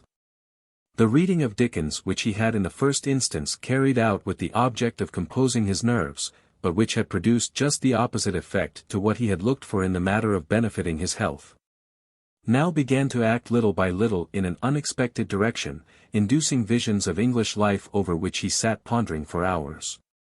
Gradually into these fictitious reveries came creeping notions of turning them into a positive reality, of making an actual voyage to England, of verifying his dreams. Engrafted on all which was further a growing wish to experience novel impressions and so escape the divagations of a mind dizzied with grinding at nothing, which had so disastrously sapped his strength. Then the abominable weather with its everlasting fog and rain helped on his purpose, confirming as it did what he remembered from his reading, keeping constantly before his eyes a picture of what a land of mist and mud is like. And in this way focusing his ideas and holding them to their original starting point. He could resist no more, and one day had quite suddenly made up his mind.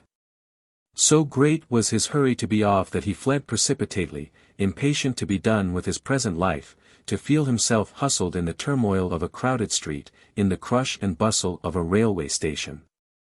"I can breathe now," he said to himself as the train slowed down in its dance and came to a halt in the rotunda of the Paris terminus of the Sceaux railway, its last pirouettes accompanied by the crashes and jerks of the turntables.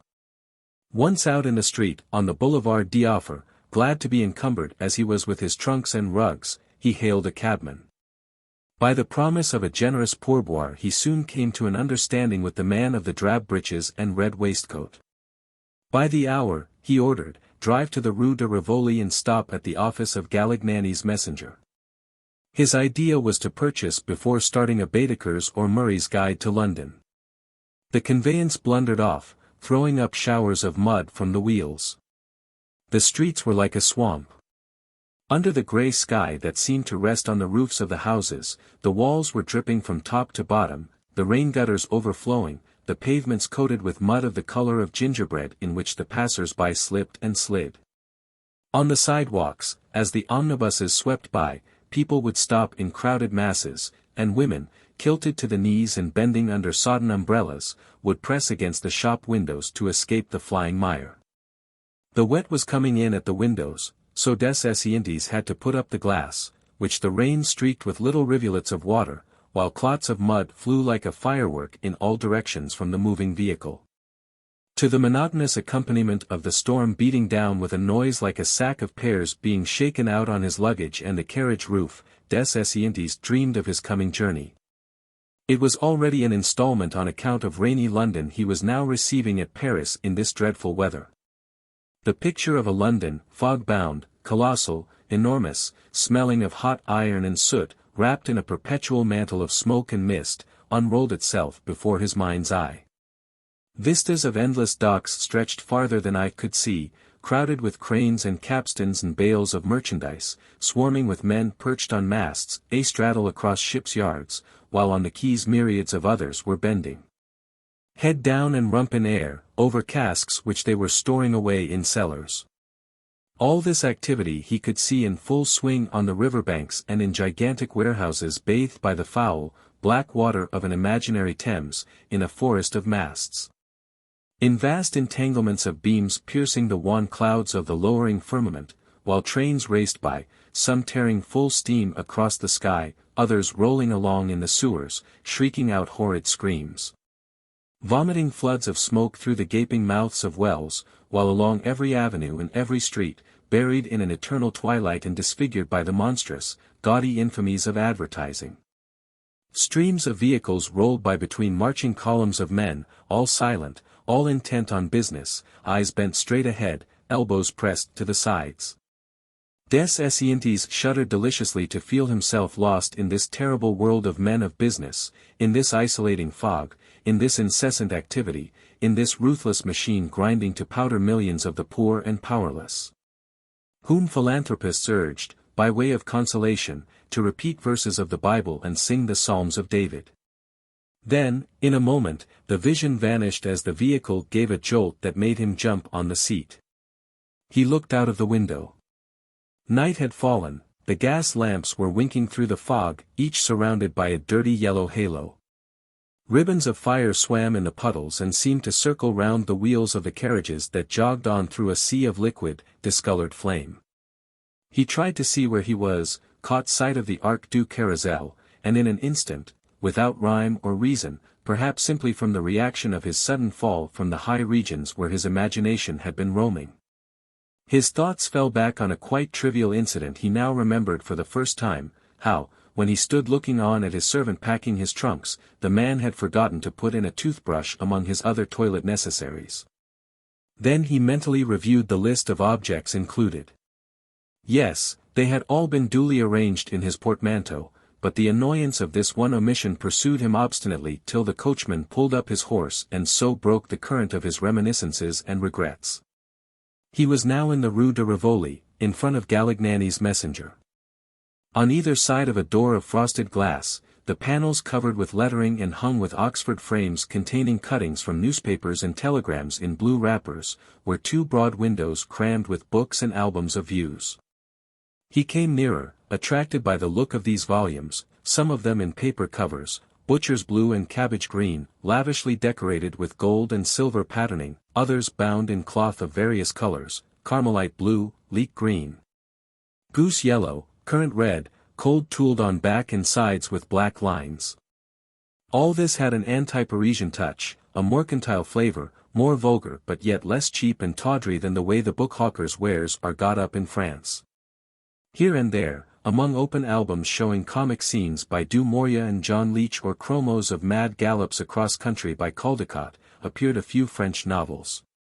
Tempering this riot of discordant colors with the plain and soothing commonplace of their yellow backs. At last, tearing himself away from this display, he pushed open the door and entered a vast library, crowded with people. Foreign females sat examining maps and jabbering remarks to one another in strange tongues. A clerk brought des Esseintes a selection of guidebooks. He, too, sat down and fell to turning over the volumes, whose flexible covers bent between his fingers. He glanced through them, but was presently arrested by a page of Baedeker describing the London museums. His interest was roused by the brief, precise details supplied by the guide. But it was not long before his attention wandered from the works of the old English painters to those of the new school which appealed to him more strongly. He recalled certain examples he had seen at international exhibitions, and he thought that very likely he would see them again in London, pictures by Millet, the Eve of St. Agnes, with its moonlight effect of silvery green. Pictures by Watts, with their strange coloring, speckled with gamboge and indigo, work sketched by a Gustave Moreau fallen sick, painted in by a Michelangelo gone anemic, and retouched by a Raphael lost in a sea of blue. Among other canvases he remembered a Cure of Cain, an Ida, and more than one Eve, wherein, under the weird and mysterious amalgamation of these three masters, lurked the personality, at once complex and essentially simple, of an erudite and dreamy Englishman, unfortunately haunted by a predilection for hideous tones. All these pictures came crowding into his head at once. The shopman, surprised to see a customer sitting at a table lost in a brown study and quite oblivious of his surroundings, asked him which of the guides he had chosen. Des Esseintes looked up in a dazed way, then, with a word of excuse for his absence of mind, purchased a Baedeker and left the shop. The cold wind froze him to the bone. It was blowing crosswise, lashing the arcades of the Rue de Rivoli with a pelting rain. "Drive there," he cried to the cabman, pointing to a shop at the end of a section of the arcade standing at the corner of the street he was in and the Rue de Castiglione. With its shining panes lighted from within, it looked like a gigantic lantern, a beacon fire amid the perils of the fog and the horrors of the vile weather. It was the bodega. Des Esseintes stood wondering to find himself in a great hall that ran back, like a broad corridor, the roof carried by iron pillars and lined along the walls on either side with tall casks standing upended on stocks, hooped with iron, and having round their waist a miniature line of battlements resembling a pipe rack in the notches of which hung tulip-shaped glasses upside down, with a hole drilled in the lower part in which was fixed an earthenware spigot. These barrels, blazoned with a royal shield, displayed on colored cards the name of the vintage each contained, the amount of liquor they held and the price of the same, whether by the hogshead, in bottle, or by the glass. In the passageway left free between these rows of casks, under the gas jets that flared noisily in a hideous chandelier painted iron grey, ran a long counter loaded with baskets of Palmer's biscuits, stale, salty cakes. Plates piled with mince pies and sandwiches, hiding under their greasy wrappers great blotches of miniature mustard plasters. Beside this stood a double row of chairs extending to the far extremity of this cellar-like room, lined all along with more hogsheads having smaller barrels laid across their tops. These last lying on their sides and having their names and descriptions branded with a hot iron in the oak. A reek of alcohol assailed his nostrils as he took a seat in this room where so many strong waters were stored. He looked about him. Here, the great casks stood in a row, their labels announcing a whole series of ports, strong, fruity wines, mahogany or amaranth-colored, distinguished by laudatory titles, such as Old Port, Light Delicate, Coburn's Very Fine, Magnificent Old Regina. There, rounding their formidable bellies, crowded side by side enormous hogsheads containing the martial wine of Spain, the sherries and their congeners, topaz-colored whether light or dark, San Lucar, Pasta, pale dry, Oloroso, Amontillado. Sweet or dry. The cellar was crammed. Leaning his elbow on the corner of a table, Des Esseintes sat waiting for the glass of port he had ordered of a gentleman, busy opening explosive sodas in egg-shaped bottles that reminded one, on an exaggerated scale, of those capsules of gelatin and gluten which chemists use to mask the taste of certain nauseous drugs. All round him were swarms of English, ungainly figures of pale-faced clergymen, dressed in black from head to foot, with soft hats and monstrously long coats decorated down the front with little buttons, shaven chins, round spectacles, greasy hair plastered to the head. Laymen with broad pork butcher faces and bulldog muzzles, apoplectic necks, ears like tomatoes, wine-sodden cheeks, bloodshot, foolish eyes, beards and whiskers joining in a collar like some of the great apes. Further off, at the far end of the wine shop, a tall, thin man like a string of sausages, with towy locks and a chin adorned with straggling grey hairs like the root of an artichoke, was deciphering with a microscope the small print of an English newspaper. More to the front, a sort of American commodore, short and stout and roundabout, with a smoke-dried complexion and a bottle nose, sat half asleep, a cigar stuck in the hairy orifice of his mouth. Staring at the placards on the walls advertising champagnes, the trademarks of Perrier and Roederer, Heidsieck and Mumm, and a hooded monk's head with the name in Gothic lettering of Dom Perignon, Reims. A feeling of lassitude crept over Des Esseintes in this rude, garrison town atmosphere.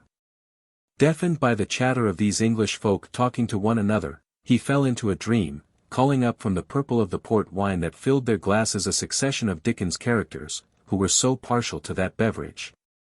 Peopling in imagination the cellar with a new set of customers, seeing in his mind's eye here Mr. Wickfield's white hair and red face, there, the phlegmatic and astute bearing and implacable eye of Mr. Tulkinghorn, the gloomy lawyer of Bleak House. Perfect in every detail, they all stood out clear in his memory, taking their places in the bodega, with all their works and ways and gestures.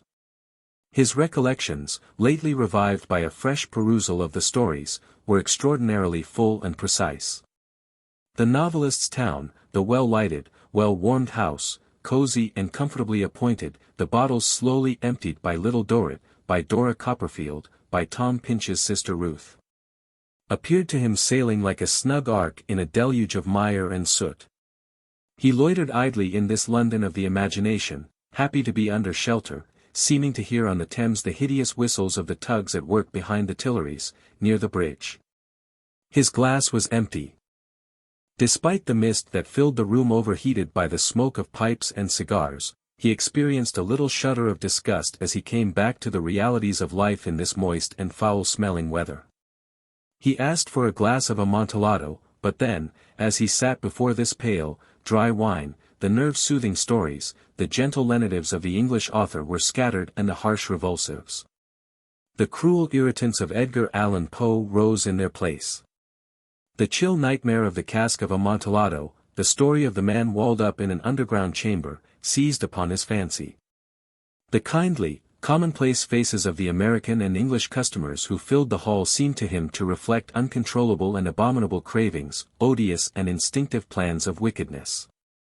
Presently he noticed he was nearly the last there, that the dinner hour was close at hand. He paid his score, tore himself from his chair and made dizzily for the door. He got a wet buffet in the face the instant he set foot outside. Drowned by the rain and driving squalls, the street lamps flickered feebly and gave hardly a gleam of light. The clouds ruled lower than ever, having come down several pegs, right to the middle of the house fronts. Des Esseintes looked along the arcades of the Rue de Rivoli, bathed in shadow and dripping with moisture, and he thought he was standing in the dismal tunnel excavated beneath the Thames. But the cravings of hunger recalled him to reality. He went back to his cab, threw the driver the address of the tavern in the Rue d'Amsterdam, near the Saint Lazare railway station, and looked at his watch. It was 7 o'clock. He had just time enough to dine.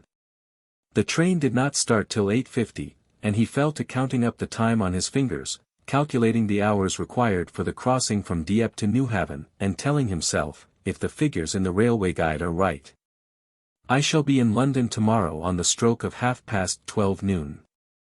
The vehicle stopped in front of the tavern. Once more Des Esseintes left it and made his way into a long hall, with drab wills innocent of any gilding, and divided by means of breast-high partitions into a series of compartments like the loose boxes in a stable.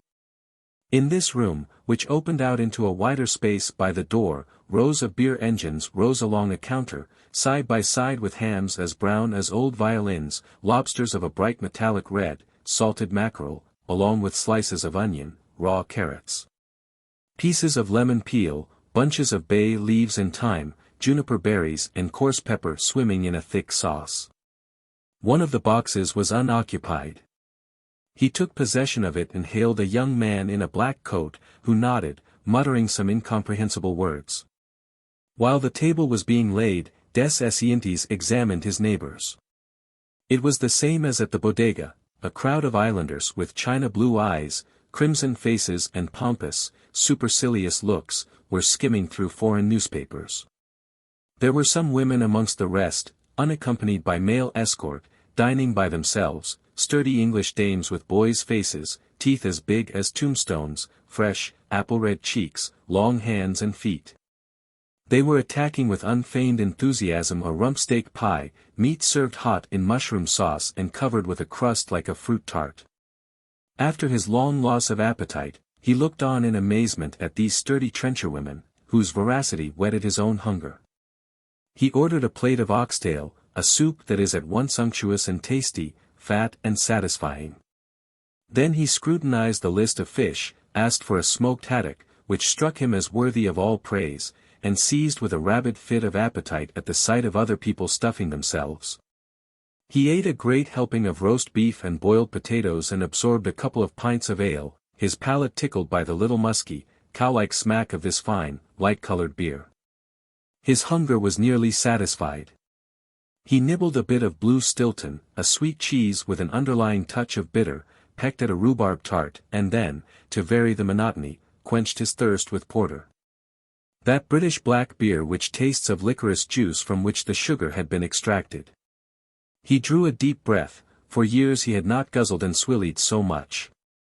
The change of habits, the choice of unexpected and satisfying viands had roused the stomach from its lethargy. He sat back in his chair, lit a cigarette and prepared to enjoy his cup of coffee, which he laced with gin. The rain was still falling steadily. He could hear it rattling on the glass skylight that roofed the far end of the room and running in torrents along the gutters. Nobody stirred a finger, all were dozing, comfortable like himself with liqueur glasses before them. Presently tongues were loosened. As nearly everyone looked up in the air in talking, Des Esseintes concluded that these Englishmen were all discussing the weather. No one ever laughed, and all were dressed in suits of grey cheviot with nankeen yellow and blotting paper red stripes. He cast a look of delight at his own clothes, the color and cut of which did not sensibly differ from those of the people round him, highly pleased to find himself not out of tone with his surroundings, glad to be, in a kind of superficial way, a naturalized citizen of London. Then he gave a start. But what of the train time, he asked himself. He consulted his watch, 10 minutes to 8, he had still nearly half an hour to stay there, he told himself, and once more he fell to thinking over the plan he had framed. In the course of his sedentary life 2 countries only had tempted him to visit them, Holland and England. He had fulfilled the first of these 2 wishes. Attracted beyond his power to resist, he had left Paris one fine day and inspected the cities of the Low Countries one by one. The general result of the journey was a series of bitter disappointments. He had pictured to himself a Holland after the pattern of Teniers' pictures and Jan Steen's, Rembrandt's and Ostades, fashioning beforehand for his own particular use and pleasure juries as richly sunbrowned as pieces of Cordova leather. Imagining prodigal kermesses, everlasting junketings in the country, expecting to see all that patriarchal goodfellowship, that riotous joviality limned by the old masters. No doubt Haarlem and Amsterdam had fascinated him. The common folk, seen in their unpolished state and in true rustic surroundings were very much as Van Ostade had painted them with their unlicked cubs of children and their old gossips as fat as butter, big-bosomed and huge-bellied. But of reckless merrymakings and general carousings not a sign. As a matter of fact, he found himself forced to admit that the Dutch school as represented in the Louvre had led him astray. It had merely supplied him with a springboard, as it were, to start him off on his fancies.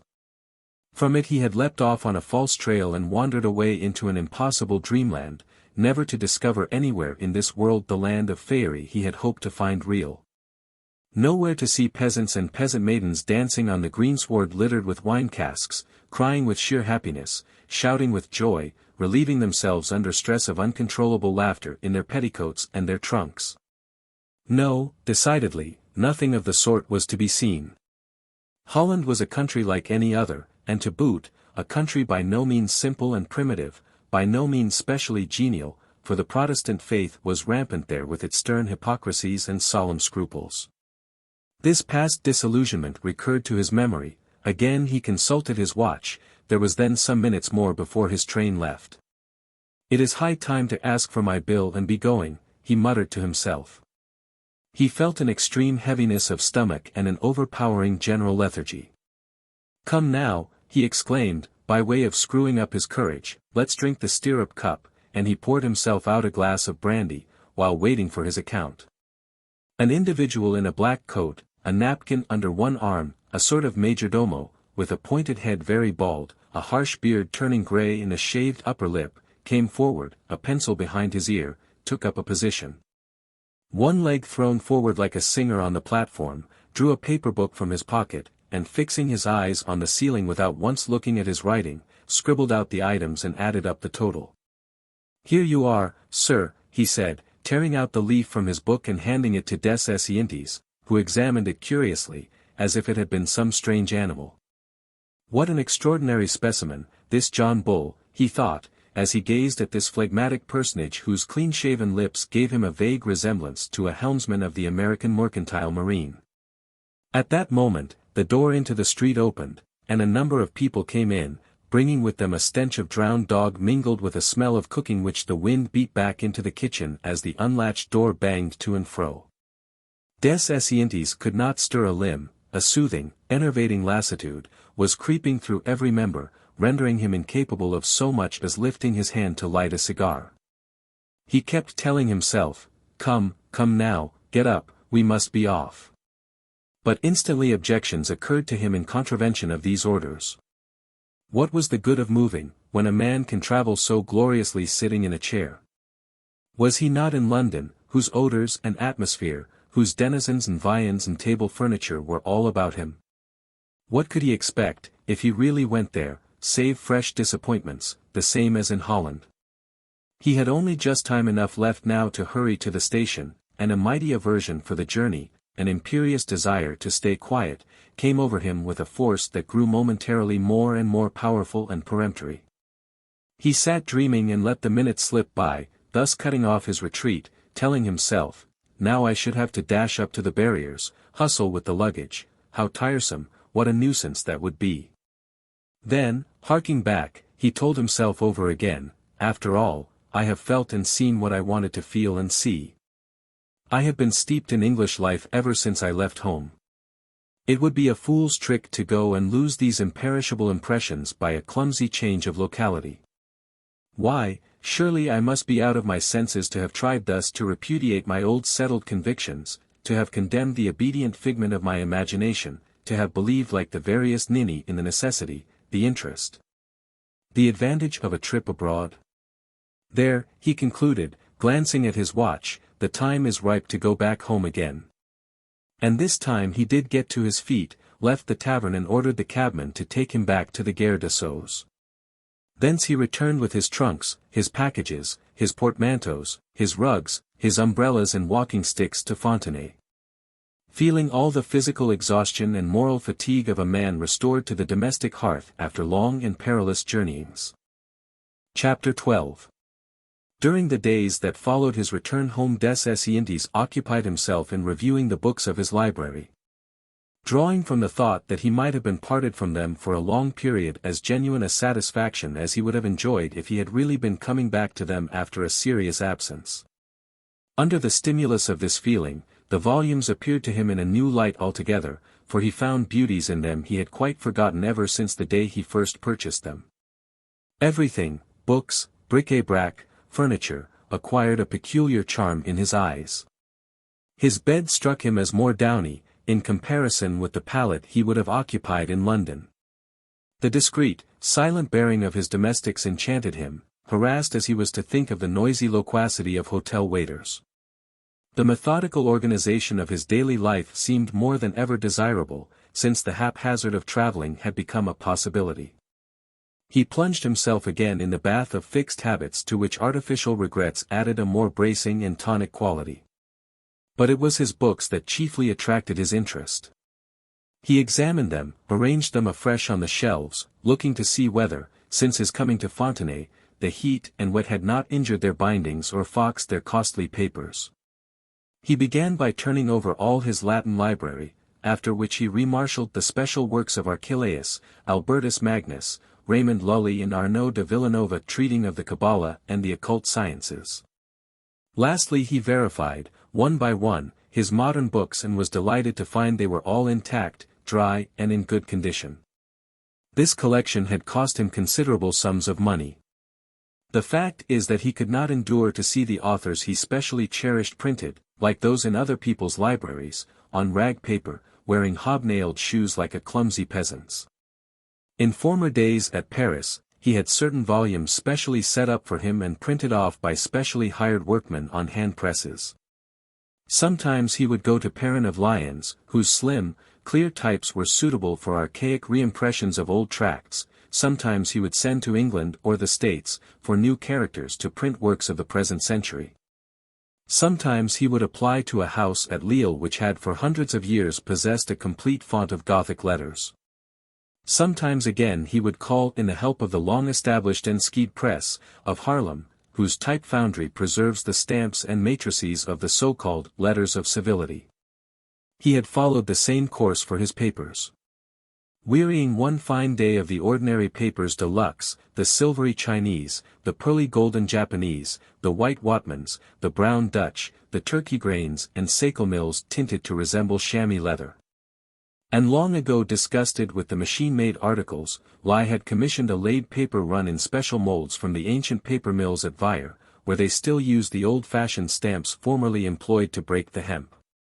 Then, to introduce a little variety in his collection, he had at various times imported from London dressed fabrics, flock papers, rep papers, while to further accentuate his scorn of the bibliophiles, a Lubeck tradesman was making him a glorified candle paper, bluish in tint, crackling and rather brittle, in the substance of which the straw lines were replaced by gold spangles like those that glitter in Danzig liqueur brandy. By such means, he had secured a unique library, always choosing unusual sizes and shapes of page. These treasures he had clothed by Lordic, by Trots Bozonet, by Chainbull, by the firm of Capes successors, in irreproachable bindings of antique silk, of stamped ox leather, of Cape goat skin, full bindings, panelled and mosaicked, with wavy or watered silk linings instead of end papers, adorned like church service books with clasps and metal corners, sometimes even ornamented by Gruel Engelmann in oxidized silver and transparent enamel.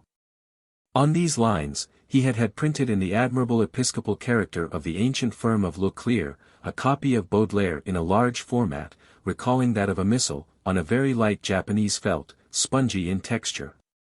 As soft as elder pith and just faintly tinged with pink over its milky white. This edition, limited to a single copy and printed in a velvety India ink black, had been clothed outside and covered within with a marvelous and authentic sow skin, one picked out of 1,000. Flesh color all dotted with the bristle marks and decorated with a lacework in black executed with the cold iron, the designs miraculously assorted by a great artist. Today, Des Esseintes took down this incomparable volume from his shelves, and after fondling it reverently in his hands, reread certain pieces, which in this simple but inimitable frame seemed to him more striking and significant than ever. His admiration for the writer in question was limitless. To his mind, literature had hitherto confined itself to exploring the mere surface of the soul or, at most, penetrating into such of its underground chambers as were readily accessible and well lighted.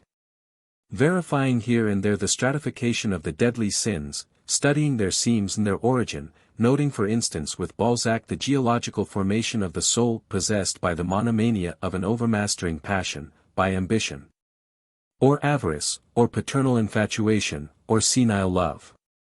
After all, it was entirely concerned with virtues and vices of a quite healthy and robust order, with the peaceable activity of brains of a perfectly ordinary conformation, with the practical reality of current ideas.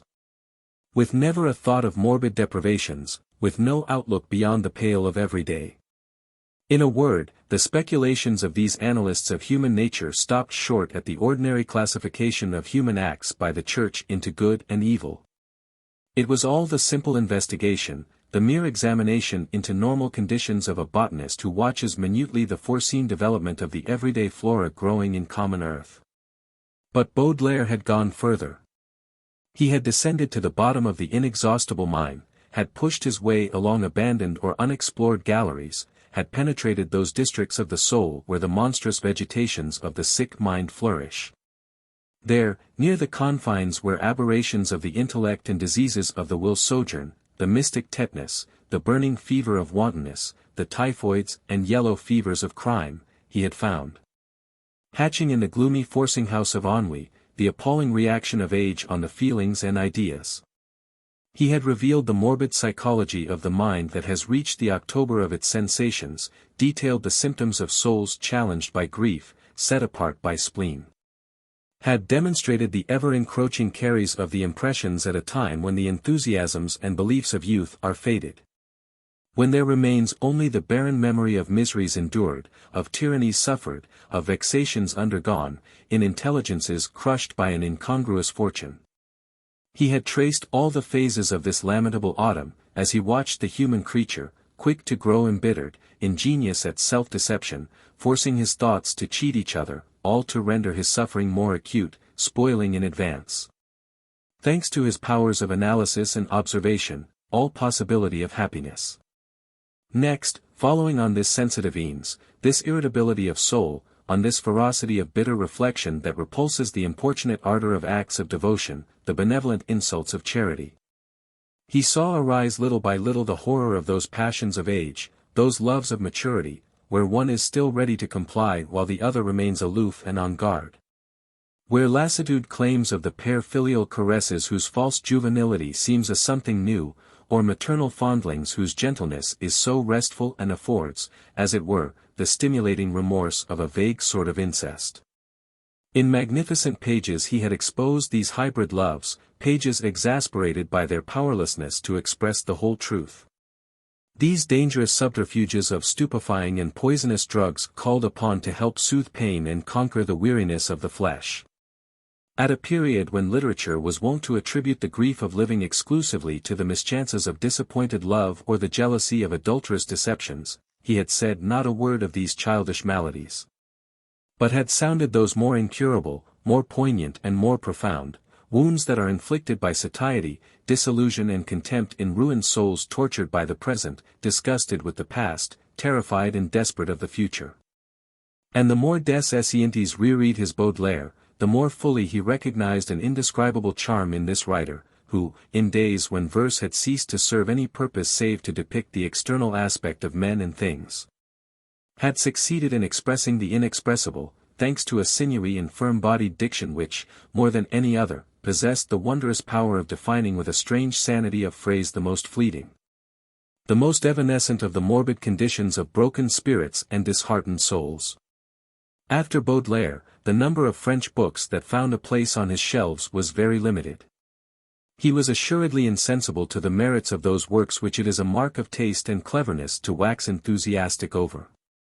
The side-shaking mirth of Rabelais, the full-bodied vis comica of Molière, failed to rouse his sense of humor.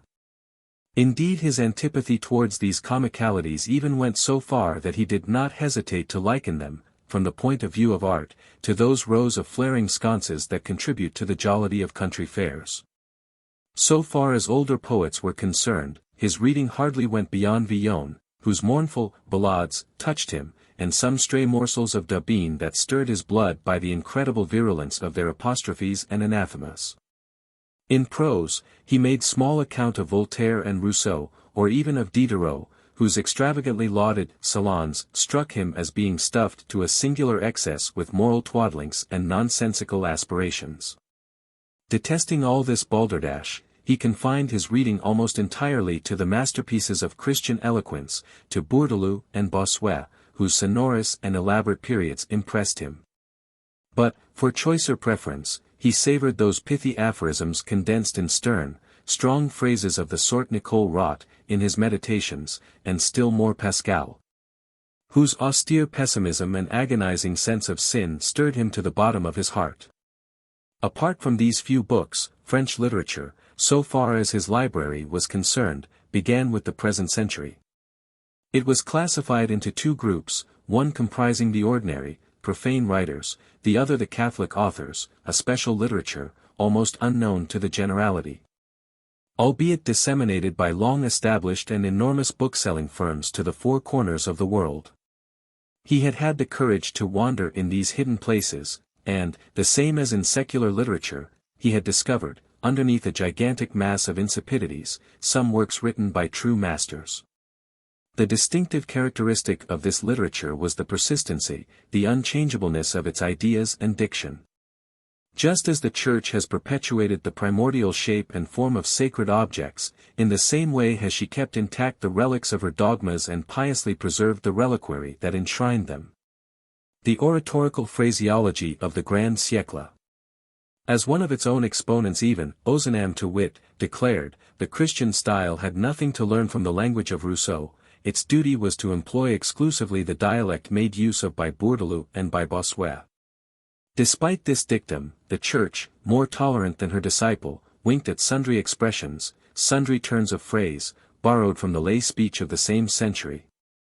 And the Catholic idiom had to some extent shaken itself free of its ponderous periods, weighed down, especially in Bossuet, by the length of its parentheses and the painful redundancy of its pronouns. But there the concessions had stopped, indeed. Others would no doubt have been unavailing, for so lightened, this prose was adequate for the limited number of subjects which the Church condemned herself to treat. Incapable of dealing with contemporary life, of making visible and palpable the simplest aspect of men and things, ill-adapted to explain the complex ruses of a brain indifferent to the state of grace. This diction nevertheless excelled in the treatment of abstract subjects. Useful in the discussion of a controversy, in the demonstration of a theory, in the uncertainties of a commentary, it possessed more than any other the authority needful to lay down, without discussion, the value of a doctrine. Unfortunately, there as everywhere, an innumerable army of pedants had invaded the sanctuary and degraded by their ignorance and want of talent its stern and uncompromising dignity. Then, to crown the calamity, pious ladies had taken up the pen, and ill-advised sacristies and rash drawing-rooms had extolled as veritable works of genius the wretched prattlings of these females. Among other works of this sort that stirred his curiosity, des Esseintes had read those of Madame Swetchine, the Russian general officer's wife whose house at Paris was the rendezvous of the most fervent Catholics. They had filled him with an inexhaustible and overpowering sense of weariness, they were worse than bad, they were trivial. The whole thing suggested an echo hanging about a little chapel wherein a crowded congregation of bigoted, narrow-minded people knelt muttering prayers, asking after each other's news in whispers. Repeating with looks of profound mystery a string of commonplaces on politics, the state of the barometer, the condition of the weather at the moment. But there was a lower depth. There was Madame Augustus Craven, an accredited laureate of the Institute, the author of the Récit d'une Sœur, of Elaine, of Fleurange, applauded with blaring trumpets and rolling organ by the whole Catholic press. Never, no never, had des Esseintes imagined that anyone could write such poor stuff. The books were, from the point of view of general conception, so utterly silly and were written in so nauseous a style, that they actually attained a sort of individuality of their own, became curiosities in their way. In any case, it was not among female writers that des Esseintes, whose mind was naturally sophisticated and unsentimental, could find a literary refuge adapted to his peculiar idiosyncrasies. Still he persevered and with a conscientiousness no impatience could modify, did his best to appreciate the work of that child of genius, the blue-stocking virgin of this group, Eugénie de Guerin. His efforts were in vain. He could not stomach the famous journal and letters, in which she extols, without tact or discretion, the prodigious talents of a brother who rhymed with such consummate ingenuity and grace that we must surely go back to the works of M. de Joly and M. Eckhard Lebrun to find any verses so boldly conceived and so fresh and new. To no purpose had he tried to understand the charm of these productions in which we find such thrilling remarks as these. This morning I hung up beside Papa's bed a cross a little girl gave him yesterday. We are invited tomorrow, Mimi and I. To M. Roquiers, to attend the service of Blessing Abel. I am very pleased to go, in which are recorded such momentous events as this. I have just hung about my neck a medal of the Blessed Virgin, sent me by Louise as a safeguard against cholera, in which we come upon poetry of this caliber. Oh! The lovely moonbeam that has just fallen on the gospel I was reading. Or, to make an end, observations of the brilliant perspicacity of the following: whenever I see a man, on passing a crucifix, cross himself and take off his hat, I tell myself, that is a Christian going by. This was the sort of thing that runs on page after page, without truce or respite, till the death of Maurice de Guerin, whom his sister bewails in still more rhapsodies. Written in a wishy-washy prose interspersed here and there with tags of verse, the poverty of which ended by moving des Esseintes' pity. Well, there was no denying it, the Catholic party was not hard to please in its choice of protégés, and far from critical. These pious muses it had made so much of and for whom it had exhausted the complaisance of its press, wrote one and all like convent schoolgirls, in a colourless diction, in a flux of words no astringent can arrest. The end was des Esseintes turned away in horror from the stuff. But neither were the modern masters of sacred literature of a nature to offer him any sufficient compensations for his disappointment. These preachers and polemists were impeccable and correct in style, but the Christian dialect, in their sermons and books, had ended by becoming impersonal, stereotyped in a rhetoric whose movements and pauses were all fixed beforehand, arranged in a series of periods each constructed on one and the same model. In fact, the ecclesiastical authors all wrote alike, with a trifle more or a trifle less unconstraint and emphasis. The differences were all but imperceptible among these grey, colourless canvases, whether the work of Messeigneurs Dupanloup or Landriot, La Bouillerie or Gaume, of Dom Guéranger or the Père Ratisbonne, of Monseigneur Freppel or Monseigneur Perraud, of the Reverends Pérez Ravignan or Grétry, the Jesuit Olivain, the Carmelite Dozathy, the Dominican Didon or of the erstwhile Prior of Saint Maximin, the Reverend Chocarne. Again and again, the conclusion had been forced upon des Esseintes that it would need a very authentic talent, a very genuine originality, a firmly anchored conviction to thaw this frozen diction, to give life to this conventional style incapable of expressing a single unexpected idea, of upholding any thesis of the smallest audacity.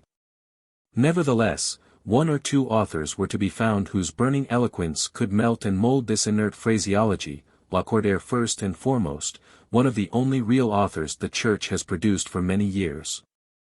Imprisoned, like all his colleagues, within the narrow circle of orthodox speculation, obliged, like them, to mark time and refrain from touching any ideas but such as had been originated and consecrated by the fathers of the Church and developed by the masters of the pulpit, he yet managed to turn the obstacle, to rejuvenate, almost to modify these time-honored commonplaces by throwing them into a more personal and more living form.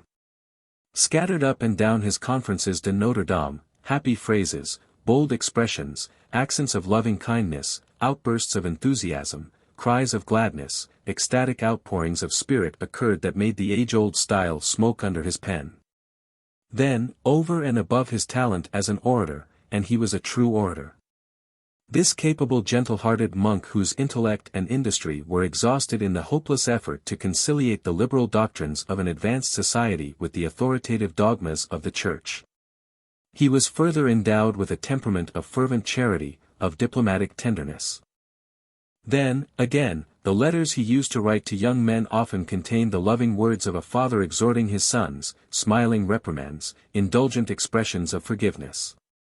Some were charming where he would avow all his greed for affection, others almost impressively serious when he was sustaining his correspondents' courage or dissipating their doubts by the statement of the irrefragable certainties of his own faith. In a word, this feeling of fatherhood, which under his pen assumed a dainty, feminine touch, impressed on his prose an accent unique amid all the mass of clerical literature. After him, very few were the ecclesiastics and monks who showed any individuality. At most, some pages of his pupil the Abbé Périve were readable. He had left touching biographical notices of his master, written some amiable letters, composed articles conceived in the sonorous language of the pulpit, pronounced panegyrics in which the declamatory note is too dominant. Undoubtedly, the Abbé Périve had neither the tenderness nor the fire of Lacordaire. He was too much a priest and too little a man. Here and there nevertheless his rhetoric as a preacher was illuminated by telling analogies, broad and weighty phrases, purple patches rising almost to sublimity. But it was only among writers who had not submitted to ordination, among secular authors attached to the interests of Catholicism and devoted to its propaganda, that a prose style was to be found worthy to arrest the attention. The episcopal diction, so feebly handled by our prelates, had acquired new strength, regained something of masculine force and vigor in the hands of the Comte de Falloux. Under an appearance of moderation, this academician distilled gall. His discourses pronounced in 1848 in Parliament were diffuse and dull, but his articles contributed to the Correspondent, and afterwards collected in book form, were biting and bitter under the exaggerated courtesy of their outward expression. Conceived as set speeches, they displayed a certain caustic wit, while they startled by the intolerance of their convictions. Dangerous as a controversialist by reason of the pitfalls he dug for his adversaries and the crookedness of his logic, forever turning the enemy's flank and striking an unexpected blow.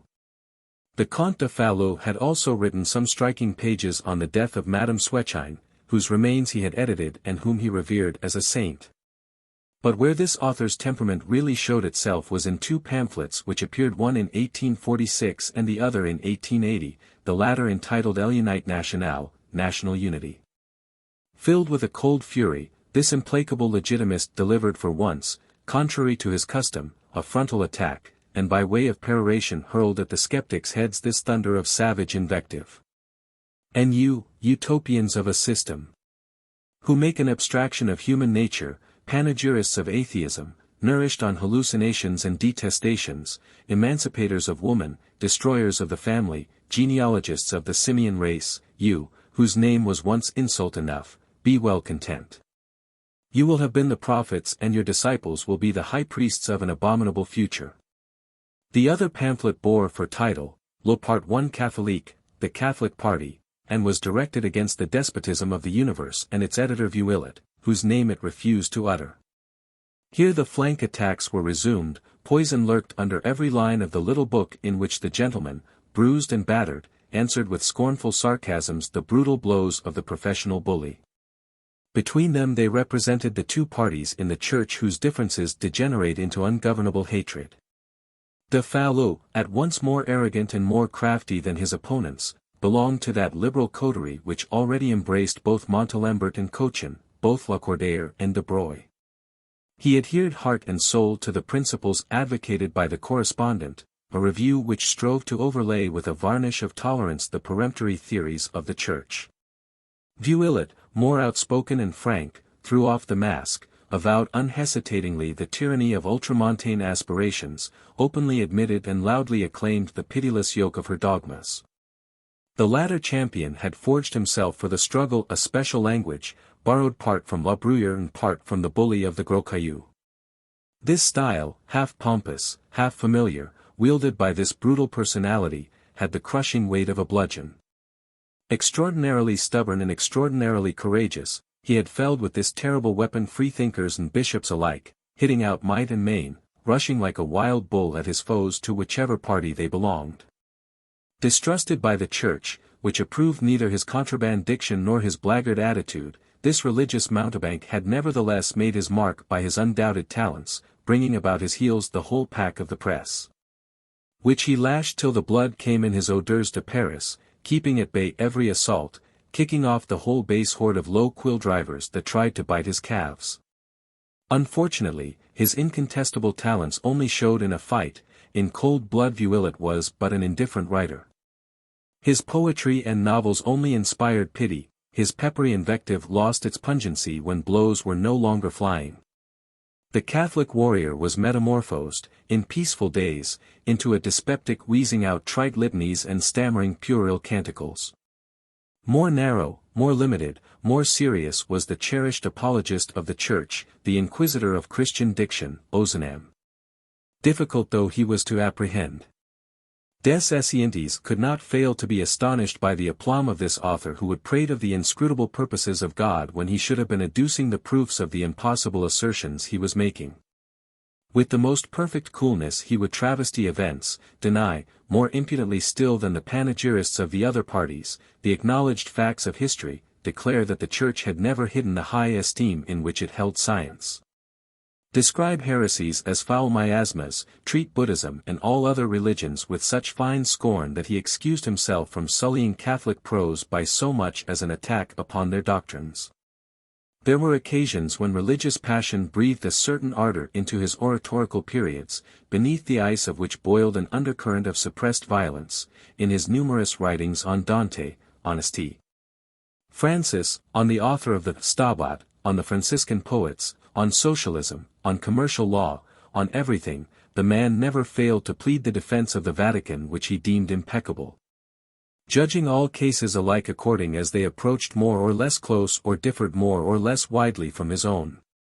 The same manner of looking at all questions from one point of view and one only equally belonged to that paltry scribbler whom some people held up as his rival, Netimant. The latter was less straight-laced and made less exalted and more worldly pretensions.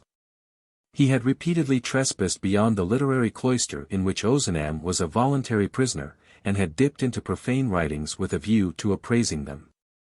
This region, indeed, he had penetrated groping, like a child in a cave, seeing nothing but darkness round him, perceiving in the general blackness only the flicker of the taper that lighted him onwards, throwing its glimmer a few feet ahead. In this ignorance of the localities, in this obscurity, he had blundered at every step. Speaking of Murger, he described him as heedful of a polished and carefully finished style. Victor Hugo was one who searched out the impure and filthy, and he dared to compare N. de Laprade with him. Delacroix disdained all rules, while Paul Delaroche and the poet Rebours he extolled because they seemed to him to possess faith. Des Esseintes could not help a shrug of the shoulders at these unfortunate criticisms, which were expressed in a labored prose, the material of which, already worn threadbare, caught and tore on every corner of his sentences. In another class, the productions of Pugilat and Junod, Montalembert, Nicholas and Carne failed to inspire him with any much more vivid interest. Nor were his inclinations for history treated with painstaking erudition and in dignified language by the Duc de Broglie, nor his predilections for social and religious questions discussed by Henry Cochin, who had, however, revealed his true sentiments in a letter wherein he recounted a heart-stirring assumption of the veil at the Sacré-Cœur, very much more pronounced. For years, he had not looked into these books, and it was now a far-off day when he had thrown away as waste paper the puerile lucubrations of the dismal Pontmartin and pitiable Fievel, and handed over to the servants for household purposes the little histories of Aubineau and Lasserre, those feeble hagiographers of the miracles wrought by M. Dupont de Tours and the Virgin. In a word, Des Esseintes failed to extract from this literature even a passing distraction to his boredom. So he pushed away into the remote corners of his library this mass of volumes which he had studied in former days after leaving the Jesuit seminary. "I should have done better to leave them behind in Paris," he muttered. As he drew out from their lurking place behind the rest two sets of books he found particularly unendurable, the works of the Abbé Lamennais and those of that unmitigated fanatic, so supremely, so pompously tiresome and feudal, Count Joseph de Maistre. A single volume only was left still in place on a shelf within reach of the hand, that entitled Home, by Ernest Hello. This writer was the absolute antithesis of his brethren in religion. Almost isolated in the pious group which was shocked by his ways of thought, Ernest Hello had ended by abandoning the great main road that leads from earth to heaven. Sickened no doubt by the triteness of this highway and the throng of pilgrims of letters that had for centuries filed obediently along the same track, walking each in the footmarks of his predecessor, stopping at the same halting places, to exchange the same commonplaces on religion, on the fathers of the church, on their identical beliefs, on their identical masters, he had diverged along bypaths, had come out into the gloomy forest clearing of Pascal, where he had tarried a long while to recover his wind. Then he had pursued his journey and penetrated further into Jansenism, which all the time he abused, in the regions of human thought. Full of subtlety and preciosity, erudite and elaborate, Hello with his hair-splitting minutiae of analysis reminded Des Esseintes of the labored and meticulous studies of some of the psychological skeptics of the last and present centuries. There was in him a kind of Catholic Durante, but more dogmatic and more astute, a practiced master of the microscope, a trained engineer of the soul, a skillful watchmaker of the brain, delighting to examine the mechanism of a passion and explain minutely every wheel of the machinery.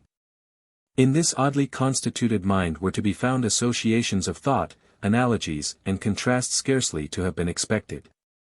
Added to which, a curious trick whereby he made the etymology of the words he used a springboard for leaping off to fresh ideas, the combination of which was often trivial enough, but almost invariably ingenious and stimulating. In this way, and in spite of the faulty equilibrium of his constructions, he had taken to pieces, so to speak, with remarkable perspicacity the miser, the mediocre man, analyzed, popular taste, the passion of calamity. Besides revealing the interesting comparisons that can be established between the processes of photography and those of memory. But this adroitness in wielding this perfected weapon of analysis which he had stolen from the Church's enemies represented only one of the sides of the man's temperament. Yet another being existed in him. His mind had a double aspect, and after the good side appeared the bad, that of a religious fanatic and a biblical prophet. Like Hugo himself, whose contortions both of thought and phrase he recalled, Ernest Hello had loved to pose as a little St. John on Patmos to play the pontiff and enact the oracle from the top of a rock manufactured in the sacred image shops of the Rue Saint-Sulpice, haranguing the reader in an apocalyptic tongue salted here and there with the gall of an Isaiah. He affected at that time exaggerated pretensions to profundity. Some flatterers even hailed him as a genius, pretended to regard him as the great man of his day, the well of knowledge of his epoch, a well perhaps, but one where you could very often not see one drop of water. In his volume Paroles de Dieu, Words of God, in which he paraphrased the scriptures and did his best to complicate their meaning when fairly obvious, in another book of his entitled Home. In his pamphlet Le Jour du Seigneur, The Day of the Lord, composed in a biblical style, broken and obscure, he showed the qualities of a vindictive, haughty apostle, full of gall and bitterness. He revealed himself in the character of a crack-brained deacon, half mystic, half epileptic, of a de Maistre for once endowed with talent, of a harsh and ferocious sectary. At the same time, reflected Des Esseintes, this morbid excess of zeal barred the way to inventive sallies of casuistry. With more intolerance than Ozanam, he repudiated absolutely whatever did not pertain to his own narrow world, announced the most amazing axioms, maintained with a disconcerting air of authority that geology had gone back to Moses. That natural history, chemistry, all contemporary science was by way of verifying the scientific accuracy of the Bible. Every page was full of the sole and only verity, the superhuman wisdom of the Church, the whole interspersed with aphorisms more than dangerous, and savage imprecations poured out in foul torrents on the art and literature of the last century. To this strange alloy was superadded a love of pious studies, translations of the Visions of Angeli de Foligno, a book of an unparalleled fluidity in folly, and of selected portions from Rusbrook el Admirable, a mystic of the 13th century, whose prose presents an incomprehensible but fascinating combination of gloomy ecstasies, outpourings of unction, transports of bitterness. All this attitude of the overbearing high priest, which was characteristic of Hello, had come out in full force in an astounding preface he wrote for this book. It is his own remark that extraordinary things can only be told in stammers, and he stammered accordingly, declaring that the holy obscurity wherein Rusbrook spreads his eagle's wings is his ocean, his prey, his glory. And the four horizons would be for him a garment all too narrow. Let him be what he would, Des Esseintes felt himself attracted by this ill-balanced, but subtle mind. To complete the fusion between the adroit psychologist on the one hand and the pious pedant on the other, had proved impossible, and these jolts, these incoherences even constituted the personality of the man. Recruits to his standard were certain other writers forming little bands that operated as skirmishers on the outskirts of the clerical camp. They did not belong to the main body, but were, properly speaking, rather the scouts of a religion that distrusted men of talent like Vuillet and Hello, whom it deemed too independent and not colorless enough. What it really wanted was soldiers who never reasoned, regiments of the purblind, mediocre sort of men whom Hello stigmatized with the indignation of one who had endured their yoke. Accordingly, Catholicism had made all haste to expel from the columns of its organs one of its own partisans, Leon Bloy, a savage pamphleteer, who wrote a style at once furious and artificial, coquettish and uncultivated, and had turned out of doors at its official bookshops, as one plague-stricken and unclean, another author who had yet bawled himself hoarse in celebrating its praises, Barbey d'Aurevilly.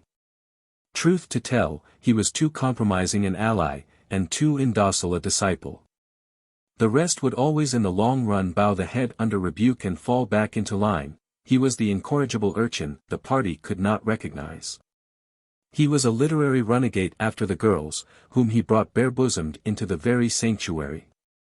It was only due to that huge scorn with which Catholicism looks down on talent that an excommunication in due and proper form had not outlawed this strange servant who, under pretext of doing honor to his masters, was for breaking the church windows, mountebanking with the sacred vessels, executing fancy dances round the tabernacle. Two works in particular of Barbey d'Aurevilly's fired Des Esseintes' imagination, the Prêtre Marié, Married Priest, and the Diabolique.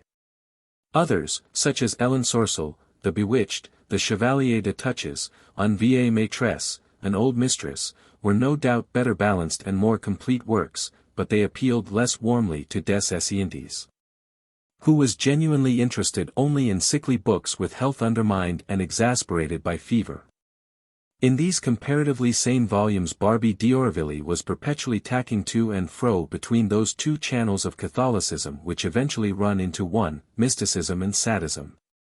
But in these two books which Des Esseintes was now turning over, Barbey had abandoned all prudence, had given the rein to his steed, had dashed off whip and spur along the roads he had then traversed to their extremest limits.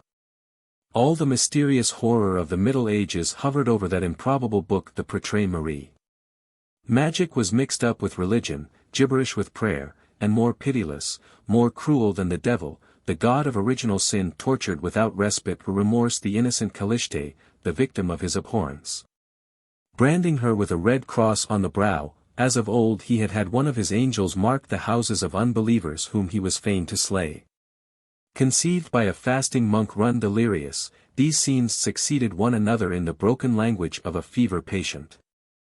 But, unfortunately, among these creations as fantastic as the Capelias galvanized into life by Hoffmann, there were some, the Nil de Nihu for example, that seemed to have been imagined in one of those periods of exhaustion that follow a crisis and were quite out of keeping amid these tales of gloom and madness, into which they imported the comic element that moves our involuntary mirth at sight of the little tin mannequin that plays the horn, in hunting boots, on the top of a mantelpiece clock. Succeeding to these mystical divagations, the author had a period of comparative calm, then a terrible relapse followed. The belief that man is a Buridan's ass, a being dragged this way and that by two forces of equal strength, which fight, turn and turn about victorious and vanquished, for his soul. The conviction that human life is no better than a doubtful struggle between hell and heaven, the faith in two opposed entities, Satan and the Christ, were bound fatally and inevitably to engender those inward discords where the soul, stimulated by an incessant combat, excited in a sort by promises and threats, ends by giving up the effort to resist and prostitutes itself to whichever of the two factions had been most obstinate in its pursuit. In the Prêtres Mariés, the praises of the Christ, whose temptations had been successful, were sung by Barbey d'Aurevilly. In the Diaboliques, the author had surrendered to the devil whom he then extolled. And then came the apparition of sadism, that bastard birth of Catholicism, which faith has for centuries, under all its shapes, pursued with its exorcisms and its fires. This condition of mind, so strange and so ill-defined, cannot in fact arise in the soul of an unbeliever. It does not consist solely in a mad riot amid the excesses of the flesh, further stimulated by bloody outrages of cruelty, for in that case it would be merely an aberration of the sexual feelings. An instance of satyriasis arrived at its point of supreme maturity. It consists primarily and particularly in a course of sacrilegious acts, in a moral revolt, in a spiritual debauch, in an aberration purely ideal, purely Christian. Another essential characteristic is a joy tempered by fear. Analogous to the naughty pleasure of disobedient children who insist on playing with forbidden articles for no other reason than because their parents have expressly forbidden them to go near them. In truth, if it did not involve a sacrilege, sadism would have no raison d'être. On the other hand, sacrilege, which flows from the very existence of a religion, cannot be intentionally and effectively committed save by a believer. For a man would experience no satisfaction from profaning a faith that he did not believe in, or knew nothing of. The force of sadism then, the attraction it offers, lies wholly in the forbidden pleasure of transferring to Satan the homages and prayers we owe to God. It lies then in the non-observance of the Catholic precepts which we are actually respecting, though in an inverse sense, when we commit, in order the more scornfully to mock the Christ, the sins he had most expressly banned. Pollution of holy things and carnal orgies. In reality, the vice to which the Marquis de Sade has given his name was as old as the Church herself. It had been rampant in the 18th century, reintroducing, to go back no farther, by a mere phenomenon of atavism, the impious practices of the medieval witches' Sabbath. By simply consulting the Malleus Maleficarum, Jacob Sprenger's terrible code of justice, which permitted the Church to exterminate by the fires of the stake thousands of necromancers and sorcerers.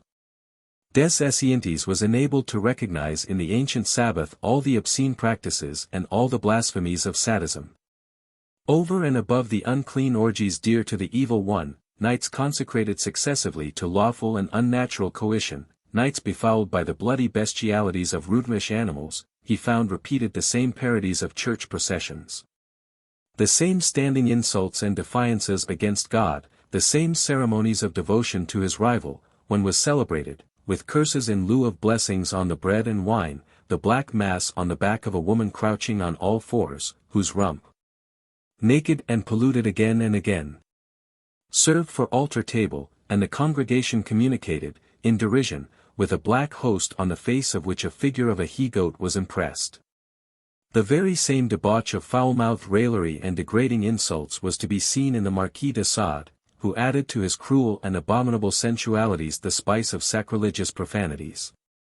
He defied heaven, made invocation to Lucifer, called God a contemptible scoundrel, an idiot, an imbecile, spat on the communion, did all he could to degrade with vile obscenities a deity he hoped would damn him, while declaring, the better to defy him, that he had no existence. This condition of soul Barbey d'Aurevilly came very near sharing. if he did not go as far as Desaud in uttering atrocious maledictions against the Saviour. If, more prudent or more timid, he always made a profession of honouring the Church, he none the less, as they did in the Middle Ages, addressed his pleadings to the devil and fell, like the rest, by way of defying God, into demoniac erotomania. Contriving sensual monstrosities of vice. Borrowing even from the philosophy dans le boudoir a certain episode, which he seasoned with new condiments, when he wrote the tale, Le Dîner d'un Athée, an atheist's dinner party. This extraordinary book was des Esseintes' delight. He had printed for him in violet ink, bishop's violet, within a border of cardinal purple, on an authentic parchment which the church officials had blessed, a copy of the Diabolique set up in Letters of Civility, whose outlandish serifs and flourishes, twisted into horns and hoofs, affect a satanic contour. After certain pieces of Baudelaire's which, in imitations of the psalms chanted on the nights of the witches' Sabbath, took the form of infernal litanies. This volume was among all the works of contemporary apostolic literature the only one that bore witness to that condition of soul at once pious and impious, towards which the remembered claims of Catholicism, stimulated by the attacks of nervous disorder, had often urged des Esseintes. With Barbey d'Aurevilly, the series of religious writers came to an end. To tell the truth, this pariah belonged more, from every point of view, to secular literature than to the other in which he was reclaiming a place that was denied him. His language, characterized by a romanticism run wild, crammed with contorted expressions, unusual turns of phrase, extravagant similes, whipped up his sentences which tore along with roar and rattle and clang of noise of bells from top to bottom of the page. In a word, d'Aurevilly appeared like a full-blooded stallion among the geldings that people the ultramontane stables. Such were des Esseintes' reflections as he reread passages chosen at random from the book and compared its nervous and varied style with the lymphatic, stereotyped diction of his fellows. Thinking at the same time of the evolution of language so rightly insisted on by Darwin. Associating with the profane, educated in the Romantic school, familiar with the new literature, accustomed to the business of modern publications. Barbey found himself inevitably in possession of a dialect which had undergone many and profound modifications, which had been changed and renovated, since the days of the grand siècle. Very different had been the case with the ecclesiastical writers. Confined to their own domain, imprisoned within an ancient and identical range of reading, knowing nothing of the literary movements of the centuries and firmly determined, if need be, to tear out their eyes rather than see. They necessarily employed a language incapable of change, like that speech of the 18th century which the descendants of the French settlers in Canada still speak and write as their mother tongue. Without any selection of phraseology or words having ever been possible in their idiom, isolated as it is from the ancient metropolis and surrounded on all sides by the English language. Matters were at this point when the silvery sound of a bell tinkling at Tiny Angelus informed des Esseintes that breakfast was ready. He left his books, wiped his forehead and made for the dining room, telling himself that among all the volumes he had been arranging on his shelves, the works of Barbey d'Aurevilly were still the only ones whose matter and style offered those gamey flavors, those stains of disease and decay, that cankered surface. That taste of rotten ripeness which he so loved to savor among the decadent writers, Latin and monastic, of the early ages. Chapter 13. The weather went from bad to worse. That year the seasons seemed to have changed places, after a long succession of rainstorms and fogs, blazing skies, like sheets of white-hot metal, now hung over the earth from horizon to horizon. In 2 days, without any transition whatever, cold, wet mists and lashing showers were followed by a torrid heat, an atmosphere as heavy as lead. As if stirred to a fiery fury with giants, the sun glared, a glowing furnace mouth shooting forth an almost white light that scorched the eyes, a dust of flame rose from the burnt-up roads, grilling the parched trees, frying the dry grass. The reverberation from the whitewashed house walls, the flames thrown back from the zinc of roofs and panes of windows, blinded the sight. The temperature of a smelting house in full blast weighed on des Esseintes' house. Half stripped, he threw open a casement, to receive full in the face a puff of wind as hot as if coming from an oven. The dining room, whither he fled for refuge, was burning, the rarefied air seemed to boil. In utter exhaustion, he sat down, for the excitement that had kept his mind active with dreams and fancies during the time when he was arranging his books had come to an end. As is the case with all sufferers from nervous disorders, the heat undermined his strength terribly, his anemia, checked for the time being by the cold, recurred, exhausting a body debilitated by copious perspirations. With shirt clinging to his moist back, perspiring perineum, dripping arms and legs, brow streaming with salt drops that poured down his cheeks, des Esseintes lay back half fainting in his chair. The sight of the food on the table sickened him. He ordered it to be taken away and boiled eggs brought instead. He tried to swallow sippets of toast dipped in the yolk, but they stuck in his throat. He turned sick and drank a few drops of wine, but it seemed to burn his stomach like fire. He mopped his face, the sweat, hot just now, was now cold as it trickled from his temples. He tried sucking bits of ice to relieve the feeling of nausea, but all to no purpose. An infinite lassitude glued him to his chair by the table. At last he got up, longing for air, but the sippets of toast had swelled and risen in his throat till they came near choking him. Never before had he felt so oppressed, so feeble, so ill at ease. His eyes, too, were affected. He saw things double and turning round and round. Soon the sense of distance grew confused, his glass seemed to be a mile away from his hand. He told himself he was the victim of an optical delusion, but he could not throw off the sensation. Finally, he went and lay down on the sofa in the drawing-room, but then the rolling of a ship at sea began, increasing his nausea still further. He sprang up again, resolved to take a digestive to settle the eggs in his stomach. He returned to the dining-room and sadly compared himself, in his cabin, to passengers on a vessel attacked by seasickness. With staggering steps he made his way to the cupboard that contained his mouth organ, and examined the latter, but without opening it he reached instead up to a higher shelf for a bottle of Benedictine, which he selected to keep by him because of its shape, which struck him as suggestive of ideas at once pleasantly festive and vaguely mystical. But for the moment, he remained indifferent. Looking with a dull eye at the thick-set flagon of dark green glass which was wont at other times to call up before his mind's eye the priors of the medieval monastery as he looked at its antique monkish paunch. Its head and neck wrapped in a parchment cowl, its stamp of red wax quartered with 3 silver mitres on a field azure, the cork tied over and sealed with lead like a papal bull, and the label written in sonorous Latin. On paper yellowed and faded as if by age, Liquor Monachorum Benedictinorum Abbatii Fiscanensis, liqueur of the Benedictine monks of the Abbey of Fécamp. Under this full monastic habit, certified by a cross and certain ecclesiastical initial letters, P.O.M., within these parchments and bands that guarded it like an authentic charter, slumbered a saffron-colored liquor of an exquisite delicacy. It distilled an aroma of the quintessence of angelica and hyssop mingled with seashore herbs rich in iodines and bromines disguised by sugary matters. It stimulated the palate with a spirituous heat dissimulated under a toothsomeness altogether virginal and innocent, flattered the nose with a smack of rankness enwrapped in a soothing savour at once childlike and pious. This hypocrisy resulting from the startling discrepancy between the containing vessel and its contents, between the liturgical form of the bottle and the soul inside it, so feminine, so modern, had before now set him dreaming. He had indeed fallen many a time into a brown study as he sat before this liqueur, thinking of the monks who sold it, the Benedictines of the Abbey of Fécamp who, while belonging to the congregation of St. Maur, famous for its researches in history, served under the rule of St. Benedict, yet did not follow the observances of the white monks of Citeaux and the black monks of Cluny.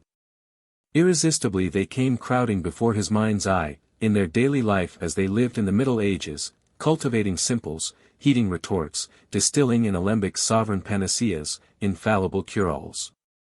He drank off a drop of the liqueur and felt a relief that lasted a minute or two, but very soon the same fire that a mouthful of wine had before kindled in his inwards burned there again. He tossed away his napkin and went back into his study, where he began pacing up and down.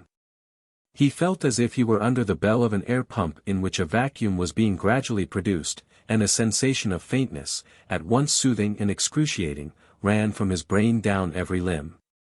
He pulled himself together and, unable to bear more, for the first time perhaps since his arrival at Fontenay, fled for refuge to his garden, where he found shelter in the ring of shadow cast by a tree. Seated on the turf, he gazed with a dazed look at the beds of vegetables the servants had planted. But it was only after an hour had elapsed that his eyes saw what he was looking at, for a greenish mist floated before his eyes and prevented his making out more than the blurred images, as if viewed through deep water, of objects, whose appearance and color kept continually changing. In the end, however, he recovered his balance and found himself able to distinguish clearly onions and cabbages, further off a broad patch of lettuce and in the background, all along the hedge, a row of white lilies standing motionless in the heavy air. A smile flitted over his lips, for suddenly he remembered a quaint comparison old Nicander makes, likening, from the point of view of shape, the pistil of a lily to an ass's genitals. While a passage from Albertus Magnus also occurred to him where that miracle worker gives a singular formula for discovering by the use of a lettuce whether a girl is still virgin. These recollections gave him a moment's merriment. Then he fell to examining the garden, marking how the plants lay withered by the heat and the ground smoked in the glare of the dusty sunbeams. Presently, above the hedge separating the garden which lay at a lower level from the raised roadway leading up to the fort, he caught sight of a band of young rascals tumbling over each other in the blazing sunshine. His attention was still concentrated on them when another village lad appeared, a smaller mite than the rest. He was a squalid object. His hair looked like seaweed sodden with sand, his nose was filthy, his mouth was disgusting, the lips smeared with a white paste from what he had been nibbling at. Skim milk cheese spread on a piece of bread and sprinkled over with slices of raw green onion. Des Esseintes sniffed the air, a sudden longing, a perverse craving seized him, the nauseous dainty brought the water to his mouth. He thought somehow that his stomach, that rebelled against all food, would digest this horrid repast and his palate enjoy it like a royal feast. He sprang up, ran to the kitchen and gave instant orders to send to the village for a round loaf, some white cheese and a raw onion, directing that they should make him a meal exactly like what he had seen the child gnawing at. This done, he went back and resumed his seat under the tree. The lads were fighting now, snatching scraps of bread out of each other's hands, shoving them into their mouths and then licking their fingers. Kicks and fisticuffs were freely exchanged, and the weaker vessels got tumbled over in the road, where they lay squalling as the jagged stones scraped their backsides. The sight gave new life to Des Esseintes. The interest he took in the combat diverted his thoughts from his own miseries. Looking on at the fury of these naughty youngsters, he reflected on the cruel and abominable law of the struggle for existence, and ignoble as the children were. He could not help sympathizing with their lot and concluding it would have been better for them had their mother never borne them. In fact, what was it all but scald head, colics, fevers, measles, kicking and cuffings in infancy, hard knocks and degrading jobs of work at 13 or so, women's trickeries, vile diseases and wives' unfaithfulness in manhood. Then, in declining years, infirmities and a painful death in a workhouse or a hospital. When all was said and done, the future was the same for all, and neither one nor the other class, if they had had a particle of common sense, could possibly have desired it. For the rich, it was, in different surroundings, the same passions, the same vexations, the same sorrows, the same diseases, and likewise the same poor satisfactions, whether these were alcoholic, literary or carnal. There was even a vague compensation for all the sufferings, a kind of rude justice that restored the balance of misery as between the classes, enabling the poor to endure more easily the physical sufferings that broke down more mercilessly the feebler and more emaciated bodies of the rich. What madness to beget children! Reflected Des Esseintes. And to think that ecclesiastics, who have taken a vow of sterility, have actually pushed unreason so far as to canonize St. Vincent de Paul because he saved innocent little ones for useless torments. Thanks to his odious precautions, he had postponed for years the death of beings, devoid of intelligence and feeling, in such wise that, having in time grown almost understanding and at any rate capable of pain, they could foresee the future, could expect and dread the death they had hitherto not known so much as the name of. That they could, some of them, even call upon it to come, in very hatred of the condemnation to live he inflicted on them in virtue of an illogical code of theology. Yes, and since the old saint's death, his ideas had come to govern the world. Children abandoned to die were rescued, instead of being left to perish quietly without their being conscious of aught amiss, while, at the same time, the life they preserved them for was growing day by day harsher and more barren. Under pretext of liberty and progress, society had discovered yet another means of aggravating the miseries of man's existence, by dragging him from his home, tricking him out in an absurd costume, putting specially contrived weapons in his hands, brutalizing him in a slavery identical with that from which they had, out of compassion, enfranchised the Negro, and all this merely to put him in a condition to slaughter his fellows without risking the scaffold. As common murderers do who work in units, without uniform, with arms less noisy and less swift to kill. What a strange epoch, Des Esseintes told himself, is this, which, while invoking the sacred name of humanity, and striving to perfect anesthetics to abolish physical pain, at the very same time provide such irritants to aggravate moral agonies. Ah! If ever, in the name of pity, useless procreation should be abolished, that time was now. But here, again, the laws promulgated by men like Portalis and James appeared, ferocious and self-contradictory.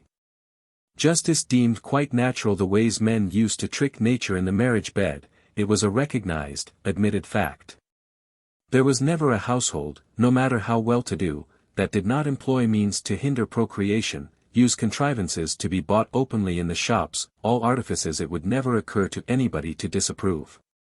Yet, if these means, these subterfuges proved ineffectual, if the trickery failed, and to make good the failure, recourse was had to more certain methods. There were not prisons and jails and penal settlements enough to hold in durance vile people condemned to this punishment by judge and jury, who the same night in the conjugal bed used every trickery they could devise not to beget youngsters of their own. The trickery itself therefore was no crime, but to make good its failure was one. In a word, society regarded as a crime the act that consisted in killing a creature endowed with life. And yet, in expelling a fetus, the operator was surely destroying an animal, less fully formed, less alive and certainly less intelligent and more ugly than a dog or a cat, which may be strangled at birth without penalty. It is right to add, thought Des Esseintes, for further proof how monstrous the injustice is, that it is not the unskilful operator, who generally makes off with all haste, but the woman, victim of his awkwardness, who pays the penalty for saving an innocent being from the burden of life. Verily the world must be extraordinarily prejudiced to want to suppress maneuvers so natural that primitive man, that the very savages of the South Seas have been led to practice them by the mere action of their own instinct. At this moment, his servant interrupted these charitable reflections of his master by bringing Des Esseintes a silver-gilt salver on which lay the nauseous dainty he had asked for. A spasm of disgust shook him. He had not the courage to touch the thing, for the morbid craving had now ceased. A sensation of extreme malaise returned, he was forced to rise from where he sat. The sun, in moving westwards was little by little encroaching on the place, the air becoming more oppressive and the heat more scorching. Go and pitch the thing, he ordered the man, to those children yonder fighting in the road. I hope the weakest ones will be maimed and never get a scrap and, what's more, be soundly whipped by their parents when they get back home with trousers torn and eyes blackened, that will give them a foretaste of the merry life that awaits them. Then he returned to the house, where he sank half fainting in an armchair. Still I must try and eat something, he sighed, and he proceeded to soak a biscuit in a glass of old Constantia, J.P. Cloete brand, a few bottles of which were still left in his cellar. This wine, the color of onion skin slightly burnt, smacking of old Malaga and port, but with a sugary bouquet of its own and an aftertaste of grapes whose juices have been condensed and sublimated by burning suns, had often comforted his stomach and given a fillip to his digestion enfeebled by the forced fasts he was compelled to undergo. But the cordial, generally so efficacious, failed of its effect. Then, hoping an emollient might cool the hot irons that were burning his intestines, he had recourse to Nalivka, a Russian liqueur, contained in a flask patterned over with dead gold filigree, but this unctuous, fruity syrup was equally ineffective. Alas! The days were long past when des Esseintes, still in the enjoyment of robust health, would, in the middle of the dog days, mount a sledge he had at home, and then, closely wrapped in furs which he would pull up to his chin, force himself to shiver as he told himself through teeth that chattered of set purpose, "Ah! But the cold is arctic, it's freezing, freezing hard," till he actually persuaded himself it was cold weather. Alas! Such like remedies were of no avail now that his sufferings were real. With all this, it was useless for him to have recourse to laudanum. Instead of acting as a sedative, that drug only irritated his nerves and robbed him of sleep. In former times he had resorted to opium and hashish in order to see visions, but the only result had been to bring on vomiting and intense nervous disturbances. He had been obliged forthwith to give up their use and without the help of these coarse excitants to ask his brain of itself alone to bear him far away from everyday life into the region of dreams. What a day! He moaned to himself on this occasion, as he sponged his neck, feeling as if every ounce of strength he had left was melting away in a fresh access of perspiration. A feverish restlessness still made it impossible for him to stay in one place. Again he set off roaming through his rooms, trying all the seats one after the other. Wearied out at last, he presently sank down before his writing desk, and resting his elbow on the table, fell mechanically and without any ulterior motive to turning about in his hands an astrolabe, lying as a paperweight on a heap of books and memoranda. He had purchased the instrument, which was of copper engraved and gilt, of German workmanship and dating from the 17th century, at a bric-a-brac shop in Paris, after a visit he had paid one day to the Musée de Cluny, where he had stood for hours enraptured before a wonderful astrolabe of carved ivory, the cabalistic look of which had fascinated him. The paperweight in question stirred up in him a whole crowd of reminiscences. Influenced by the associations evoked by the sight of the little ornament, his thoughts flew from Fontenay to Paris, to the old curiosity shop where he had bought it, then returned to the Musée de Thermes, where he called up the mental picture of the ivory astrolabe, while his eyes still continued to dwell, but without seeing it, on the copper astrolabe on his writing table.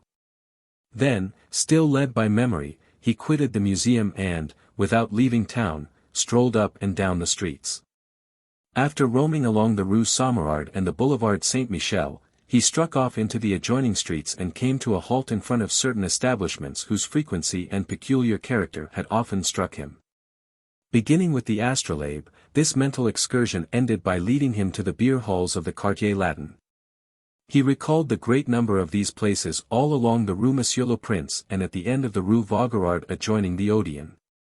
Sometimes they stood cheek by jowl like the old rid decks in the Rue du Canal aux Herrings at Antwerp, stretching one after the other down the sidewalk, which they overlook with a row of signboards all very much alike. Through the half-open doors and the windows only partially obscured by colored panes or curtains he could remember having caught glimpses of women walking up and down with dragging step and out-thrust neck, the way geese waddle. Others lounging on benches were rubbing elbows on marble-topped tables, dreaming away the hours or singing to themselves, their heads drooped between their fists. Yet others would be preening themselves before the looking-glass, patting with the tips of their fingers their false hair just dressed by a barber. Others again would be drawing out of reticules with broken fastenings piles of silver and copper which they amused themselves by ranging methodically in little heaps. The majority had massive features, hoarse voices, flaccid bosoms and painted eyes, and all, like so many automata wound up at the same time with the same key, uttered in the same tone the same invitations, lavished the same smiles, talked in the same silly phrases, indulged in the same absurd reflections. Thoughts began to crystallize in des Esseintes' mind and he found himself coming to a definite inference, now that he could look back in memory and take a bird's-eye view, as it were, of these crowded taverns and streets. He realized the meaning of these cafés, saw that they corresponded to the state of mind and imagination of a whole generation, he gathered from them material for the synthesis of the period. Indeed, the symptoms were plain and unmistakable. The legalized brothel was disappearing, and each time one of these closed its doors, a beer tavern opened. This diminution of official prostitution, organized for the satisfaction of clandestine amours, was evidently to be accounted for by the incomprehensible illusions men indulge in from the carnal standpoint. Monstrous as this might seem, the fact was, the beer tavern satisfied an ideal. True. The utilitarian tendencies transmitted hereditarily and further developed by the precocious discourtesies and constant brutalities of school and college had made the youth of the present day singularly coarse and also singularly opinionated and cold-hearted. But for all this, it had preserved, deep down in its heart, an old-fashioned flower of sentiment, a vague, half-decayed ideal of love. So nowadays, when the blood was hot within, it could no more consent just to march in, work its will, pay and go home again. This, in its eyes, was a bestial thing, like a dog covering a bitch without preliminary or preamble. Besides, vanity was in no sort of way gratified in these official houses of vice where there was no pretense of resistance on the woman's part, no semblance of victory on that of the man, where no special preference was to be expected.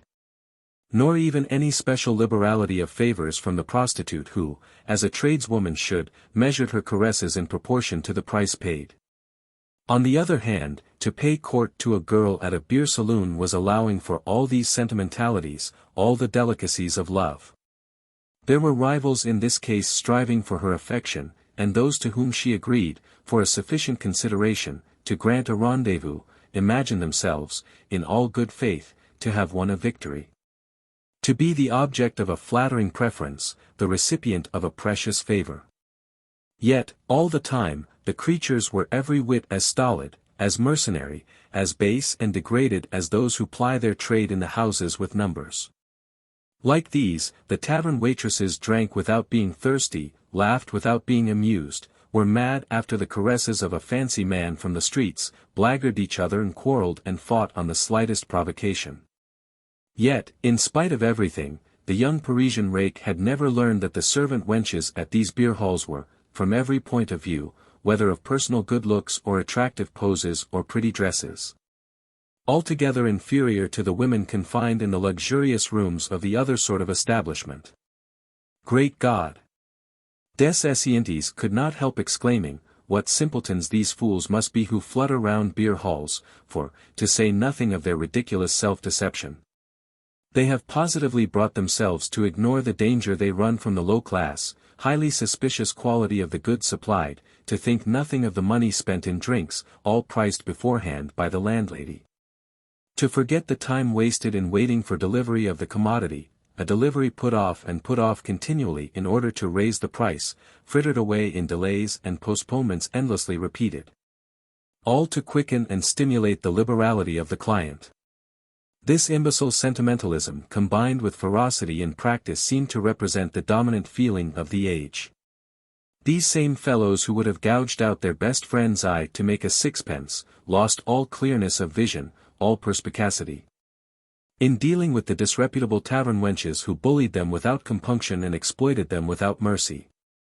Workmen toiled, families cheated one another in the name of trade, all to let themselves be swindled out of money by their sons, who in their turn allowed themselves to be plundered by these women, who in the last resort were drained dry by their fancy lovers. From end to end of Paris, east to west and north to south, it was one unbroken chain of petty trickeries, a series of organized thefts repeated continually from one to another, all this simply because, instead of satisfying lecher straight away, the suppliers of these goods were artful enough to keep their clients dangling about and waiting with what patience they might. At bottom, human wisdom might be summed up in the precept, drag things out indefinitely, say no, then after a long time, yes, for indeed there was no way of managing mankind half so good as procrastination. Ah! If only the same held good of the stomach, sighed Des Esseintes, seized with a sudden spasm of pain which instantly brought his thoughts back to Fontenay, recalling them from the faraway regions they had been roaming. Chapter 14. 2 or 3 days had jogged by more or less satisfactorily, thanks to various devices for cheating the stomach's reluctance. When one morning the highly spiced sauces which masked the smell of fat and savor of blood that go along with flesh meat stirred des Esseintes' gorge, and he asked himself anxiously whether his weakness, already alarming, was not getting worse and likely soon to force him to take to his bed. Suddenly, a gleam of light shone through his distress of mind. He remembered how one of his friends, who had been very ill at one time, had succeeded by using a patent digester, in checking the anemia, stopping the wasting, keeping what was left him of vigor from further dissipation. He dispatched his servant to Paris to procure the precious apparatus, and in accordance with the directions the maker sent with it, himself instructed the cook how to cut up the beef into little bits, put it dry into the tin digester. To add a slice of leek and carrot, then screw on the lid and set the whole thing to boil in a hot water pan for 4 hours. At the end of that time, the threads of meat were squeezed dry, and you drank a spoonful of the muddy, salty juice left at the bottom of the pot. Then you felt something slip down that was like absorbing warm marrow, something that soothed the stomach with a gentle, velvety caress. This quintessence of nourishment stopped the spasms and nauseas of the empty stomach, stimulating its action till it no longer refused to keep down a few spoonsful of soup. Thanks to his digester, des Esseintes' nervous malady made no further progress, and he told himself, well, that is something gained, at any rate, perhaps the temperature will fall soon. The clouds will modify the glare of that odious sun that wears me out, and I shall then get along, without overmuch suffering, to the first fogs and frosts of autumn. In his present state of apathy and the weariness of having nothing to occupy his thoughts, his library, the rearrangement of which still remained uncompleted, got on his nerves. No longer stirring from his chair, he had continually before his eyes the shelves appropriated to profane literature with the books on them lying about in disorder, propped up one against the other, piled up in heaps or tumbled like a pack of cards flat on their sides. This confusion shocked him the more when he contrasted it with the perfect order of his religious works, carefully drawn up, as if on parade, along the walls. He tried to remedy this confusion, but after 10 minutes' labor he found himself bathed in perspiration. The effort was too much for his strength. He lay down exhausted on a couch and rang for his servant. Following his directions, the old domestic set to work, bringing him the books one by one, which he then examined and pointed out the chosen place for each. The task was quite a short one, for des Esseintes' library contained only a singularly limited number of non-religious books of the present day. By dint of passing them through the test of a severe mental review, in the same way as the wire drawer passes strips of metal through a steel drawplate from which they issue attenuated and light, reduced to almost invisible threads, he had finally come to possess only books which had proved capable of withstanding such a treatment and were solid enough of frame to bear the second rolling mill of perusal. By this process of elimination, he had checked and pretty well sterilized all pleasure in reading, accentuating yet further the irreconcilable conflict between his ideas and those of the society in which chance had ordained he should be born. It had come to this at last that he found it impossible any longer to discover a book to satisfy his secret aspirations. Nay, he had even ceased to admire the very volumes that had without a doubt done much to embitter his mind and fill it so full of subtle suspicions. Yet in literature and art, his opinions had started in the first instance from a simple enough point of view. For him, there were no such things as schools, only the writer's individual temperament mattered, only the working of the creator's brain interested him, whatever the subject treated of. Unfortunately, this true criterion of appreciation, worthy of La Police, was as good as useless, for the simple reason that, while desiring to be rid of prejudice, to refrain from all passion, every man goes for choice to those works which correspond most intimately with his own temperament, and he ends by relegating all the rest to the background. This work of selection had gone on slowly. He had at one time adored the great Balzac, but in proportion as his organism had lost balance, as his nerves had gained the upper hand, his inclinations had been modified and his preferences changed. Soon even, and this although he was well aware of his injustice towards the marvelous author of the Comedy Humaine, he had given up so much as ever opening his books, the sturdy art of which irritated him. Other aspirations stirred him now, that were in a sense incapable of precise definition. By careful self-examination, however, He realized in the first place that a book to attract him must bear the character of singularity that Edgar Allan Poe craved. But Des Esseintes was ready and willing to adventure further along this road, demanding strange flowers of Byzantine fancy and complicated sophistries of diction. He preferred a vague, vexing indefiniteness, that left him to brood meditatively over it till he had made it, at will, yet more vague, or more firmly outlined, according to the condition of his spirit at the moment. He wanted, in one word, a work of art both for what it was in itself and for what it allowed him to lend it of himself. He wanted to go along with it, thanks to its support, helped on his way by it as if supported by a friend's arm, as if borne forward by a vehicle, into a sphere where the sublimated stress of sensation roused in him an unexpected commotion, the exact causes of which he would strive long and even vainly to unravel. Lastly, ever since his leaving Paris, he shrunk more and more from the realities of life and above all from the society of his day which he regarded with an ever-growing horror. A detestation which had reacted strongly on his literary and artistic tastes. He refused, as far as possible, to have anything to do with pictures and books whose subjects were in any way connected with modern existence.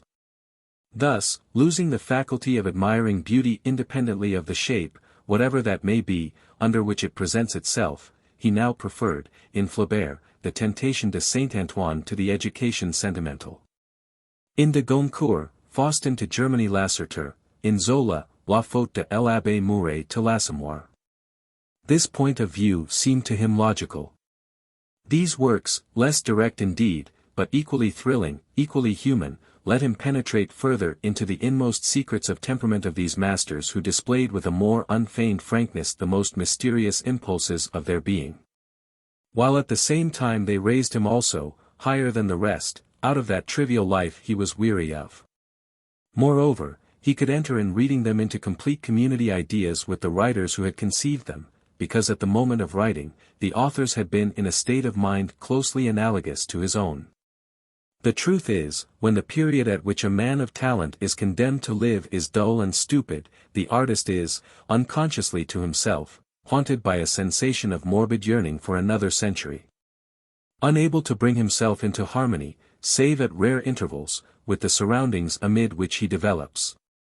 Ceasing to find in the study of these surroundings and in the beings who are subjected to them sufficient pleasures of observation and analysis to divert him, he feels the birth and growth in himself of phenomena of a singular sort. Confused cravings for a change of time and place spring up, which find their satisfaction in reflection and reading. Instincts, sensations, preferences transmitted from his ancestors awake, grow more and more precise and govern his thoughts as masters. He recalls memories of persons and things he had never personally known, and there comes a time when he escapes impetuously from the prison house of his century, and wanders forth, in freedom, in another epoch, with which, by a crowning piece of self-deception, he believes he would have been in better accord. In some cases, it is a return to past ages, to vanished civilizations, to dead centuries. In others, it is an impulse towards the fantastic, the land of dreams. It is a vision more or less vivid of a time to come whose images reproduce, without his being aware, as a result of atavism, that of bygone epochs. In Flaubert's case, it was, a series of vast and solemn pictures, of grandiose and pompous spectacles, in the magnificent and barbaric frame of which moved beings sensitive and delicate, mysterious and proud, women endowed in the perfection of their beauty, with sick and suffering souls, wherein he discerned secret horrors of infatuation and insane caprice. Driven to desperation as they were even in their day by the miserable inadequacy of the pleasures they could hope to enjoy. The temperament of the great author was revealed in all its brilliance in those incomparable pages of the Tentation de Saint-Antoine and Salammbô in which, far from all associations of our petty modern life, he called up the Asiatic splendors of far-off ages, their mystic aspirations and discouragements, the morbid fancies of their idleness, the ferocities springing from the oppressive ennui that flows, even before its pleasures have been drained to the dregs, from a life of opulence and prayer. In de Goncourt, on the other hand, it was a longing for the preceding century, a craving to return to the elegant trivialities of the 18th century, never to be renewed. The gigantic panorama of seas breaking upon piers of granite, of deserts beneath blazing skies stretching farther than eye can see, found no place in his work of imaginary reconstruction, which confined itself within the boundaries of a great noble's park, to a boudoir warm with the alluring emanations of its fair occupant, a woman with a tired smile, a discontented mouth, restless yet pensive eyes. The soul wherewith he animated his characters was not now the soul Flaubert breathed into his creations, a soul in revolt beforehand at thought of the inexorable certainty that no new happiness was possible. Rather was it a soul driven to revolt after trial, after experience, after all the fruitless efforts it had made to invent novel, less hackneyed liaisons, to give a new spice to the one world-old pleasure that is repeated from age to age in the gratification, more or less ingeniously carried out, of a pair of lovers' lust. Albeit Faustin lived among us moderns and was body and soul of our age, yet, by ancestral influences, she was a being of the bygone century, the captious heart and mental lassitude and sensual satiety of which she shared in full. This book of Edmond de Goncourt's was one of the volumes des Esseintes most delighted in.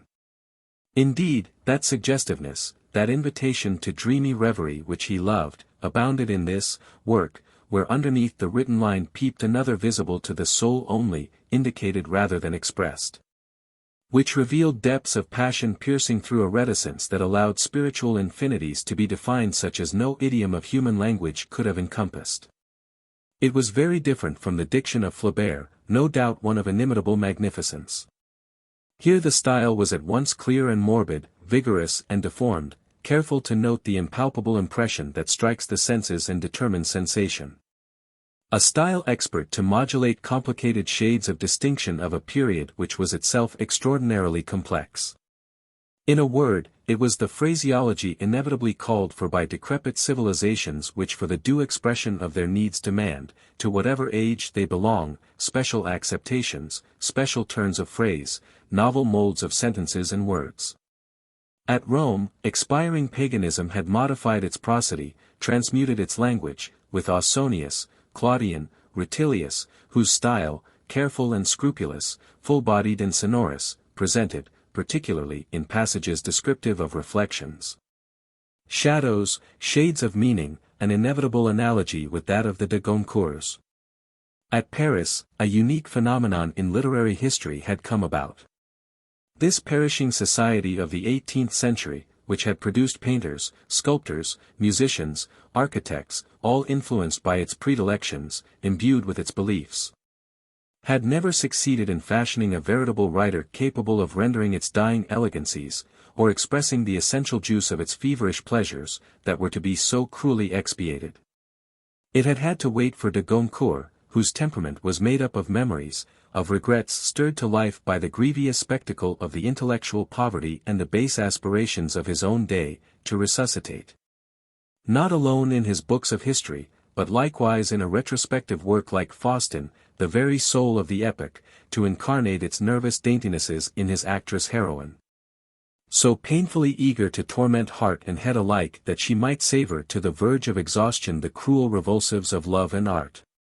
In Zola, the same feeling of neurotic longing, the craving to overpass the bounds of the present day, took a different form. In him there was no wish to travel to regions and systems of the past, to worlds vanished in the darkness of bygone ages. His temperament, strong and powerful, enamored of the luxuriances of life, of full-blooded vigor, of moral sturdiness, deterred him from the artificial graces, the painted and powdered pallors of the last century, as likewise from the hieratic solemnity, the brutal ferocity and the effeminate, dubious imaginations of the ancient East. The day when he, too, in his turn, had been attacked by this same yearning, this desire that is in essence poetry itself, to fly far from this contemporary society he was studying. He had hastened to an ideal country where the sap boiled in full sunshine. He had dreamed of fantastic concupiscences of heaven, of long passionate swoonings of earth, of fertilizing showers of pollen falling on the panting genitals of flowers. He had arrived at a gigantic pantheism, had, all unconsciously perhaps, created, in these surroundings where, as in a Garden of Eden, he placed his Adam and Eve, a wondrous Hindu epic, celebrating in a style whose broad colors, laid on unmixed Had a sort of quaint brilliancy as of an Indian painting, the hymn of the flesh, matter, animated, living, revealing to human beings by its very frenzy of generation the forbidden fruit of love, its suffocating spasms, its instinctive caresses, its natural attitudes. With Baudelaire, these were the three masters who in all the range of French literature, modern and profane, had most caught and moulded des Esseintes' tastes. But by dint of rereading them, of saturating his mind in their works, of knowing them by heart from end to end, he had been constrained in order to gain the power of absorbing them again, to force himself to forget them and leave them for a while undisturbed on his bookshelves. Accordingly, he barely opened them as the old servant handed them to him one by one. He confined himself to pointing out the place they were to occupy, taking care to see them arranged in good order and with plenty of elbow room. The domestic next brought him another series of books, which caused him more trouble. These were works to which he had grown more and more partial, works which by the very fact of their imperfection, relieved the strain after the high perfections of writers of vaster powers. Here again, in his refining way, des Esseintes had come to look for and find in pages otherwise ill put together occasional sentences which gave him a sort of galvanic shock and set him quivering as they discharged their electricity in a medium that had seemed at first entirely a non-conductor. The very imperfections themselves pleased him, provided they did not come from base parasitism and servility, and it may well be there was a modicum of truth in his theory that the subordinate writer of the decadence, the writer still individual though incomplete, distills a balm more active, more apparative, more acid than the author of the same period who is really truly great, really and truly perfect. In his view, it was in their ill-constructed attempts that the most acute exaltations of sensibility were to be seen, the most morbid aberrations of psychology, the most extravagant eccentricities of language pushed to its last refusal to contain, to enclose the effervescent salts of sensations and ideas. So, in spite of himself, neglecting the masters, he now addressed himself to sundry minor writers, who were only the more agreeable and dear to him by reason of the contempt in which they were held by a public incapable of understanding them. One of these, Paul Verlaine, had already made his debut with a volume of verse, the poem Saturnians, a volume almost to be described as feeble, in which imitations of Leconte de Lisle jostled against experiments in romantic rhetoric, but which nevertheless revealed in certain pieces, such as the sonnet entitled Un rêve familier, the real personality of the poet.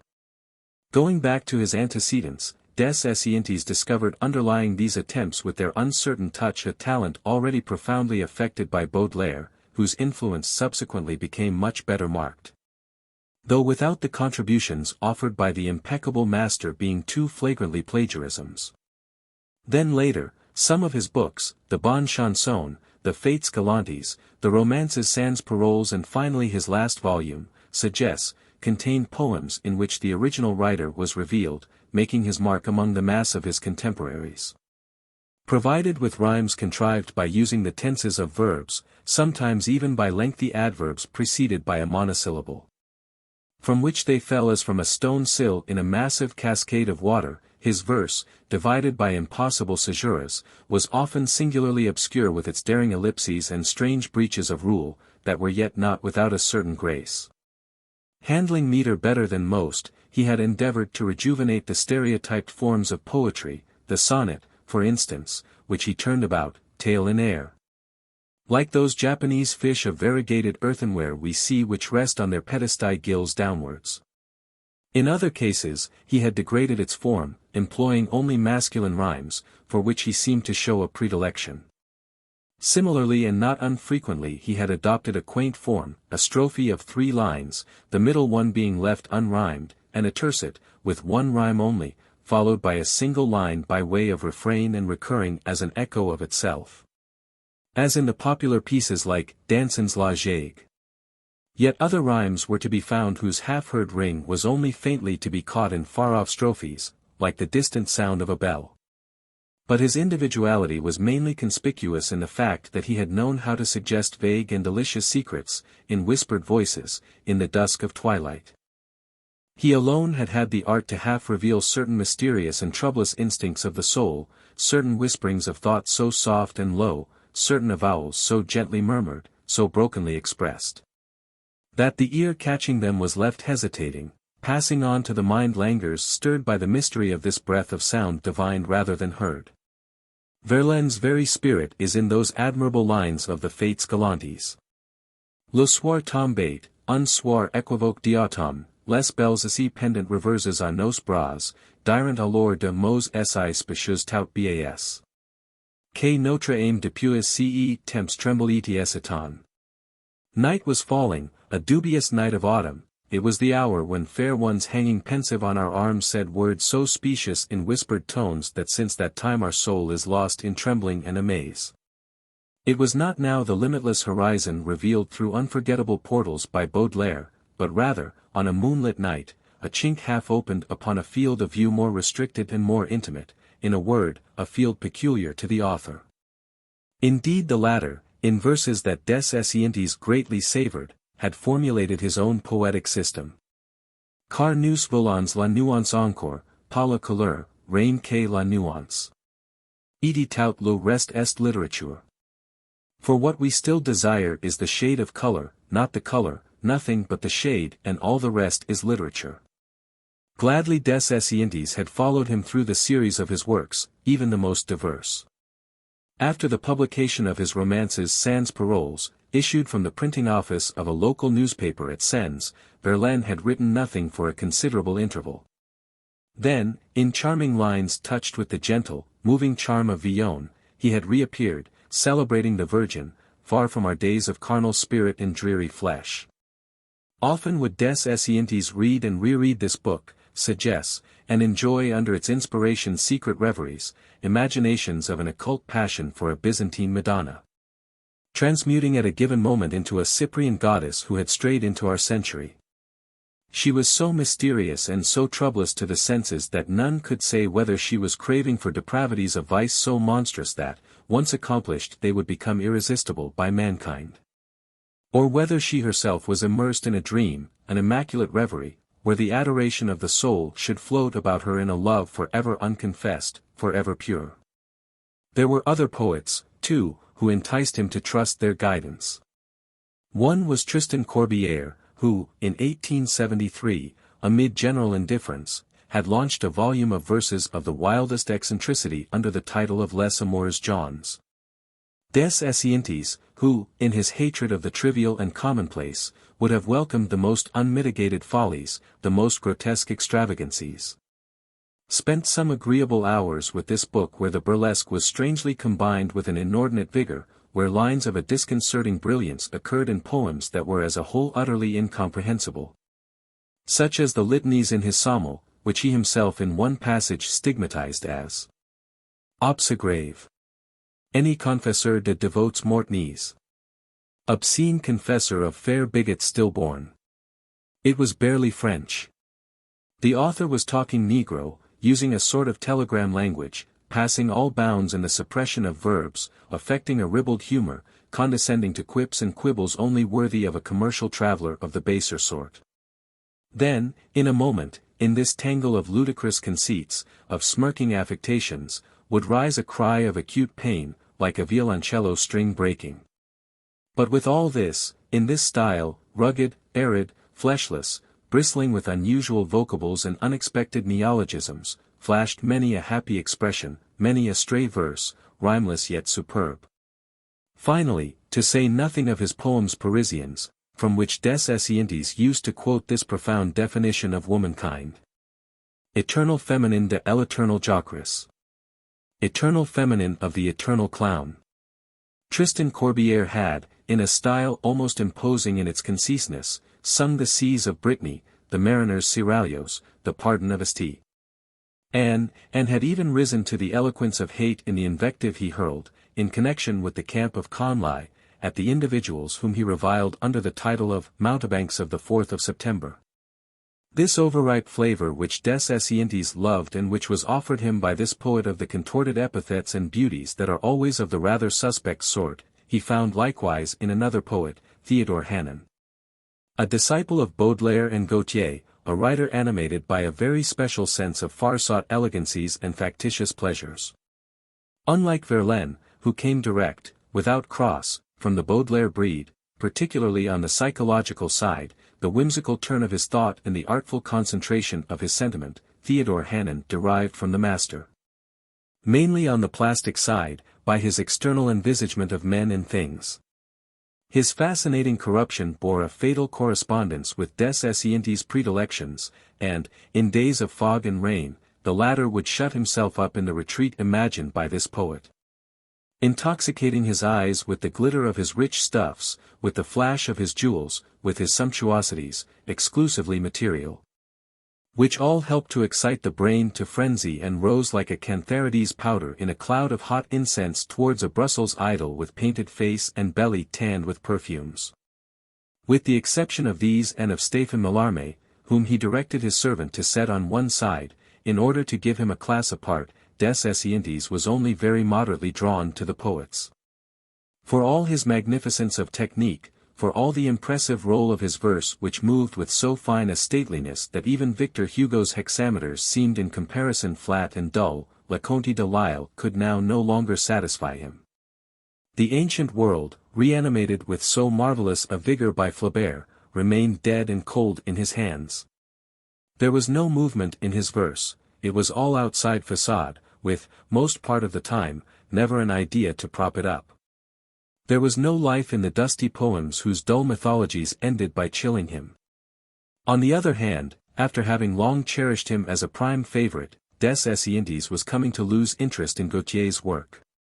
His admiration for that incomparable painter of pictures had been melting from day to day, and now he was more amazed than delighted before his descriptions, in a way impersonal as they are.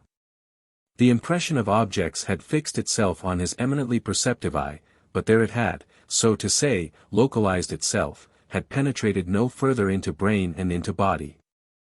Like a marvelously contrived reflector, it had confined itself to repeating all things about it with an indifferent precision. No doubt des Esseintes still loved the works of these two poets in the same way as he loved rare jewels, precious articles of dead matter, but none of the variations of these accomplished instrumentalists could any longer move him to ecstasy.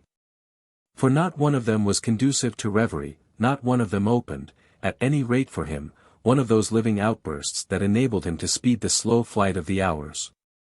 He left their books hungry, and the same was true of Victor Hugo's. The Oriental and patriarchal side was too conventional, too empty to retain his interest, while the other side, at once good-natured and grandfatherly, got on his nerves. It was not till he came to the chansons de Ruse et de Bois that he felt himself bound to applaud the faultless jugglery of his metrical technique yet, when all was said and done. How gladly would he have given all these tours de force for one new poem of Baudelaire to match the old. For beyond a doubt the latter was almost the only author whose verses contained beneath their shining rind a really balsamic and nutritious kernel.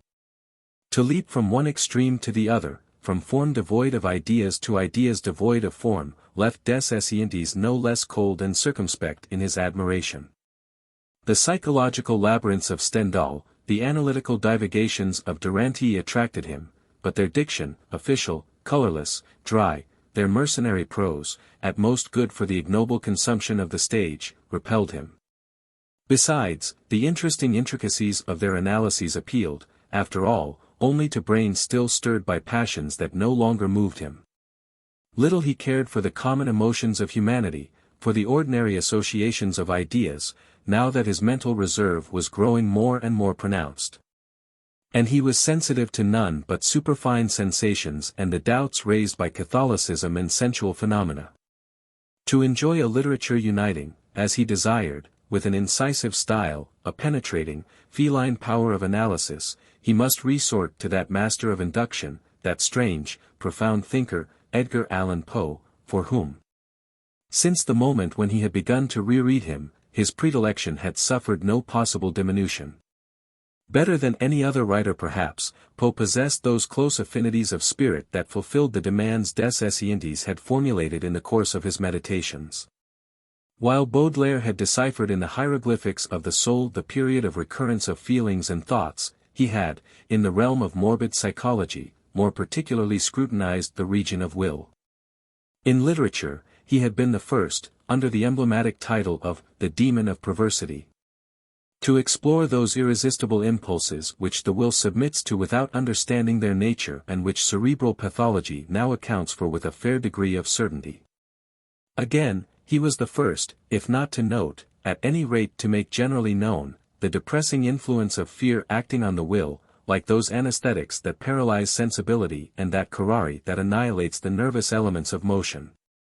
It was on this point, this lethargy of the will, that he had focused his studies, analyzing the effects of this moral poison, pointing out the symptoms of its progress, the troubles incidental to it, beginning with anxiety, proceeding to anguish, culminating finally in terror which stupefies the powers of volition, yet without the intelligence, however severely shaken, actually giving way. To death, which the dramatists had so lavishly abused, he had, in a manner, given a new and keener edge, made it other than it was, introducing into it an algebraic and superhuman element. Yet, to say truly, it was not so much the actual death agony of the dying he depicted as the moral agony of the survivor, haunted before the bed of suffering by the monstrous hallucinations engendered by pain and fatigue. With a hideous fascination, he concentrated his gaze on the effects of terror, on the collapse of the will, applied to these horrors the cold light of reason. Little by little choking the breath out of the throat of the reader who pants and struggles, suffocated before these mechanically reproduced nightmares of raging fever. Convulsed by hereditary nervous disorders, maddened by moral choreas, his characters lived only by the nerves. His women, the Morellas, the Lygias, possessed a vast erudition, deeply imbrued with the foggy mists of German metaphysics and the Kabbalistic mysteries of the ancient East. All had the inert bosoms of boys or angels, all were, so to say, unsexual. Baudelaire and Poe, whose minds have often been compared because of their common poetical inspiration and the predilection they shared for the examination of mental maladies, yet differed radically in their conceptions of love.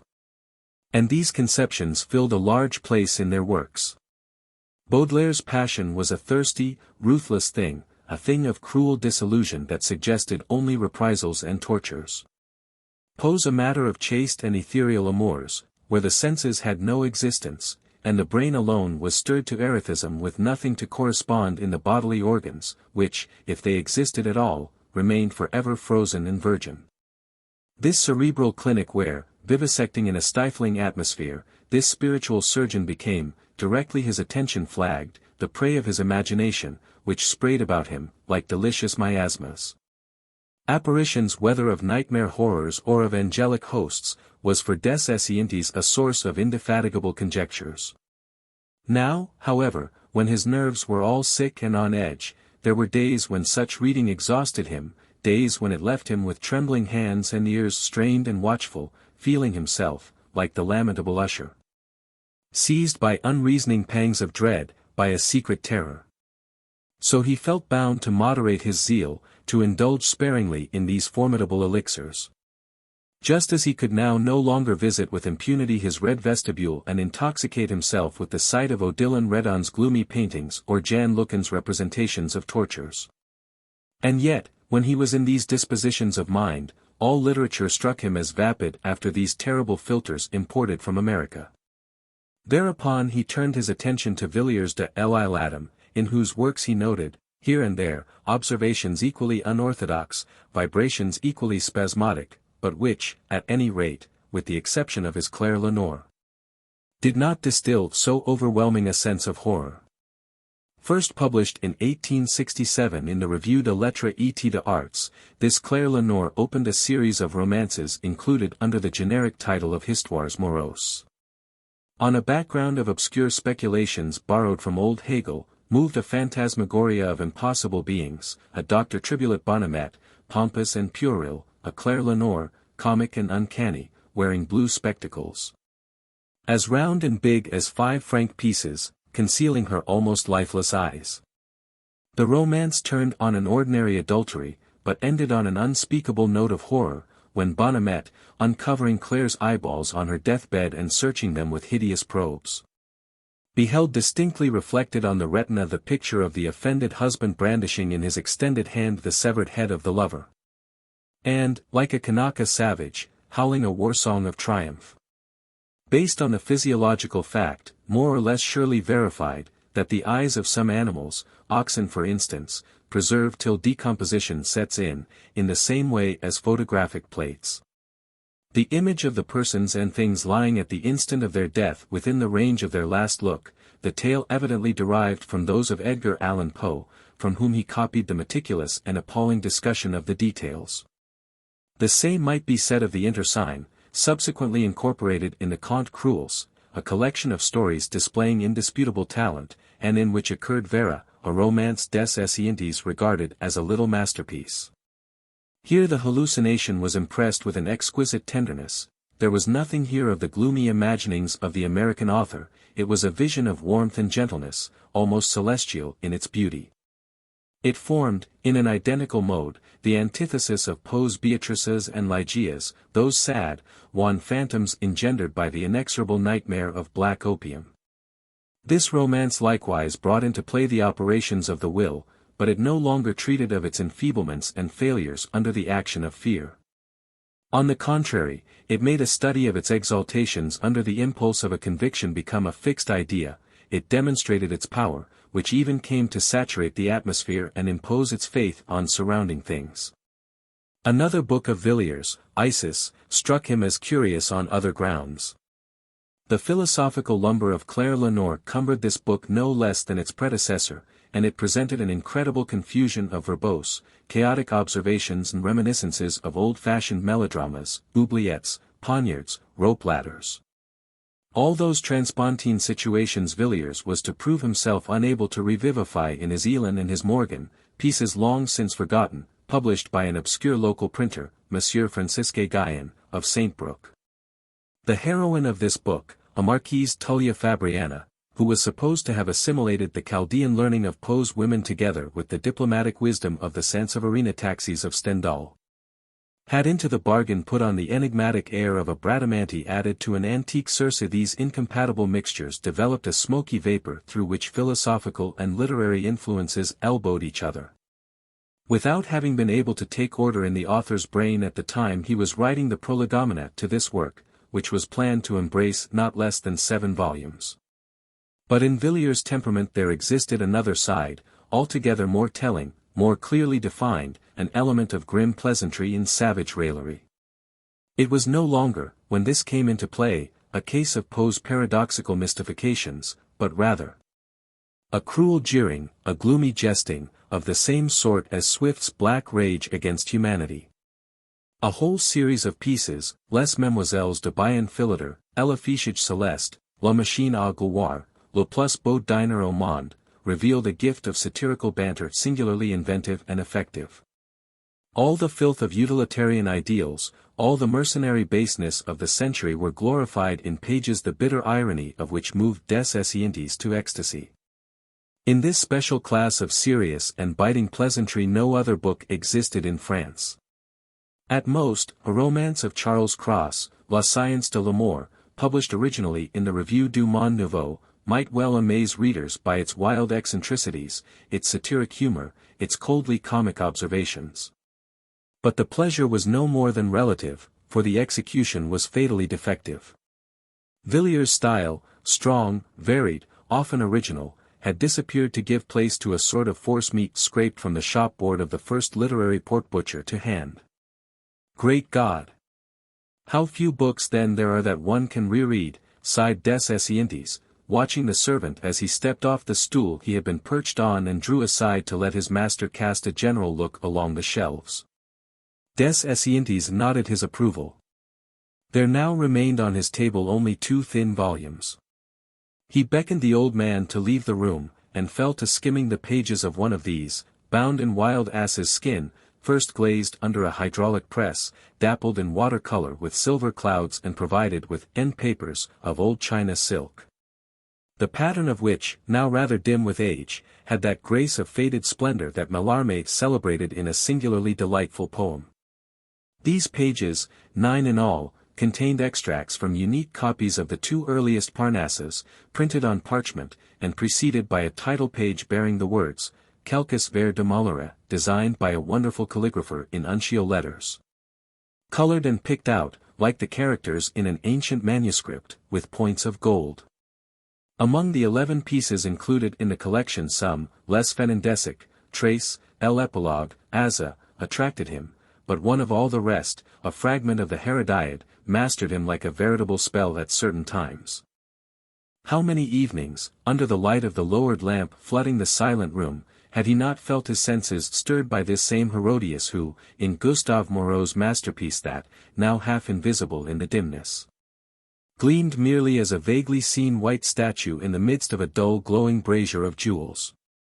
The darkness hid the blood, dimmed the flash of colors and gold, buried in gloom the far corners of the temple, obscured the minor actors in the murderous drama where they stood wrapped in sad-colored garments, sparing only the high lights of the painting, showing the white figure of the woman emerging from her sheath of jewels and accentuating her nakedness.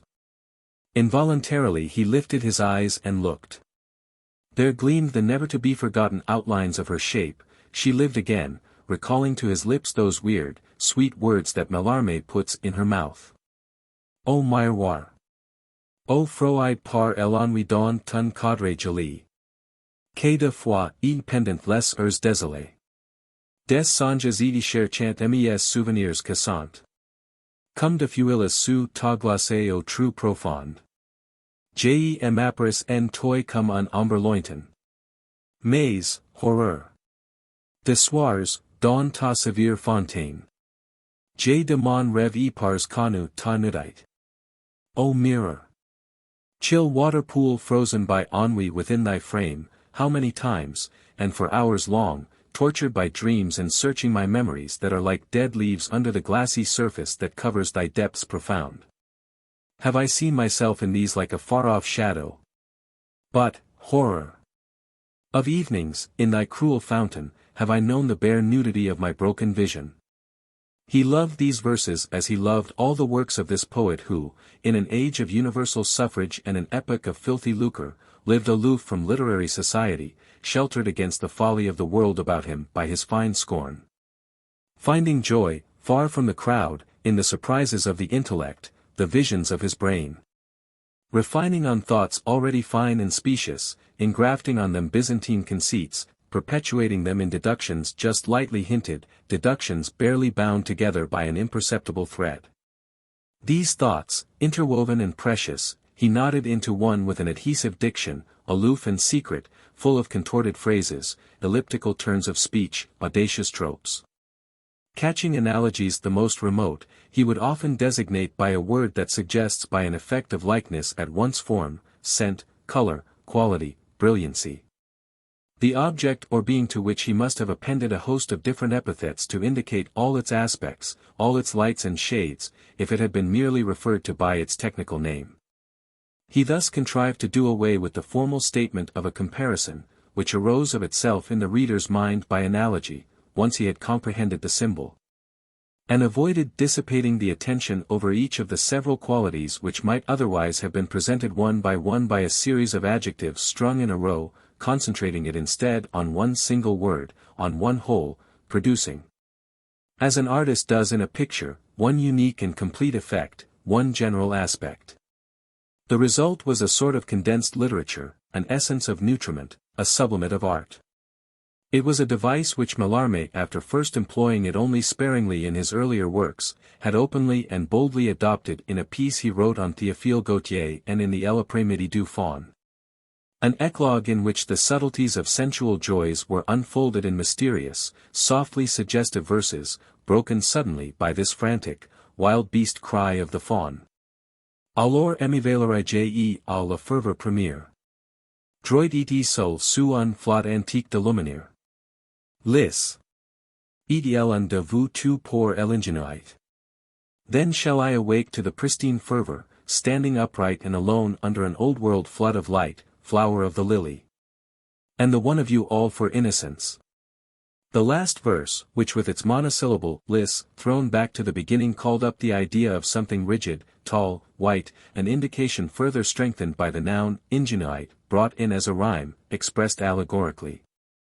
In a single word, the passion, the effervescence, the passing moment of excitement of the virgin faun, maddened to lust at sight of the nymphs. In this extraordinary poem, surprises, novel images, unexpected conceptions awaited the reader in every line. As the poet went on to describe the emotions and regrets of the goatfoot standing by the marsh side and gazing at the clumps of rushes still keeping a fleeting impress of the rounded forms of the naiads that had lain there. Then des Esseintes also found a fanciful delight in handling the miniature volume, the covers of which, in Japanese felt, as white as curdled milk, were fastened with 2 silk cords, one china pink, the other black. Concealed behind the binding, the black ribbon met the pink one, which gave a note of velvety softness, a suspicion as of modern Japanese rouge, a suggestion of love and license, to the antique severity of the pure white. The frankly natural tint of the book, which it entwined, knotting together in a small rosette its sombre hue with the brighter tint of the other, suggesting a discreet intimation of the faun's regrets. A vague foreshadowing of the melancholy that succeeds the transports of passion and the appeasing of the senses excited to frenzy by desire. Des Esseintes replaced on the table the Après-midi du Faun, and glanced through another thin volume which he had printed for his private use, an anthology of prose poetry. A little shrine dedicated to Baudelaire as patron saint and opening with one of his pieces. The collection included selected passages from the Gaspard de la Nuit of that fantastic author Aloysius Bertrand, who has transferred Da Vinci's methods to prose and painted with his metallic oxides a series of little pictures whose brilliant tints glitter like transparent enamels. To these des Esseintes had added the Vox Populi of Villiers, a piece superbly struck off in a style of gold recalling the type of Leconte de Lisle and Flaubert, and some extracts from that delicious trifle, the Livre de Jade, whose exotic perfume of ginseng and tea is mingled with the fresh fragrance of water babbling in the moonlight from cover to cover of the book.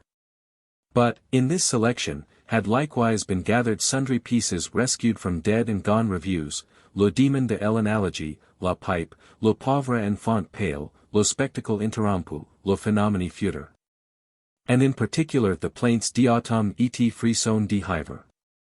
This last was one of Mallarmé's masterpieces, one of the masterpieces of prose poetry to boot, for they united a diction so magnificently ordered that it lulled the senses, like some mournful incantation, some intoxicating melody.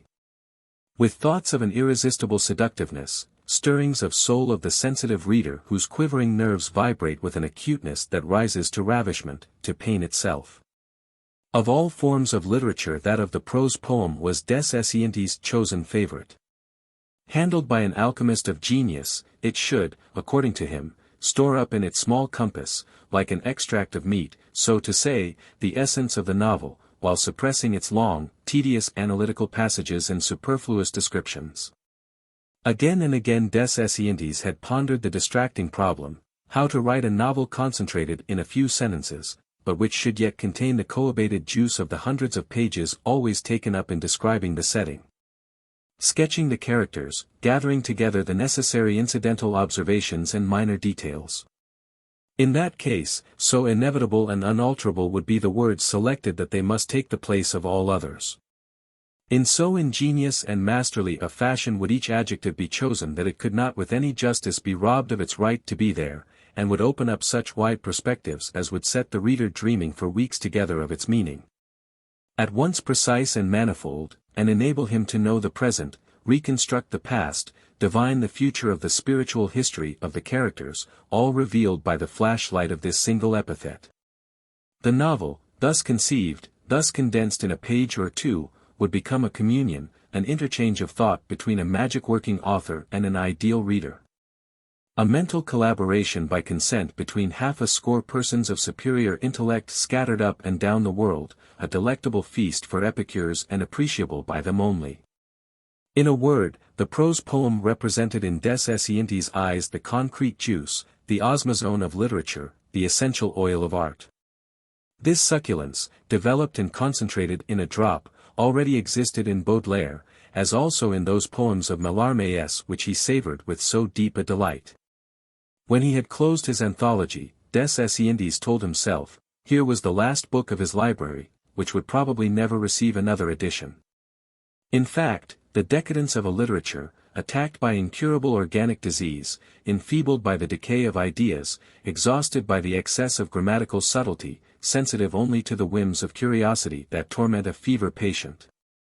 and yet eager in its expiring hours to express every thought and fancy, frantic to make good all the omissions of the past, tortured on its deathbed by the craving to leave a record of the most subtle pangs of suffering, was incarnate in Mallarmé in the most consummate and exquisite perfection. Here was to be found, pushed to its completest expression, the quintessence of Baudelaire and Poe. Here was the same powerful and refined basis yet further distilled and giving off new savors, new intoxications. It was the dying spasm of the old tongue which, after a progressive decay from century to century, was ending in a total dissolution, in the same deliquium the Latin language had suffered, as it expired finally in the mystic conceptions and enigmatic phrases of St. Boniface and Saint Edhelm. For the rest, the decomposition of the French language had come about at a blow. In Latin, a lengthy period of transition, a pause of 400 years, had intervened between the variegated and magnificent phraseology of Claudian and Rutilius and the dialect of the 8th century with its taint of decomposition. Not so in French. Here no interval of time, no long-drawn series of ages, occurred. The variegated and magnificent style of the de Goncourts and the tainted style of Verlaine and Mallarmé rubbed elbows at Paris, dwelling together at the same time, in the same period, in the same century. And des Esseintes smiled to himself as he looked at one of the folios lying open on his church reading desk, thinking how the moment might come when a learned scholar would compile for the decadence of the French language a glossary like that in which the erudite Du Cange has noted down the last stammering accents, the last spasmodic efforts, the last flashes of brilliancy, of the Latin tongue as it perished of old age, the death rattle sounding through the recesses of monkish cloisters. Chapter 15. After blazing up like a fire of straw, his enthusiasm for the digester was extinguished with a like rapidity. Soothed for the time being, his dyspepsia began again. Presently, this overstimulating essence of nourishment brought on such an irritation of the bowels that des Esseintes was obliged to drop its use with all possible speed. The complaint resumed its course, hitherto unknown symptoms going with it.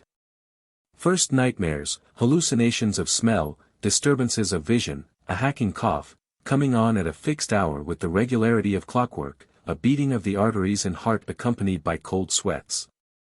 Then, delusions of hearing, all the mischiefs, in fact, that marked the last stage of the malady. Eaten up by a burning fever, des Esseintes would suddenly hear the sound of running water, the buzz of wasps. Then these noises would melt into a single one resembling the whirring of a lathe, then this would grow shriller and thinner, changing finally into the silvery tinkle of a bell. Then he would feel his maddened brain wafted away on waves of music, rolling among the billows of harmony familiar to his boyhood. The chants he had learned from the Jesuit fathers recurred to him, recalling the college chapel, where they had echoed. Then the hallucination would pass on to the olfactory and visual organs, wrapping them in the vapor of incense and the gloom of a sanctuary dimly lit through painted windows under lofty vaults. Among the fathers, the rites of religion were performed with great pomp and ceremony. An excellent organist and a noteworthy choir made these spiritual exercises an artistic delight, to the great end of edification. The organist was a lover of the old masters, and on days of festival he would select one of Palestrina's or Orlando Lasso's masses, Marcello's psalms, Handel's oratorios, Sebastian Bach's motets, would play in preference to the sensuous, facile compilations of Father Lambelat so much favored by the average priest, certain Laudi Spirituali, of the 16th century whose stately beauty had many a time fascinated des Esseintes. But above all, he had experienced ineffable pleasures in listening to the plain song, which the organist had kept up in spite of modern prejudices. This form, now looked down upon as an effete and Gothic type of the Christian liturgy, as an antiquarian curiosity, as a relic of barbarous centuries, was the life-word of the ancient Church, the very spirit of the Middle Ages. It was the prayer of all time set to music in tones modulated in accord with the aspirations of the soul, the never-ceasing hymn of praise that had risen for hundreds of years to the throne of the Most High. This traditional melody was the only one that, with its mighty unison, its solemn, massive harmonies, like blocks of ashlar, could fitly go with the old basilicas and fill their Romanesque vaults, of which it seemed the emanation and the living voice. How many times had not des Esseintes been entranced and mastered by an irresistible awe when the Christus factus est of the Gregorian chant had swelled up in the nave whose pillars trembled amid the floating clouds of incense? Or when the rolling bass of the De Profundis groaned forth, mournful as a stifled sob, poignant as a despairing cry of mankind bewailing its mortal destiny, imploring the tender mercy of its Saviour. In comparison with this magnificent plain song, created by the genius of the Church, impersonal, anonymous as the organ itself, whose inventor is unknown, all other religious music seemed to him secular, profane. At bottom, in all the works of Jomelli and Porpora, of Carissimi and Durante, in the most admirable conceptions of Handel and Bach, there was no real renunciation of popular triumph, no sacrifice of artistic success. No abdication of human pride listening to itself at prayer.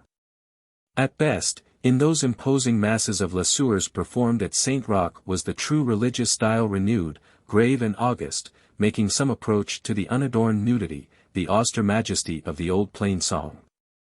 Since those days, utterly revolted by pretentious works like the Stabat Mater of Rossini or the similar compositions of Pergolese, disgusted with all this intrusion of worldly art into the liturgical sanctum, des Esseintes had held aloof altogether from these equivocal productions tolerated by an indulgent Mother Church.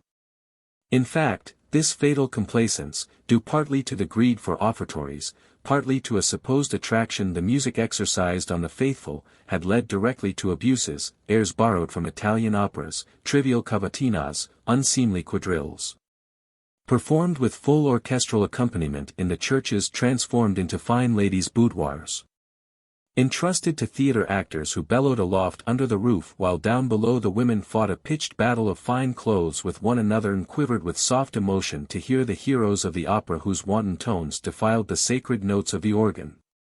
For years now he had positively refused to take part in these pious entertainments, resting satisfied with his memories of childhood, regretting even having heard sundry Te Deums by great masters. For did he not remember that admirable Te Deum of the plain song, that hymn so simple and grandiose, composed by some saint, St. Ambrose or St. Hilary, who, lacking the complicated resources of an orchestra, failing the mechanical music of modern music, displayed an ardent faith, a delirious joy, the essence of the soul of all humanity expressed in burning, trustful, almost heavenly accents. In any case, des Esseintes' ideas on music were in flagrant contradiction with the theories he professed as to the other arts. In religious music, he really cared only for the monastic music of the Middle Ages, that ascetic music that acted instinctively on the nerves, like certain pages of the old Christian Latinity. Besides, he admitted it himself, he was incapable of understanding the artful devices contemporary masters might have been able to introduce into Catholic art. The truth is, he had not studied music with the same passionate ardor he had applied to painting and to literature. He could play the piano like any other amateur, had come, after many fumblings, to be competent to read a score. But he knew nothing of harmony or the technique needful for really appreciating lights and shades of expression, for understanding nice points, for entering, with proper comprehension, into refinements and elaborations. Then, on another side, secular music is a promiscuous art which one cannot enjoy at home and alone, as one reads a book. To taste it, he must needs have mixed with that inevitable public that crowds to theatres and besieges the Cirque de Hiver where, under a broiling sun, in an atmosphere as muggy as a wash-house, you see a man with the look of a carpenter bawling a remoulade and massacring disconnected bits of Wagner to the huge delight of an ignorant crowd. He had never had the courage to plunge into this bath of promiscuity in order to hear Berlioz, some fragments of whom had nevertheless won his admiration by their high-wrought passion and abounding fire, while he realized with no less perspicacity that there was not a scene, not a phrase in any opera of the mighty Wagner that could be detached from its context without ruining it. The scraps thus cut from the whole and served up at a concert lost all meaning, all sense, for, like the chapters in a book that mutually complete each other and all concur to bring about the same conclusion, the same final effect. His melodies were used by Wagner to define the character of his personages, to incarnate their thoughts, to express their motives, visible or secret. And their ingenious and persistent repetitions were only intelligible for an audience which followed the subject from its first opening and watched the characters grow little by little more clearly defined. Observed them develop in surroundings from which they could not be separated without seeing them perish like branches severed from a tree. So des Esseintes thought, convinced that of all the horde of melomaniacs who every Sunday fell into ecstasies on the benches, 20 at most knew the score of the musicians were massacring. When the box openers were kind enough to hold their tongues and let the orchestra be heard. The circumstance also being remembered at the intelligent patriotism of the French nation forbade the production of an opera of Wagner's at a Paris theatre. There was nothing left for the curious amateur who is unskilled in the arcana of music and cannot or will not travel to Bayreuth, save to stay at home, and that was the reasonable course des Esseintes had adopted. On another side, more popular, easier music and detached morceaux taken from the old-fashioned operas scarcely appealed to him. The trivial tunes of Aubert and Boieldieu, of Adam and Flotow, and the commonplaces of musical rhetoric favored by Ambrose Thomas. Bazin and their like repelled him just as much as the antiquated sentimentalities and cheap graces of the Italian composers. He had therefore resolutely refused to have anything to do with music, and for all the years this renunciation lasted. He found nothing to look back upon with any pleasure save a few chamber concerts at which he had heard Beethoven and above all Schumann and Schubert, who had stimulated his nerves as keenly as the most telling and tragical poems of Edgar Allan Poe. Certain settings for the violoncello by Schumann had left him positively panting with emotion, gasping for breath under the stress of hysteria. But it was chiefly Schubert's Lieder that had stirred him to the depths, lifted him out of himself, then prostrated him as after a wasteful outpouring of nervous fluid, after a mystic debauch of soul. This music thrilled him to the very marrow, driving back an infinity of forgotten griefs, of old vexations, on a heart amazed to contain so many confused miseries and obscure sorrows. This music of desolation, crying from the deepest depths of being, terrified, while fascinating him.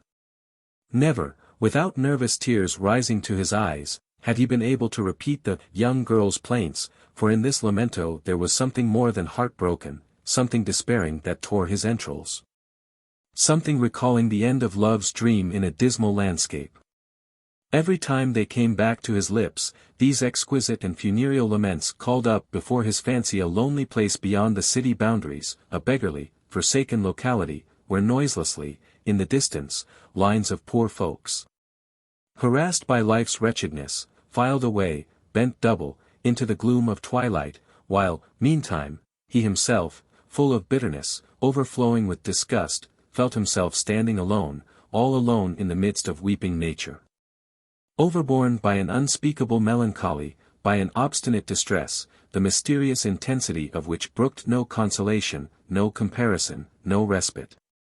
Like a passing bell, the despairing air haunted his brain now that he lay in bed, enfeebled by fever and tormented by an anxiety the more implacable because he could no longer discover its cause. Eventually he surrendered himself to the current, let himself be swept away by the torrent of the music, suddenly barred for a brief minute by the plain song of the psalms that rose with its long-drawn bass notes in his head, whose temples seemed bruised and battered by the clappers of 100 bells. One morning, however, these noises fell quiet, he was in better possession of his faculties and asked the servant to hand him a mirror. He hardly knew himself. His face was earthen in hue, the lips dry and swollen, the tongue furrowed, the skin wrinkled. His straggling hair and beard, which his man had not trimmed since the beginning of his illness, added to the horror of the sunken cheeks and staring, watery eyes that burned with a feverish brightness in this death's head bristling with unkempt hair. Worse than his weakness, worse than his irrepressible fits of vomiting which rejected every attempt at taking food, worse than the wasting from which he suffered, this disfigurement of face alarmed him. He thought he was done for. Then, in spite of the exhaustion that crushed him down, the fierce energy of a man at bay brought him to a sitting posture in his bed, lent him strength to write a letter to his Paris doctor and order his servant to go instantly to find him and bring him back with him, cost what it might, the same day. In an instant, he passed from the most absolute despair to the most comforting hope. The physician in question was a noted specialist, renowned for the cure of nervous disorders. He must before now have cured more obstinate and more dangerous cases than mine, des Esseintes told himself. Not a doubt of it, I shall be set up again in a few days' time. But presently again this overconfidence was followed by a feeling of utter disenchantment. No matter how learned and how perspicacious they may be, doctors really know nothing about nervous disease, the very cause of which they cannot tell. Like all the rest, he would prescribe the everlasting oxide of zinc and quinine, bromide of potassium and valerian. And who can say, he went on to himself, clinging to the last twig of hope, if the reason why these remedies have hitherto failed me is not simply because I have not known how to employ them in proper doses. Despite everything, this waiting for expected relief gave him new life, but presently a fresh dread assailed him. Suppose the doctor should not be in town or should decline to disturb his arrangements. Then came yet another panic lest his servant should have failed to find him at all. This threw him into the depths of despair. His mind began to fail again, jumping, moment by moment, from the most inordinate hopefulness to the most baseless apprehension, exaggerating both his chances of sudden recovery and his fears of immediate danger. Hour after hour slipped by, and a time arrived when, despairing and exhausted, convinced the doctor would never come, he told himself over and over again in impotent anger that, if only he had seen to it in time, he would undoubtedly have been saved. Then after a while, his rage with his servant, his indignation at the doctor's delay, abated, and he began to cherish a bitter vexation against himself instead, blaming his own procrastination in having waited so long before sending for help. Persuading himself that he would have been perfectly well by now, if, even the night before only, he had provided himself with good, strong medicines and proper nursing. Gradually these alternate paroxysms of hope and fear that tormented his half-delirious brain grew milder, as these repeated panics wore down his strength. He dropped into a sleep of exhaustion broken by incoherent dreams, a kind of coma interrupted by periods of wakefulness too brief for consciousness to be regained. He had finally lost all notion of what he wished and what he feared so completely that he was merely bewildered, and felt neither surprise nor satisfaction, when suddenly the doctor made his appearance in the room. The servant no doubt had informed him of the manner of life des Esseintes led and of various symptoms he had himself been in a position to notice since the day when he had picked up his master by the window where he lay. Felled by the violence of his perfumes, for he asked the patient very few questions, knowing indeed his antecedents for many years past. But he examined and sounded him and carefully scrutinized the urine, in which certain white streaks told him the secret of one of the chief determining causes of his nervous collapse. He wrote a prescription and took his leave without a word, saying he would come again. His visit comforted des Esseintes, albeit he was alarmed at the doctor's silence and besought his servant not to hide the truth from him any longer. The man assured him the doctor had showed no signs of anxiety and, suspicious as he was, des Esseintes could detect no tokens whatever of prevarication or falsehood in the old man's calm face. Then his thoughts grew more cheerful. Indeed the pain had stopped and the feebleness he had experienced in every limb had merged into a sort of agreeable languor, a feeling of placid content at once vague and slowly progressive. Then he was at once astonished and pleased to find his bedside table unlittered with drugs and medicine bottles, and a pale smile hovered over his lips when finally his servant brought him a nourishing enema compounded with peptone, and informed his master that he was to repeat the little operation 3 times every 24 hours. The thing was successfully carried out, and des Esseintes could not help secretly congratulating himself on the event which was the coping stone, the crowning triumph, in a sort, of the life he had contrived for himself. His predilection for the artificial had now, and that without any initiative on his part, attained its supreme fulfillment. A man could hardly go farther. Nourishment thus absorbed was surely the last aberration from the natural that could be committed. What a delicious thing, he said to himself, it would be if one could, once restored to full health, go on with the same simple regime. What a saving of time, what a radical deliverance from the repugnance meat inspires in people who have lost their appetite. What a definite and final release from the lassitude that invariably results from the necessarily limited choice of viands. What a vigorous protest against the degrading sin of gluttony. Last but not least, what a direct insult cast in the face of old Mother Nature, whose never-varying exigencies would be forever nullified. In this vein, he went on talking to himself under his breath. Why, it would be easy enough to sharpen one's appetite by swallowing a strong aperient, then when one could truly tell oneself, "Come, what hour is it now? Seems to me it must be high time to sit down to dinner, I have a wolf in my stomach," the table would be laid by depositing the noble instrument on the cloth, and lo! Before you had time so much as to say grace, the troublesome and vulgar task of eating would be suppressed. Some days later, the man handed his master an enema altogether different in color and smell from the peptone suppositories. "Why, it's not the same," exclaimed des Esseintes, looking with consternation at the liquid poured into the apparatus. He demanded the menu as he might have done in a restaurant, and unfolding the physician's prescription, he read out. Cod liver oil 20 grams. Beef tea 200. Burgundy 200. Yolk of 1 egg. He sat pensive. He had never succeeded, on account of the ruined state of his stomach, in taking a serious interest in the art of cookery. Now he was surprised to find himself all of a sudden pondering over combinations of a posteriori gourmandise. Then a grotesque notion shot across his brain. Perhaps the doctor had imagined his patient's abnormal palate was wearied by this time of the flavor of peptone. Perhaps, like a skillful chef, he had wished to vary the savor of the foods administered, to prevent the monotony of the dishes leading to a complete loss of appetite.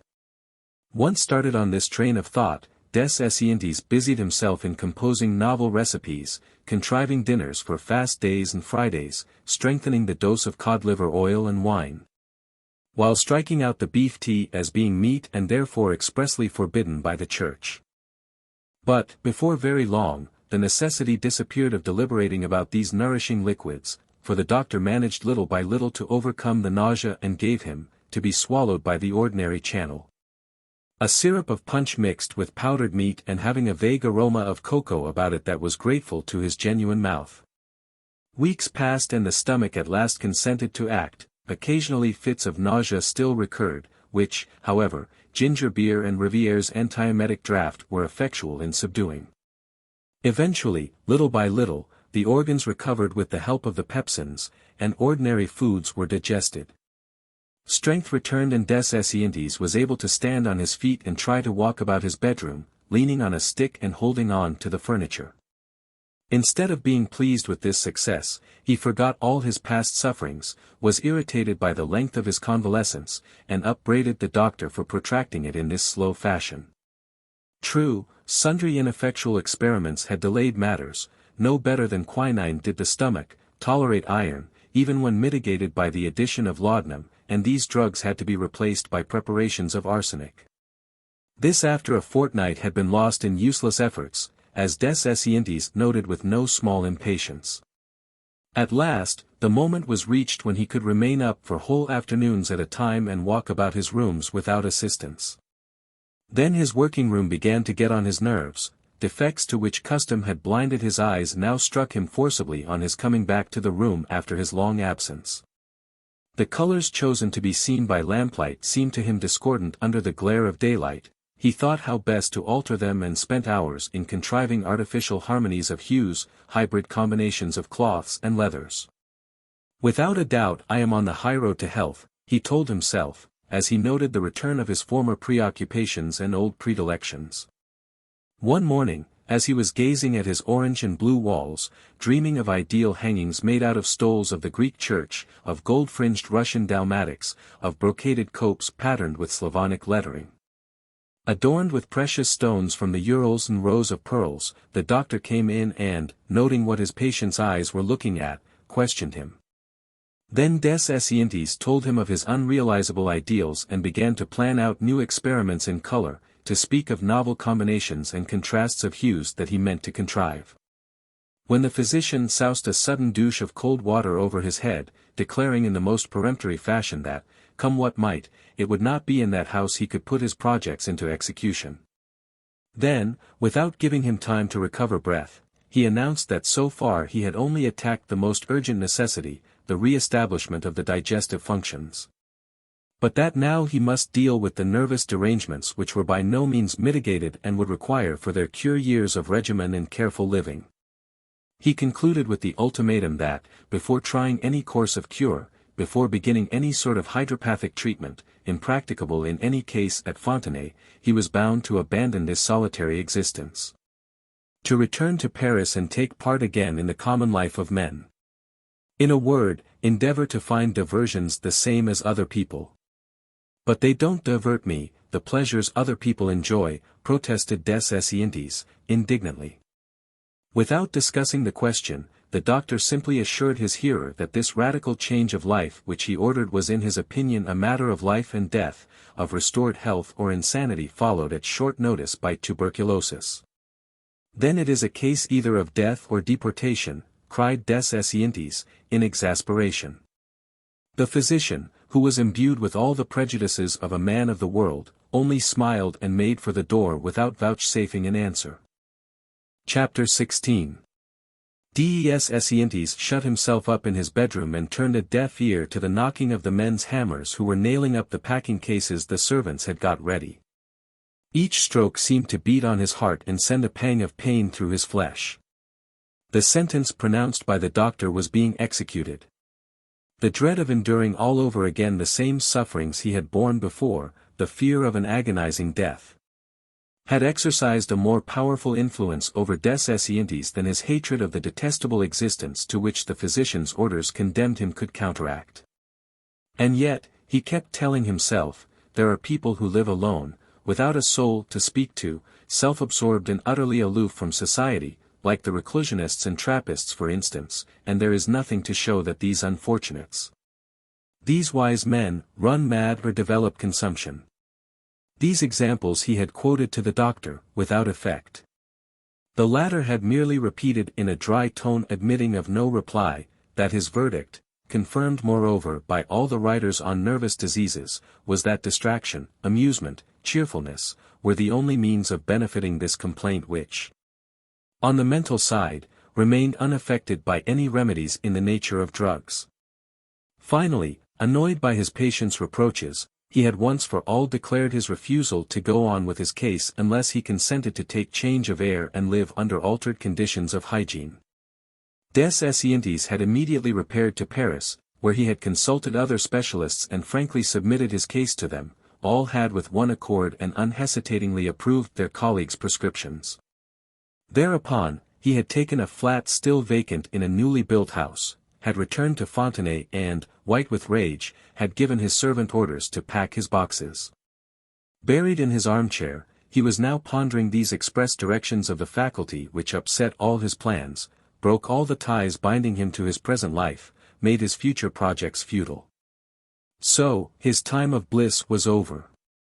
This haven, that sheltered him from the storms, he must abandon and put out again into the storm-tossed ocean of human folly that had battered and bruised him so sorely.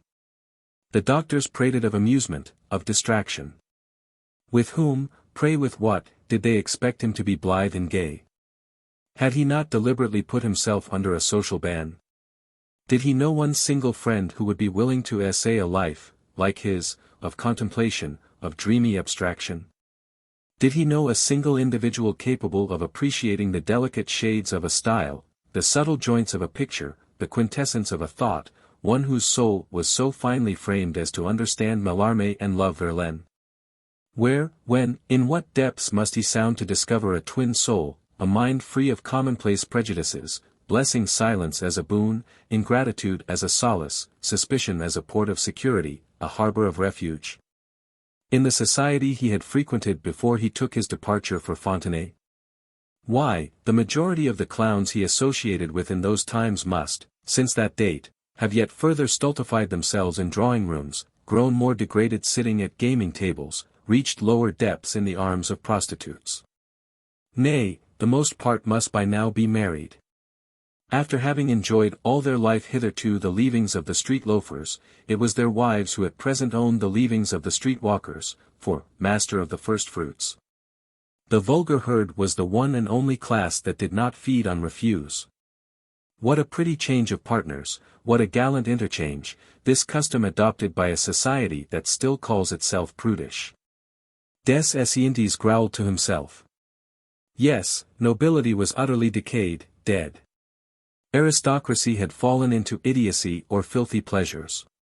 It was perishing in the degeneracy of its members, whose faculties grew more debased with each succeeding generation till they ended with the instincts of gorillas quickened in the pates of grooms and jockeys, or else. Like the once famous houses of Choiseul-Praslin, Polignac, Chevreuse, wallowed in the mud of legal actions that brought them down to the same level of baseness as the other classes. The very mansions, the time-honored scutcheons, the heraldic blazons, the stately pomp and ceremony of this ancient caste had disappeared. Its estates no longer yielded revenue, they and the great houses on them had come to the hammer, for money ran short to buy the smiles of women that bewitched and poisoned the besotted descendants of the old families. The least scrupulous, the least dull-witted, threw all shame to the winds. They mixed in low plots, stirred up the filth of base finance, appeared like common pickpockets at the bar of justice, serving at any rate to set off the tact of human justice which, finding it impossible to be always impartial, ended the matter by making them librarians in the prisons. This eagerness after gain, this itch for filthy lucre, had found a counterpart also in another class, the class that had always lent for support on the nobility, the clergy to wit. Now were to be seen on the outside sheets of the papers advertisements of corns cured by a priest. The monasteries were transformed into apothecaries' laboratories and distilleries. They sold recipes or manufactured the stuff themselves. The Cistercians, chocolate, Trapistin, semolina, tincture of arnica, the Marist Brotherhood, bisulfate of chalk for medical purposes and vulnerary water, the Jacobines, anti-apoplectic elixir, the disciples of Saint Benedict, Benedictine. The monks of Saint Bruno, Chartreuse. Business had invaded the cloisters, where, in lieu of antiphonaries, fat ledgers lay on the lecterns. Like a leprosy, the greed of the century devastated the church, kept the monks bending over inventories and invoices, turned the fathers superior into confectioners and quacksalvers. The lay brothers and novices into common packers and vulgar bottle washers. And yet, spite of everything, it was still only among ecclesiastics that Des Esseintes could hope for relations congruent, up to a certain point, with his tastes. In the society of the clergy, generally learned and well-educated men, he might have spent some affable and agreeable evenings. But then he must have shared their beliefs and not be a mere waverer between skeptical notions and spasms of conviction that came surging from time to the surface, buoyed up by the memories of childhood. He must needs have held identical views, refused to accept, as he was ready enough to do in his moments of ardor, a Catholicism spiced with a touch of magic, as under Henri III, and a trifle of sadism, as at the end of the 18th century. This special brand of clericalism, this vitiated and artistically perverse type of mysticism, towards which he was tending at certain seasons, could not even be discussed with a priest, who would either have failed to understand what he meant or would have excommunicated him there and then in sheer horror. For the 20th time, the same insoluble problem tormented him. He would feign this state of suspicion and suspense against which he had struggled in vain that Fontenay should have an end. Now that he was to turn over an entirely new leaf, he would fain have forced himself to possess faith, to seize it and clothe himself in it, to fasten it with clamps in his soul. To put it beyond the reach of all the reasonings that shake it and uproot it. But the more he desired it and the less the emptiness of his mind was filled, the more the visitation of the Saviour delayed its coming. Just in proportion, indeed, as his religious faith increased, as he craved with all his strength, as a ransom for the future and a help in the new life he was to lead, this faith that showed itself in glimpses. Though the distance still dividing him from it appalled him, did doubts rise crowding his ever-excited brain, upsetting his ill-poised will, repudiating on grounds of common sense, of mathematical demonstrations, the mysteries and dogmas of the Church. He should have been able to stop these discussions with himself, he told himself with a groan. He should have been able to shut his eyes, let himself be carried along with the stream, forget all the accursed discoveries that have shattered the religious edifice from top to bottom during the last 2 centuries. Yet, really and truly, he sighed, it is neither the physiologists nor the skeptics who destroy Catholicism, it is the priests themselves, whose clumsy writings might well root up the most firmly grounded convictions. In the Dominican collection, was there not to be found a certain doctor of theology, Reverend Père Rouard Descartes, a preaching brother, who in a brochure entitled, Of the Falsification of the Sacramental Substances, has demonstrated beyond a doubt that the major part of masses were null and void, by reason of the fact that the materials used in the rite were sophisticated by dealers. For years, the holy oils had been adulterated with goose grease, the taper wax with burnt bones, the incense with common resin and old benzoin. But worse than all, the substances indispensable for the holy sacrifice, the two things without which no oblation was possible, had likewise been falsified, the wine by repeated dilutings and the illicit addition of pernambuco bark, elderberries, alcohol, alum, salicylate, litharge. The bread, that bread of the Eucharist that must be kneaded of the fine flour of wheat, by ground haricot beans, potash and pipeclay. Nay, now they had gone further yet. They had dared to suppress the wheat altogether, and shameless dealers manufactured out of potato meal nearly all the hosts. Now God declined to come down and be made flesh in potato flour. This was a surety, an indisputable fact. In the second volume of his Moral Theology, His Eminence Cardinal Gusset had also dealt at length with this question of adulteration from the divine standpoint, and, according to the authority of this master which there was no gainsaying, the celebrant could not consecrate bread made of oats, buckwheat or barley, and though the case of rye bread at least admitted of doubt, no question could be raised, no argument sustained, when it came to using potato meal, which, to employ the ecclesiastical expression, was in no sense a substance competent for the blessed sacrament.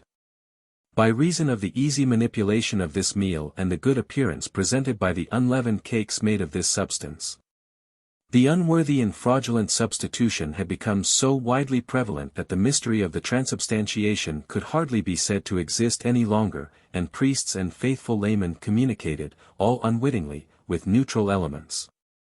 Ah! The days were far away when Radegonde, Queen of France, used with her own hands to prepare the bread destined for the altars.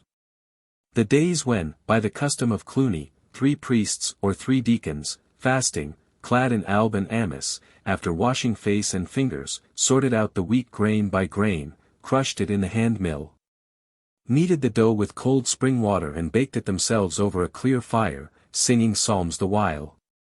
All this, Des Esseintes told himself, cannot hinder the natural result, that this prospect of being constantly duped, even at the holy table itself, is not of a sort to establish beliefs already tottering. Besides, how accept an omnipotence that is hindered by a pinch of potato meal or a drop of alcohol? These thoughts still further darkened the aspect of his future existence and rendered his horizon yet more dark and threatening. Of a surety, no haven of refuge was open to him, no shore of safety left. What was to become of him in Paris yonder, where he had neither relatives nor friends? No tie bound him any more to the Faubourg Saint-Germain that was now quavering in its dotage, scaling away in a dust of desuetude, lying derelict, a worn-out, empty hull, amid a new society. And what point of contact could there be between him and that bourgeois class that had little by little climbed to the top, taking advantage of every disaster to fill its coffers, stirring up every kind of catastrophe to make its crimes and thefts pass muster? After the aristocracy of birth, it was now the turn of the aristocracy of money. It was the caliphate of the counting-house, the despotism of the Rue du Sentier, the tyranny of commerce with its narrow-minded, venal ideas, its ostentatious and rascally instincts. More nefarious, more vile than the nobility it had plundered and the clergy it had overthrown, the bourgeoisie borrowed their frivolous love of show, their decrepit boastfulness, which it vulgarized by its lack of good manners, stole their defects which it aggravated into hypocritical vices. Obstinate and sly, base and cowardly, it shot down ruthlessly its eternal and inevitable dupe, the populace, which it had itself unmuzzled and set on to spring at the throat of the old castes. Now the victory was won. Its task once completed, the plebs had been for its health's sake bled to the last drop, while the bourgeois, secure in his triumph, throned it jovially by dint of his money and the contagion of his folly. The result of his rise to power had been the destruction of all intelligence, the negation of all honesty, the death of all art. In fact, the artists and men of letters, in their degradation, had fallen to their knees and were devouring with ardent kisses the unwashed feet of the high-placed horse-jockeys and low-bred satraps on whose alms they lived. In painting, it was a deluge of effeminate futilities; in literature, a welter of insipid style and spiritless ideas. What was lacking was common honesty in the business gambler, common honor in the freebooter who hunted for a dowry for his son while refusing to pay his daughters. Common chastity in the Voltairian who accused the clergy of incontinence while he was off himself to sniff, like a dull fool and a hypocrite, pretending to be the rake he was not, in disorderly dens of pleasure. At the greasy water in toilet vessels and the hot, acrid effluvium of dirty petticoats. It was the vast, foul bagnio of America transported to our continent. It was, in a word, the limitless, unfathomable, incommensurable firmament of blackguardism of the financier and the self-made man, beaming down, like a despicable sun, on the idolatrous city that grovelled on its belly, hymning vile songs of praise before the impious tabernacle of commerce. Well, crumble then, society. Perish, old world, cried des Esseintes, indignant at the ignominy of the spectacle he had conjured up, and the exclamation broke the nightmare that oppressed him. Ah! He groaned, to think that all this is not a dream. To think that I am about to go back into the degraded and slavish mob of the century. He tried to call up, for the healing of his wounded spirit, the consoling maxims of Schopenhauer. He said over to himself Pascal's grievous axiom, "The soul sees nothing that does not afflict it when it thinks of it," but the words rang in his brain like sounds without sense. His weariness of spirit disintegrated them, robbed them of all meaning, all consolatory virtue, all effective and soothing force. He realized, at last, that the arguments of pessimism were powerless to comfort him. That the impossible belief in a future life could be the only comment. A fit of rage swept away like a hurricane his efforts after resignation, his attempts at indifference. He could deceive himself no more, there was nothing left for it, everything was over. The bourgeoisie were guzzling, as it might be at Clamart, on their knees, from paper parcels, under the grand old ruins of the church, which had become a place of assignation, a mass of debris, defiled by unspeakable quibbles and indecent jests. Could it be that, to prove once for all that he existed, the terrible God of Genesis and the pale crucified of Golgotha were not going to renew the cataclysms of an earlier day, to rekindle the rain of fire that consumed the ancient homes of sin? The cities of the plain? Could it be that this foul flood was to go on spreading and drowning in its pestilential morass this old world where now only seeds of iniquity sprang up and harvests of shame flourished? Suddenly the door was unclosed. In the distance, framed in the opening, appeared men carrying lights in their caps, with clean-shaven cheeks and a tuft on the chin, handling packing cases and shifting furniture. Then the door closed again after the servant, who marched off with a bundle of books under his arm. Des Esseintes dropped into a chair, in despair. "In 2 days more I shall be in Paris," he exclaimed. "Well, all is over. Like a flowing tide, the waves of human mediocrity rise to the heavens and they will engulf my last refuge. I am opening the sluice gates myself, in spite of myself. Ah, but my courage fails me, and my heart is sick within me. Lord, take pity on the Christian who doubts, on the skeptic who would fain believe, on the galley slave of life who puts out to sea alone, in the darkness of night.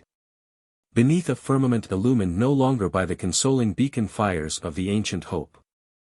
The end.